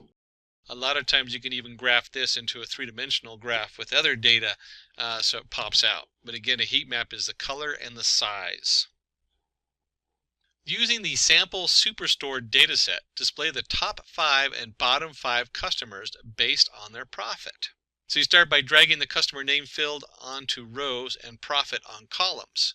Right-click on the customer name column to create a set. Give a name to the set and select Top tab to choose top 5 customers by sum profit. Similarly, create a set for the bottom 5 customers by sum profit. Select both the sets, right-click to create a combined set. Give a name to the set and choose all members in both sets. And then you can drag top and bottom customer sets onto the filters and profit field onto color to get the desired results. As we get down to the end of our list, we're going to try to keep you on your toes. We're going to skip back to NumPy. How to print 4 random integers between 1 and 15 using NumPy. To generate random numbers using NumPy, we use the random integer function. And you can see here we did the import NumPy as np random arrangement equals np.random integer 1 through 15 of 4. From the below data frame, going to jump again on you, now we're into pandas. How will you find the unique values for each column and subset the data for age less than 35 and height greater than 6? To find the unique values and the number of unique elements, use the unique and the InUnique function. You can see here we just did df height, so we're selecting just the height column, and we want to look for the unique. That returns an array, where InUnique, if we do that on the height or the age, will return just the number of unique values. And then we can do a subset the data for ages less than 35 and height greater than 6. So if we look over here, we have a new df. Remember, this is going to be taking slices of our original data frame. It doesn't actually change the data frame. So our new df equals the data frame, or df, the data frame where age is less than 35 and the height is greater than 6. And in case you're not using Tableau, which has a lot of its own different mapping programs in there, make sure you understand how to use the basics of Matplot library. Plot a sine graph using NumPy and Matplot library in Python. And the way we did this is we went ahead and generated an x. We know our y equals np.sine of x. If you print out x, you'll see a whole value here. Our Matplot library PyPlot as PLT. If you're working in Jupyter Notebook, make sure you understand the Matplot library inline, that little percentage sign Matplot library inline.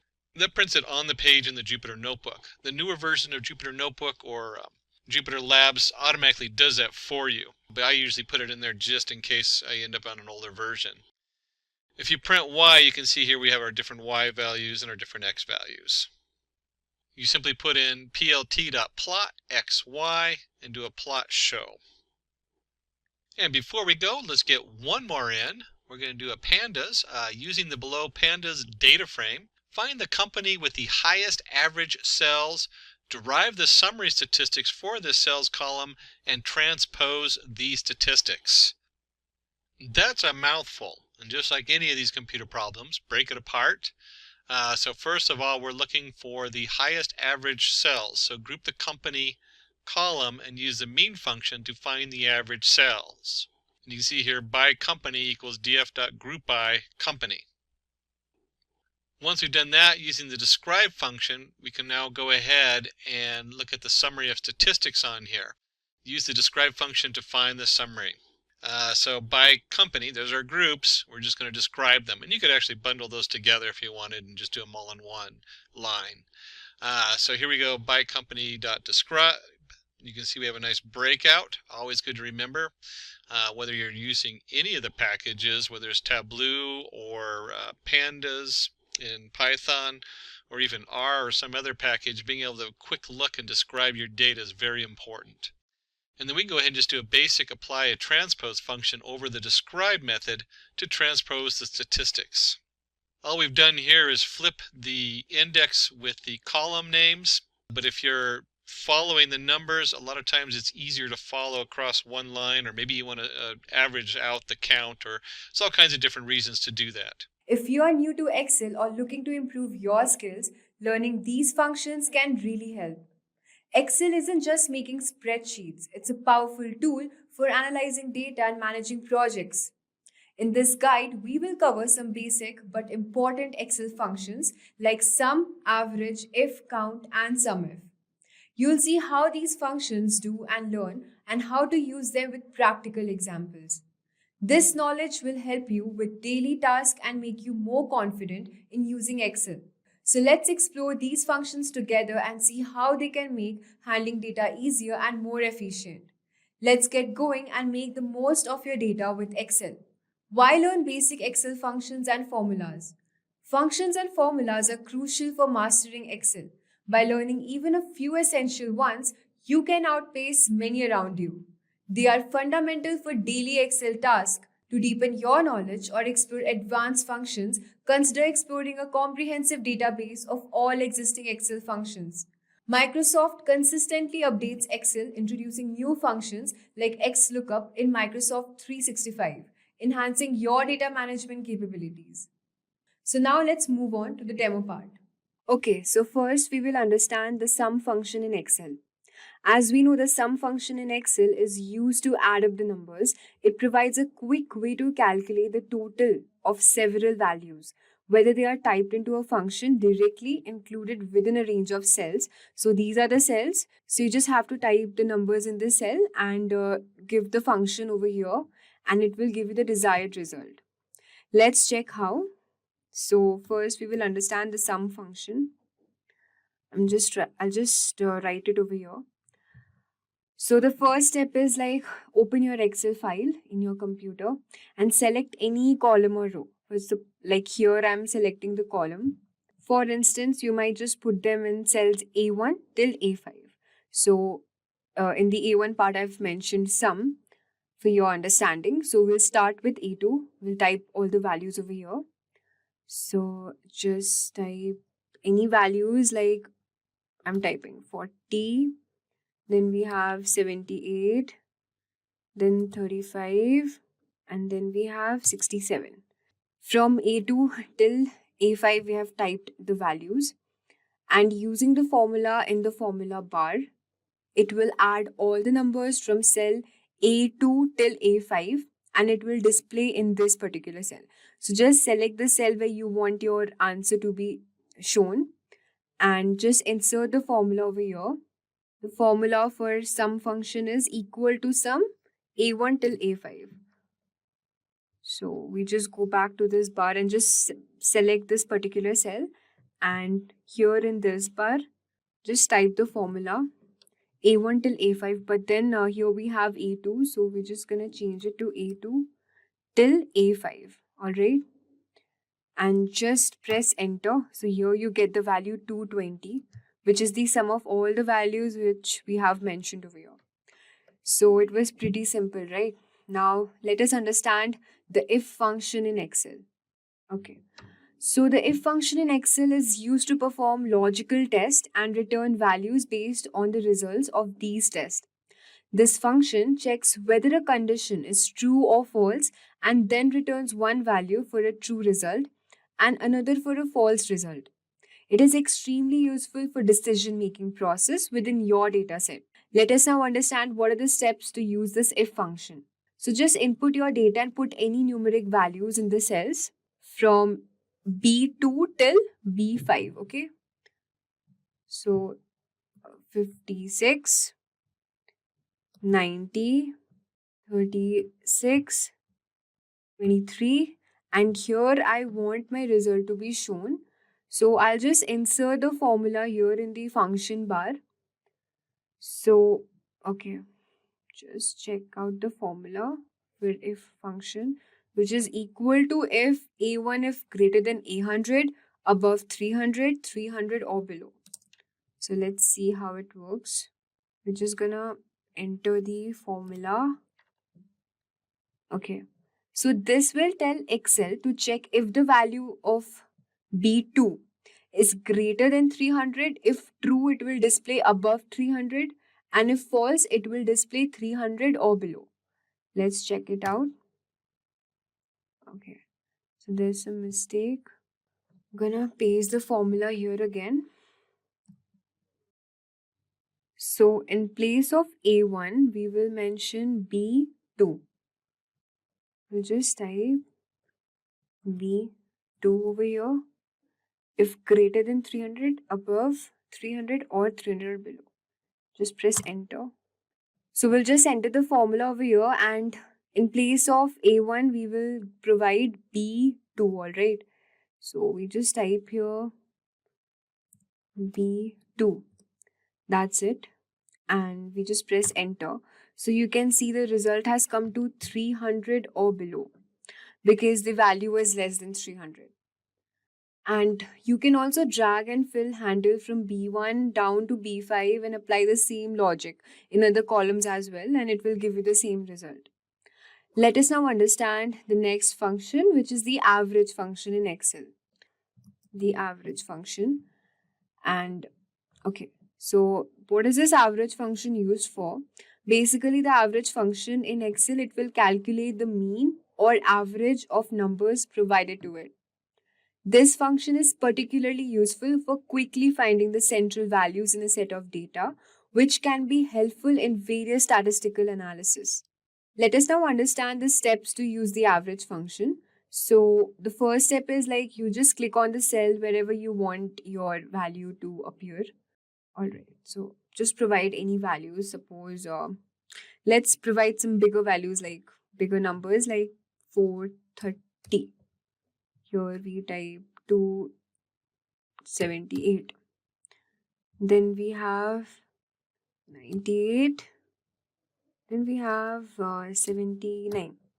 And here I want my value to be shown. So I'll just insert the average formula, which is, let's check out the formula, which is equal to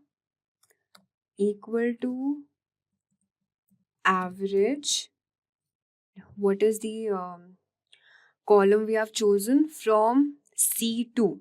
So we'll just type C2 over here till C2 till C5. C5. All right, and we will just press enter. So as you can see, the average function value is shown over here. So after pressing enter, the Excel will compute and display the average of all the cells in the selected cell. The next function is the minimum and maximum functions in Excel. It's very simple. Let's discuss what is the minimum and maximum function used for. The min and the max functions in Excel are used to find the minimum and maximum values within a given range of data.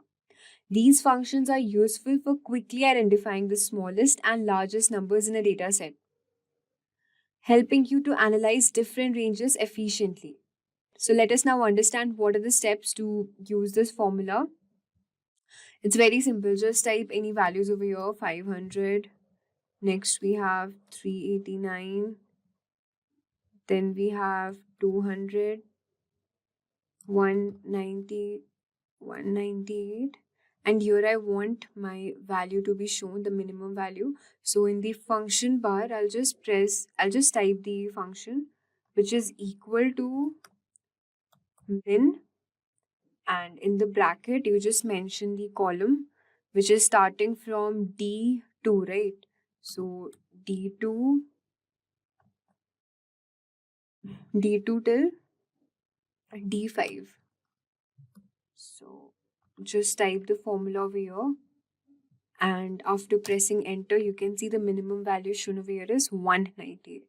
And it's similar for the maximum function as well. So for the max, let's use some different values.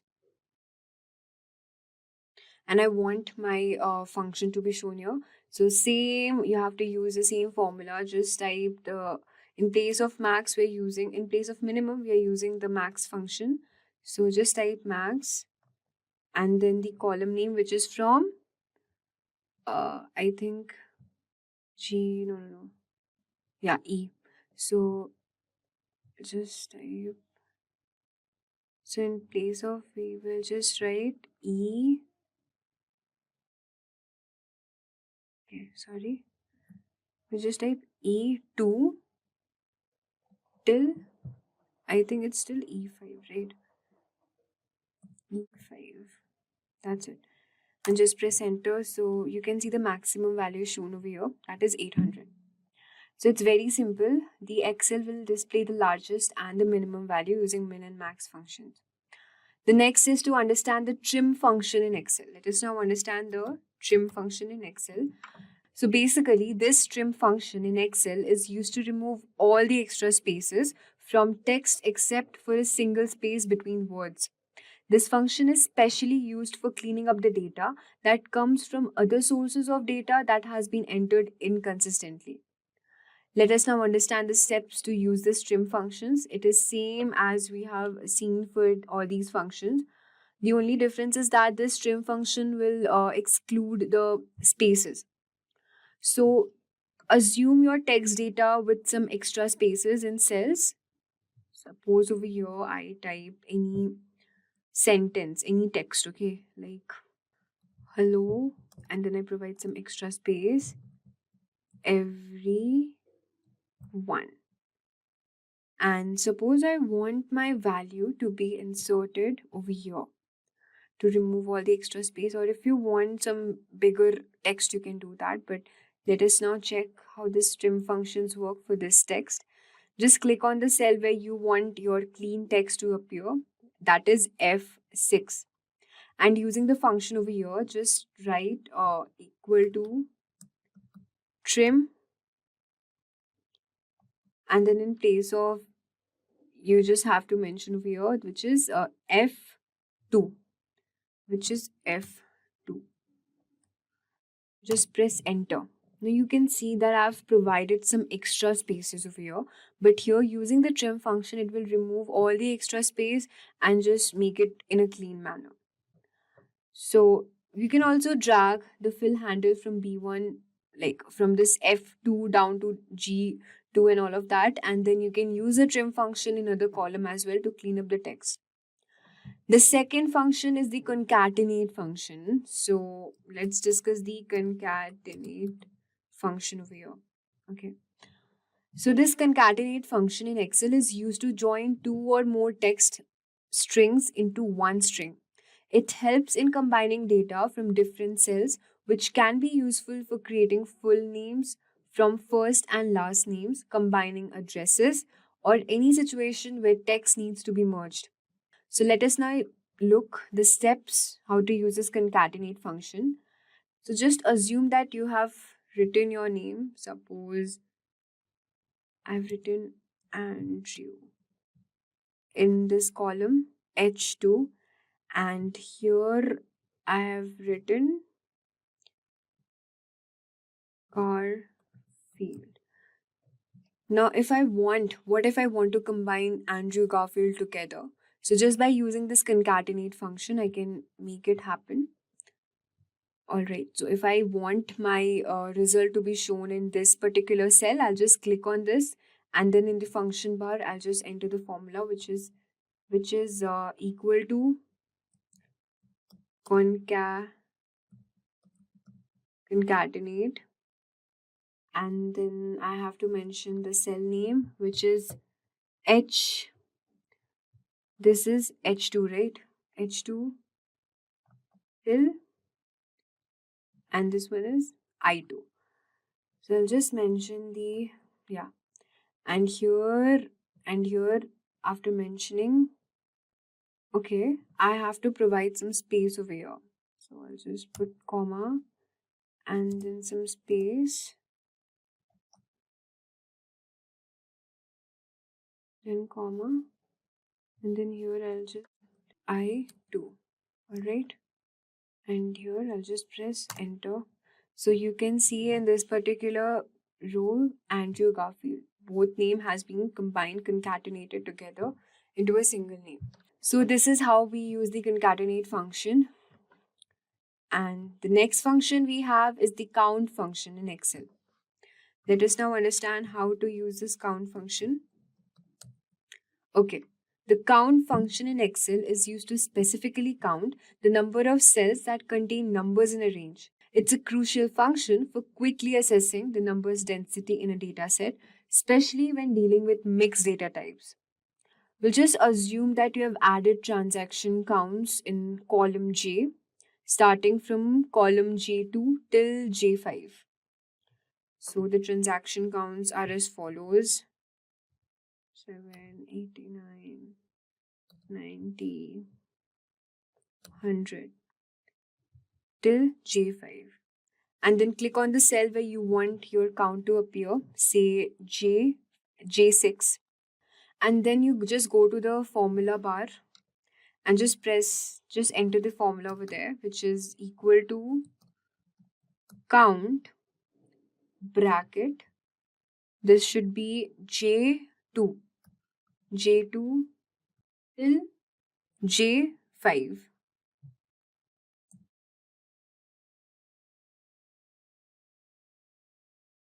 and just press enter. And you can see the Excel will display the number of cells that contain numbers in column J, which is 1, 2, 3, 4. Okay, so this was all for count, concatenate, trim, max, min, average, if, and sum functions. Next we have is the count A function. Let us now understand what is this count A function used for and how is it different from count function. So this count A function in Excel counts the number of cells in a range that are not empty. It is useful for determining the size of data sets that include various type of data such as numbers, text, or even logical values. So it will just count the number of non-empty cells in a specific column. Just click on the cell where you want the count to appear. Okay, let me just tell you the difference between count and count function is that the count function generally used to count a range of cells containing numbers or dates, excluding blank. Whereas this count A function will count everything, including numbers, dates, text, or a range containing a mixture of these items, but does not count blank cells. So suppose if I enter 56 and I leave it blank, and then I enter 98, and then again I leave it, okay, and then just enter 56, and I want my formula to be shown over here. So I'll just go in this formula bar and just enter equal to count A, and then from K column, this is K column, right? K2 till K5. Okay, and I just press enter. So as you can see, it's showing 3. 1, 2, 3. It will not count the extra space or the empty cell we have left behind. And also one more thing, that we can also type text over here. It's not necessary to type only the numbers. You can also type the text. For example, I type apple. Here I type banana. Okay. Here is the function. Just press enter, it will count 3, which is 1, 2, and 3. So this count A function is used both for text as well as the dates as well as the numeric values, but the count function is only used for the numeric values and a date. It will not count the text over here. Now let us understand the count if function in Excel. We have now understood count and count A function and what is the difference between both of these functions. We will now understand the count if function over here. So let's understand the count if function. Okay, so this count if function is used to count the number of cells in a range that meet a specified criteria. This function is valuable for filtering and analyzing data based on specific conditions. To count the number of transactions that exceeds a certain amount of value, a threshold value, for example 5. Just click on the cell and suppose you want your values to appear in column L2. So suppose I type here 89, 7, 3, and 5. And here I will enter the formula, which is equal to COUNTIF, and then from L2 till L5. Okay, just close the bracket.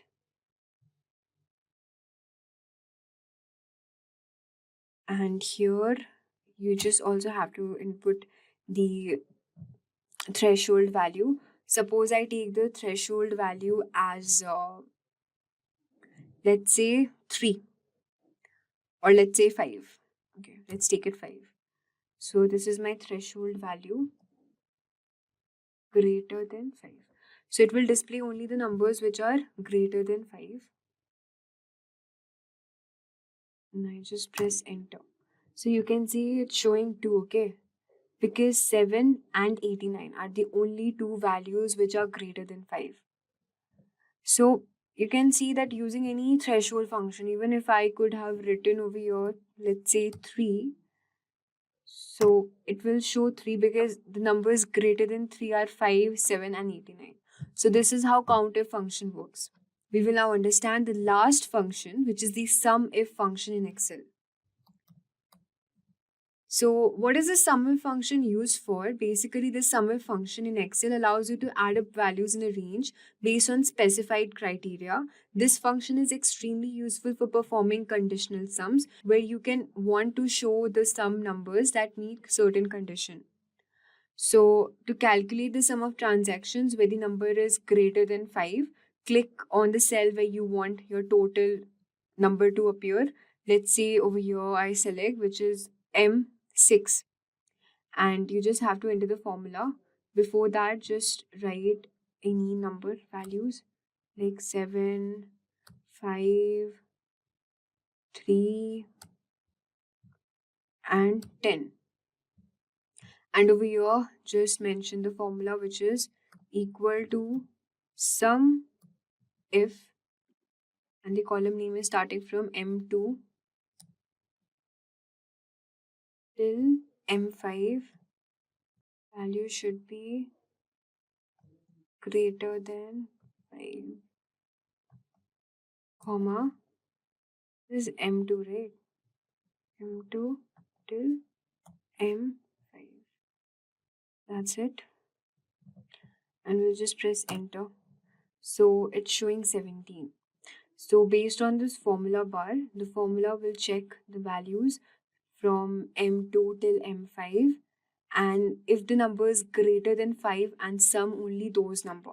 So as I've mentioned the value 5, so it will only calculate, it will only sum numbers which are greater than 5, which are 10 and 7, which is equal to 17.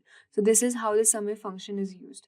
We have come to the end of our video, and this was all for the top 10 most important basic Excel functions. Ever wondered how Amazon seems to know exactly what you want before you do? That's the magic of data analytics. Imagine you're shopping for a camera and suddenly Amazon suggests the perfect lens, tripod, and memory card, all before you even think of them. It's not magic, but the power of analyzing massive data sets to track what millions of shoppers like you search for and buy together. This helps Amazon create a personalized shopping experience that boosts sales and keeps you coming back. From predicting trends to fine-tuning their stock, data analytics is the secret sauce behind their seamless shopping experience. Hey everyone, welcome back to Simplilearn's YouTube channel. Today we have got an exciting topic lined up, the top 10 data analytics certifications. I will be walking you through the expanding scope and financial growth of data analytics worldwide, why pursuing a data analytics certification is essential, and finally, the top 10 data analytics certifications that can supercharge your career, that can open doors to exciting opportunities. Let's dive in and explore the world of data analytics together. Now, let us explore the expanding scope and the financial growth of data analytics. The scope of data analytics is vast,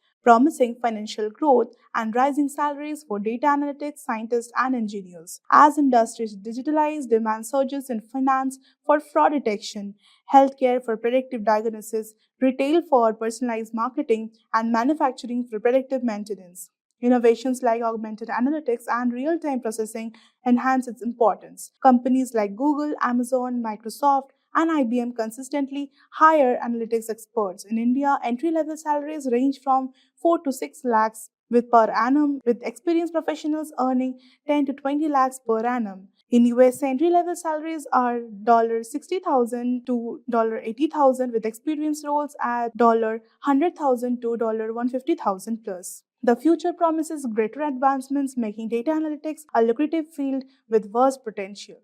Now let us see why is pursuing a data analytics certification essential. Pursuing a data analytics certification is crucial as it validates your expertise, boosts your credibility, and lights up your resume in a competitive job market. Certifications provide you with in-demand skills like data visualization, statistical analysis, and machine learning, keeping you current with the industry trends. They can lead you to high-paying job roles and career growth as employers favor certified professionals for top data-driven positions. Whether you're starting or advancing your career, our certification showcases your commitments and skills, enhancing job prospects in fields like finance, healthcare, retail, and tech as well. So, alright guys, the moment you have been waiting for is here. It's time to reveal the top data analytics certifications by Simplilearn. Buckle up and let's dive into these career boosting programs that will set you on the path of success. Coming to the number one, that is a postgraduate program in data analytics. Boost your career with Simplilearn's postgraduate program in data analytics, offered in partnership with Purdue University and in collaboration with IBM. This comprehensive 8-month live online course is perfect for professionals from any background and covers crucial skills like data analysis, visualization, and supervised learning using Python, R, SQL, Tableau, and Power BI. The program features masterclasses by Purdue faculty and IBM experts, hands-on projects with real-world datasets from Google Play Store, Lyft, and more, and exclusive hackathons and AMA sessions. Receive joint certifications from Purdue and Simplilearn, IBM recognized certificates, and benefit from career support services like resume building and job assistance through Simplilearn's Job Assist. No prior experience required, just a bachelor's degree with at least 50% marks is required. Enroll now to gain industry relevant experience and stand out to the top employers like Google and Amazon. To check for the course link in the description box and pin comments below. Now moving on to the number 2, that is Caltech postgraduate program in data science.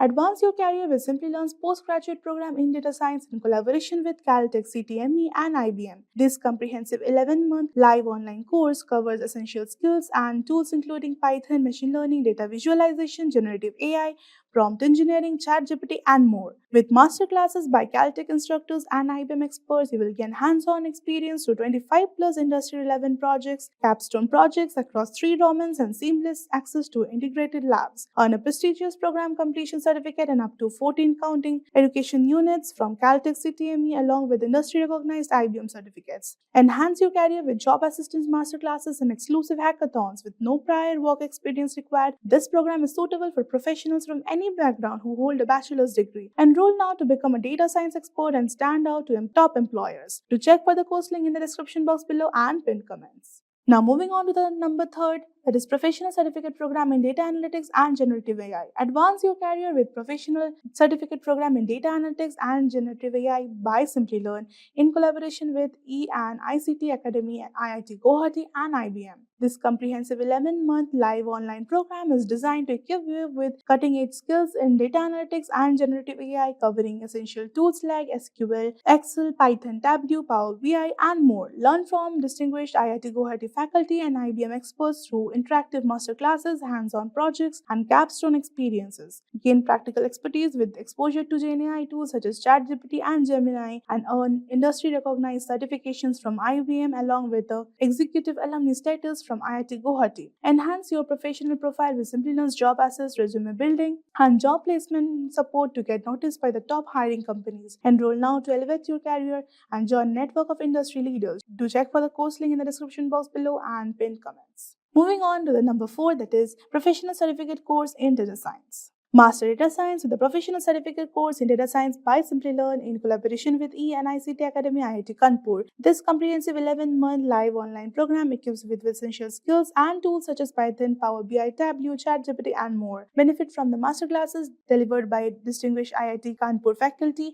gain practical experience with 25 plus hands-on projects, and access integrated labs for real-world training. With dedicated modules on generative AI, prompt engineering, and explainable AI, you will stay ahead in the rapidly evolving AI landscape. Earn a prestigious program completion certificate from E and ICT Academy IIT Kanpur and take advantage of Simplilearn's Job Assist to enhance your professional profile and stand out to recruiters. Apply now to advance your career in data science and AI. Do check for the course link in the description box below and pin comments. Now moving on to the 5th one, that is a postgraduate program in data science. Supercharge your career with the postgraduate program in data science by Simplilearn in collaboration with Purdue University and IBM. Ranked as the number 1 data science program by Economic Times, this 11-month live online program equips with the in-demand skills including Python, machine learning, deep learning, NLP, data visualization, generative AI, and ChatGPT. Benefit from the masterclasses led by Purdue faculty and IBM experts. Engage in hands-on training with 25 plus projects and free capstone projects, and gain access to industry-leading tools such as TensorFlow, Keras, Power BI, and more. Earn dual certificates from Purdue University Online and IBM, boosting your professional profile and career prospects. With Simplilearn's Job Assist, receive guidance and resume support to stand out to the top employers. Applications close on November 8, 2024, and enroll now to transform your career in data science and AI. To check for the course link in the description box below and pinned comments. Now moving on to the sixth one, that is Applied AI and Data Science. Advance your career with Applied AI and Data Science program offered by Brown University's School of Professional Studies in collaboration with Simplilearn. This 14-week self-paced program empowers you with essential skills in AI, generative AI, and data science, including hands-on learning and industry-relevant projects. Learn from esteemed Brown faculty through top-notch video content and monthly live masterclasses covering tools and concepts such as Python, machine learning, neural networking, and GPT models. Benefit from a curriculum designed to refine your expertise, supported by integrated labs and exclusive content on generative AI. Earn a prestigious certificate of completion from Brown University and a credit badge upon program completion. Enhance your profile with Simplilearn's job assist, resume building support, and exclusive IIM job membership to stand out in today's competitive job market. Enroll now to gain the cutting-edge knowledge and take your career in AI and data science to the next level. Do check for the course link in the description box below and pinned comments. Now moving on to the next, that is the Data Analyst. Elevate your career with Simplilearn's Data Analyst certification, ranked number 1 by Career Karma. This comprehensive 11-month program is designed to transform you into a data analytics expert with practical training in SQL, R, Python, data visualization, and predictive analytics. Learn through live interactive classes, capstone projects, and 20+ hands-on projects that ensure real-world experience.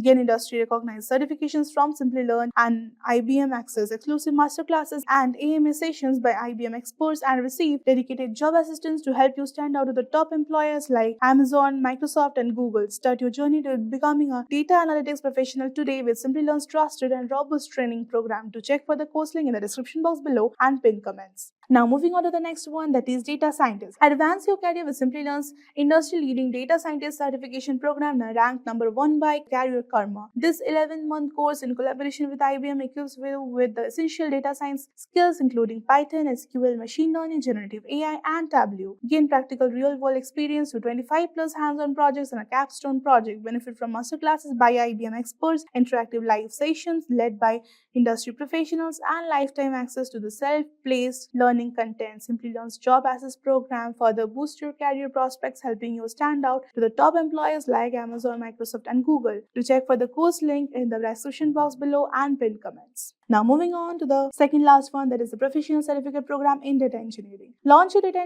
engineering career with Simplilearn's Professional Certificate Program in Data Engineering, offered in partnership with Purdue University Online. This 32-week program equips with the in-demand skills covering Python, SQL, NoSQL, Big Data, AWS, Azure, and Snowflake fundamentals. Aligned with industry-recognized certifications like AWS Certified Data Engineer, Microsoft DP 203, and Snow Pro Core, this course ensures comprehensive learning through live online classes, practical projects, and a capstone experience. Gain access to Purdue's Alumni Association, exclusive masterclasses, and Simplilearn's Job Assist for career support. Join now to become a certified data engineer and fast-track your career to high-impact roles in the field. To check for the course link in the description box below and pinned comments. Now moving on to the last but not the least, the Microsoft Certified Azure Data Engineer Associate DP 203. Advance your career with Simplilearn's Microsoft Certified Azure Data Engineer Associate DP 203 training aligned with the official certification. Master essential Azure skills like data integration, transformation, and storage while gaining hands-on experience with the key services such as Azure Synapse Analytics, Data Factory, and Azure Databricks. Benefit from live online classes led by Microsoft certified trainers, access to official Microsoft handbooks, practice lab, and comprehensive practice tests to help you excel in DP 203 exam. This course, designed for real-world application, ensures you develop job-ready skills and earn an official course completion badge hosted on the Microsoft Learn portal. Enroll now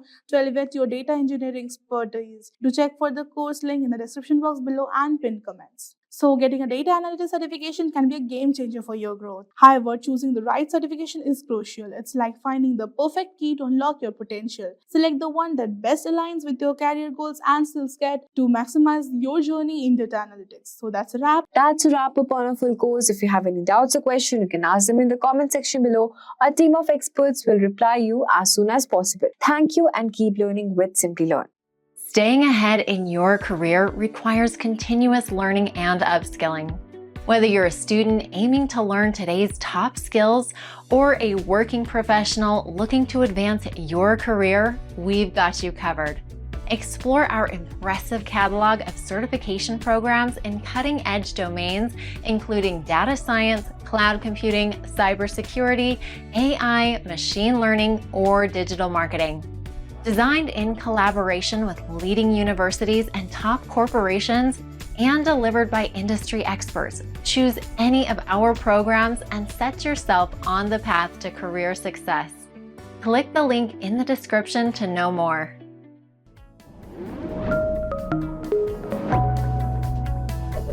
Hi there, if you like this video, subscribe to the Simplilearn YouTube channel and click here to watch similar videos. To nerd up and get certified, click here.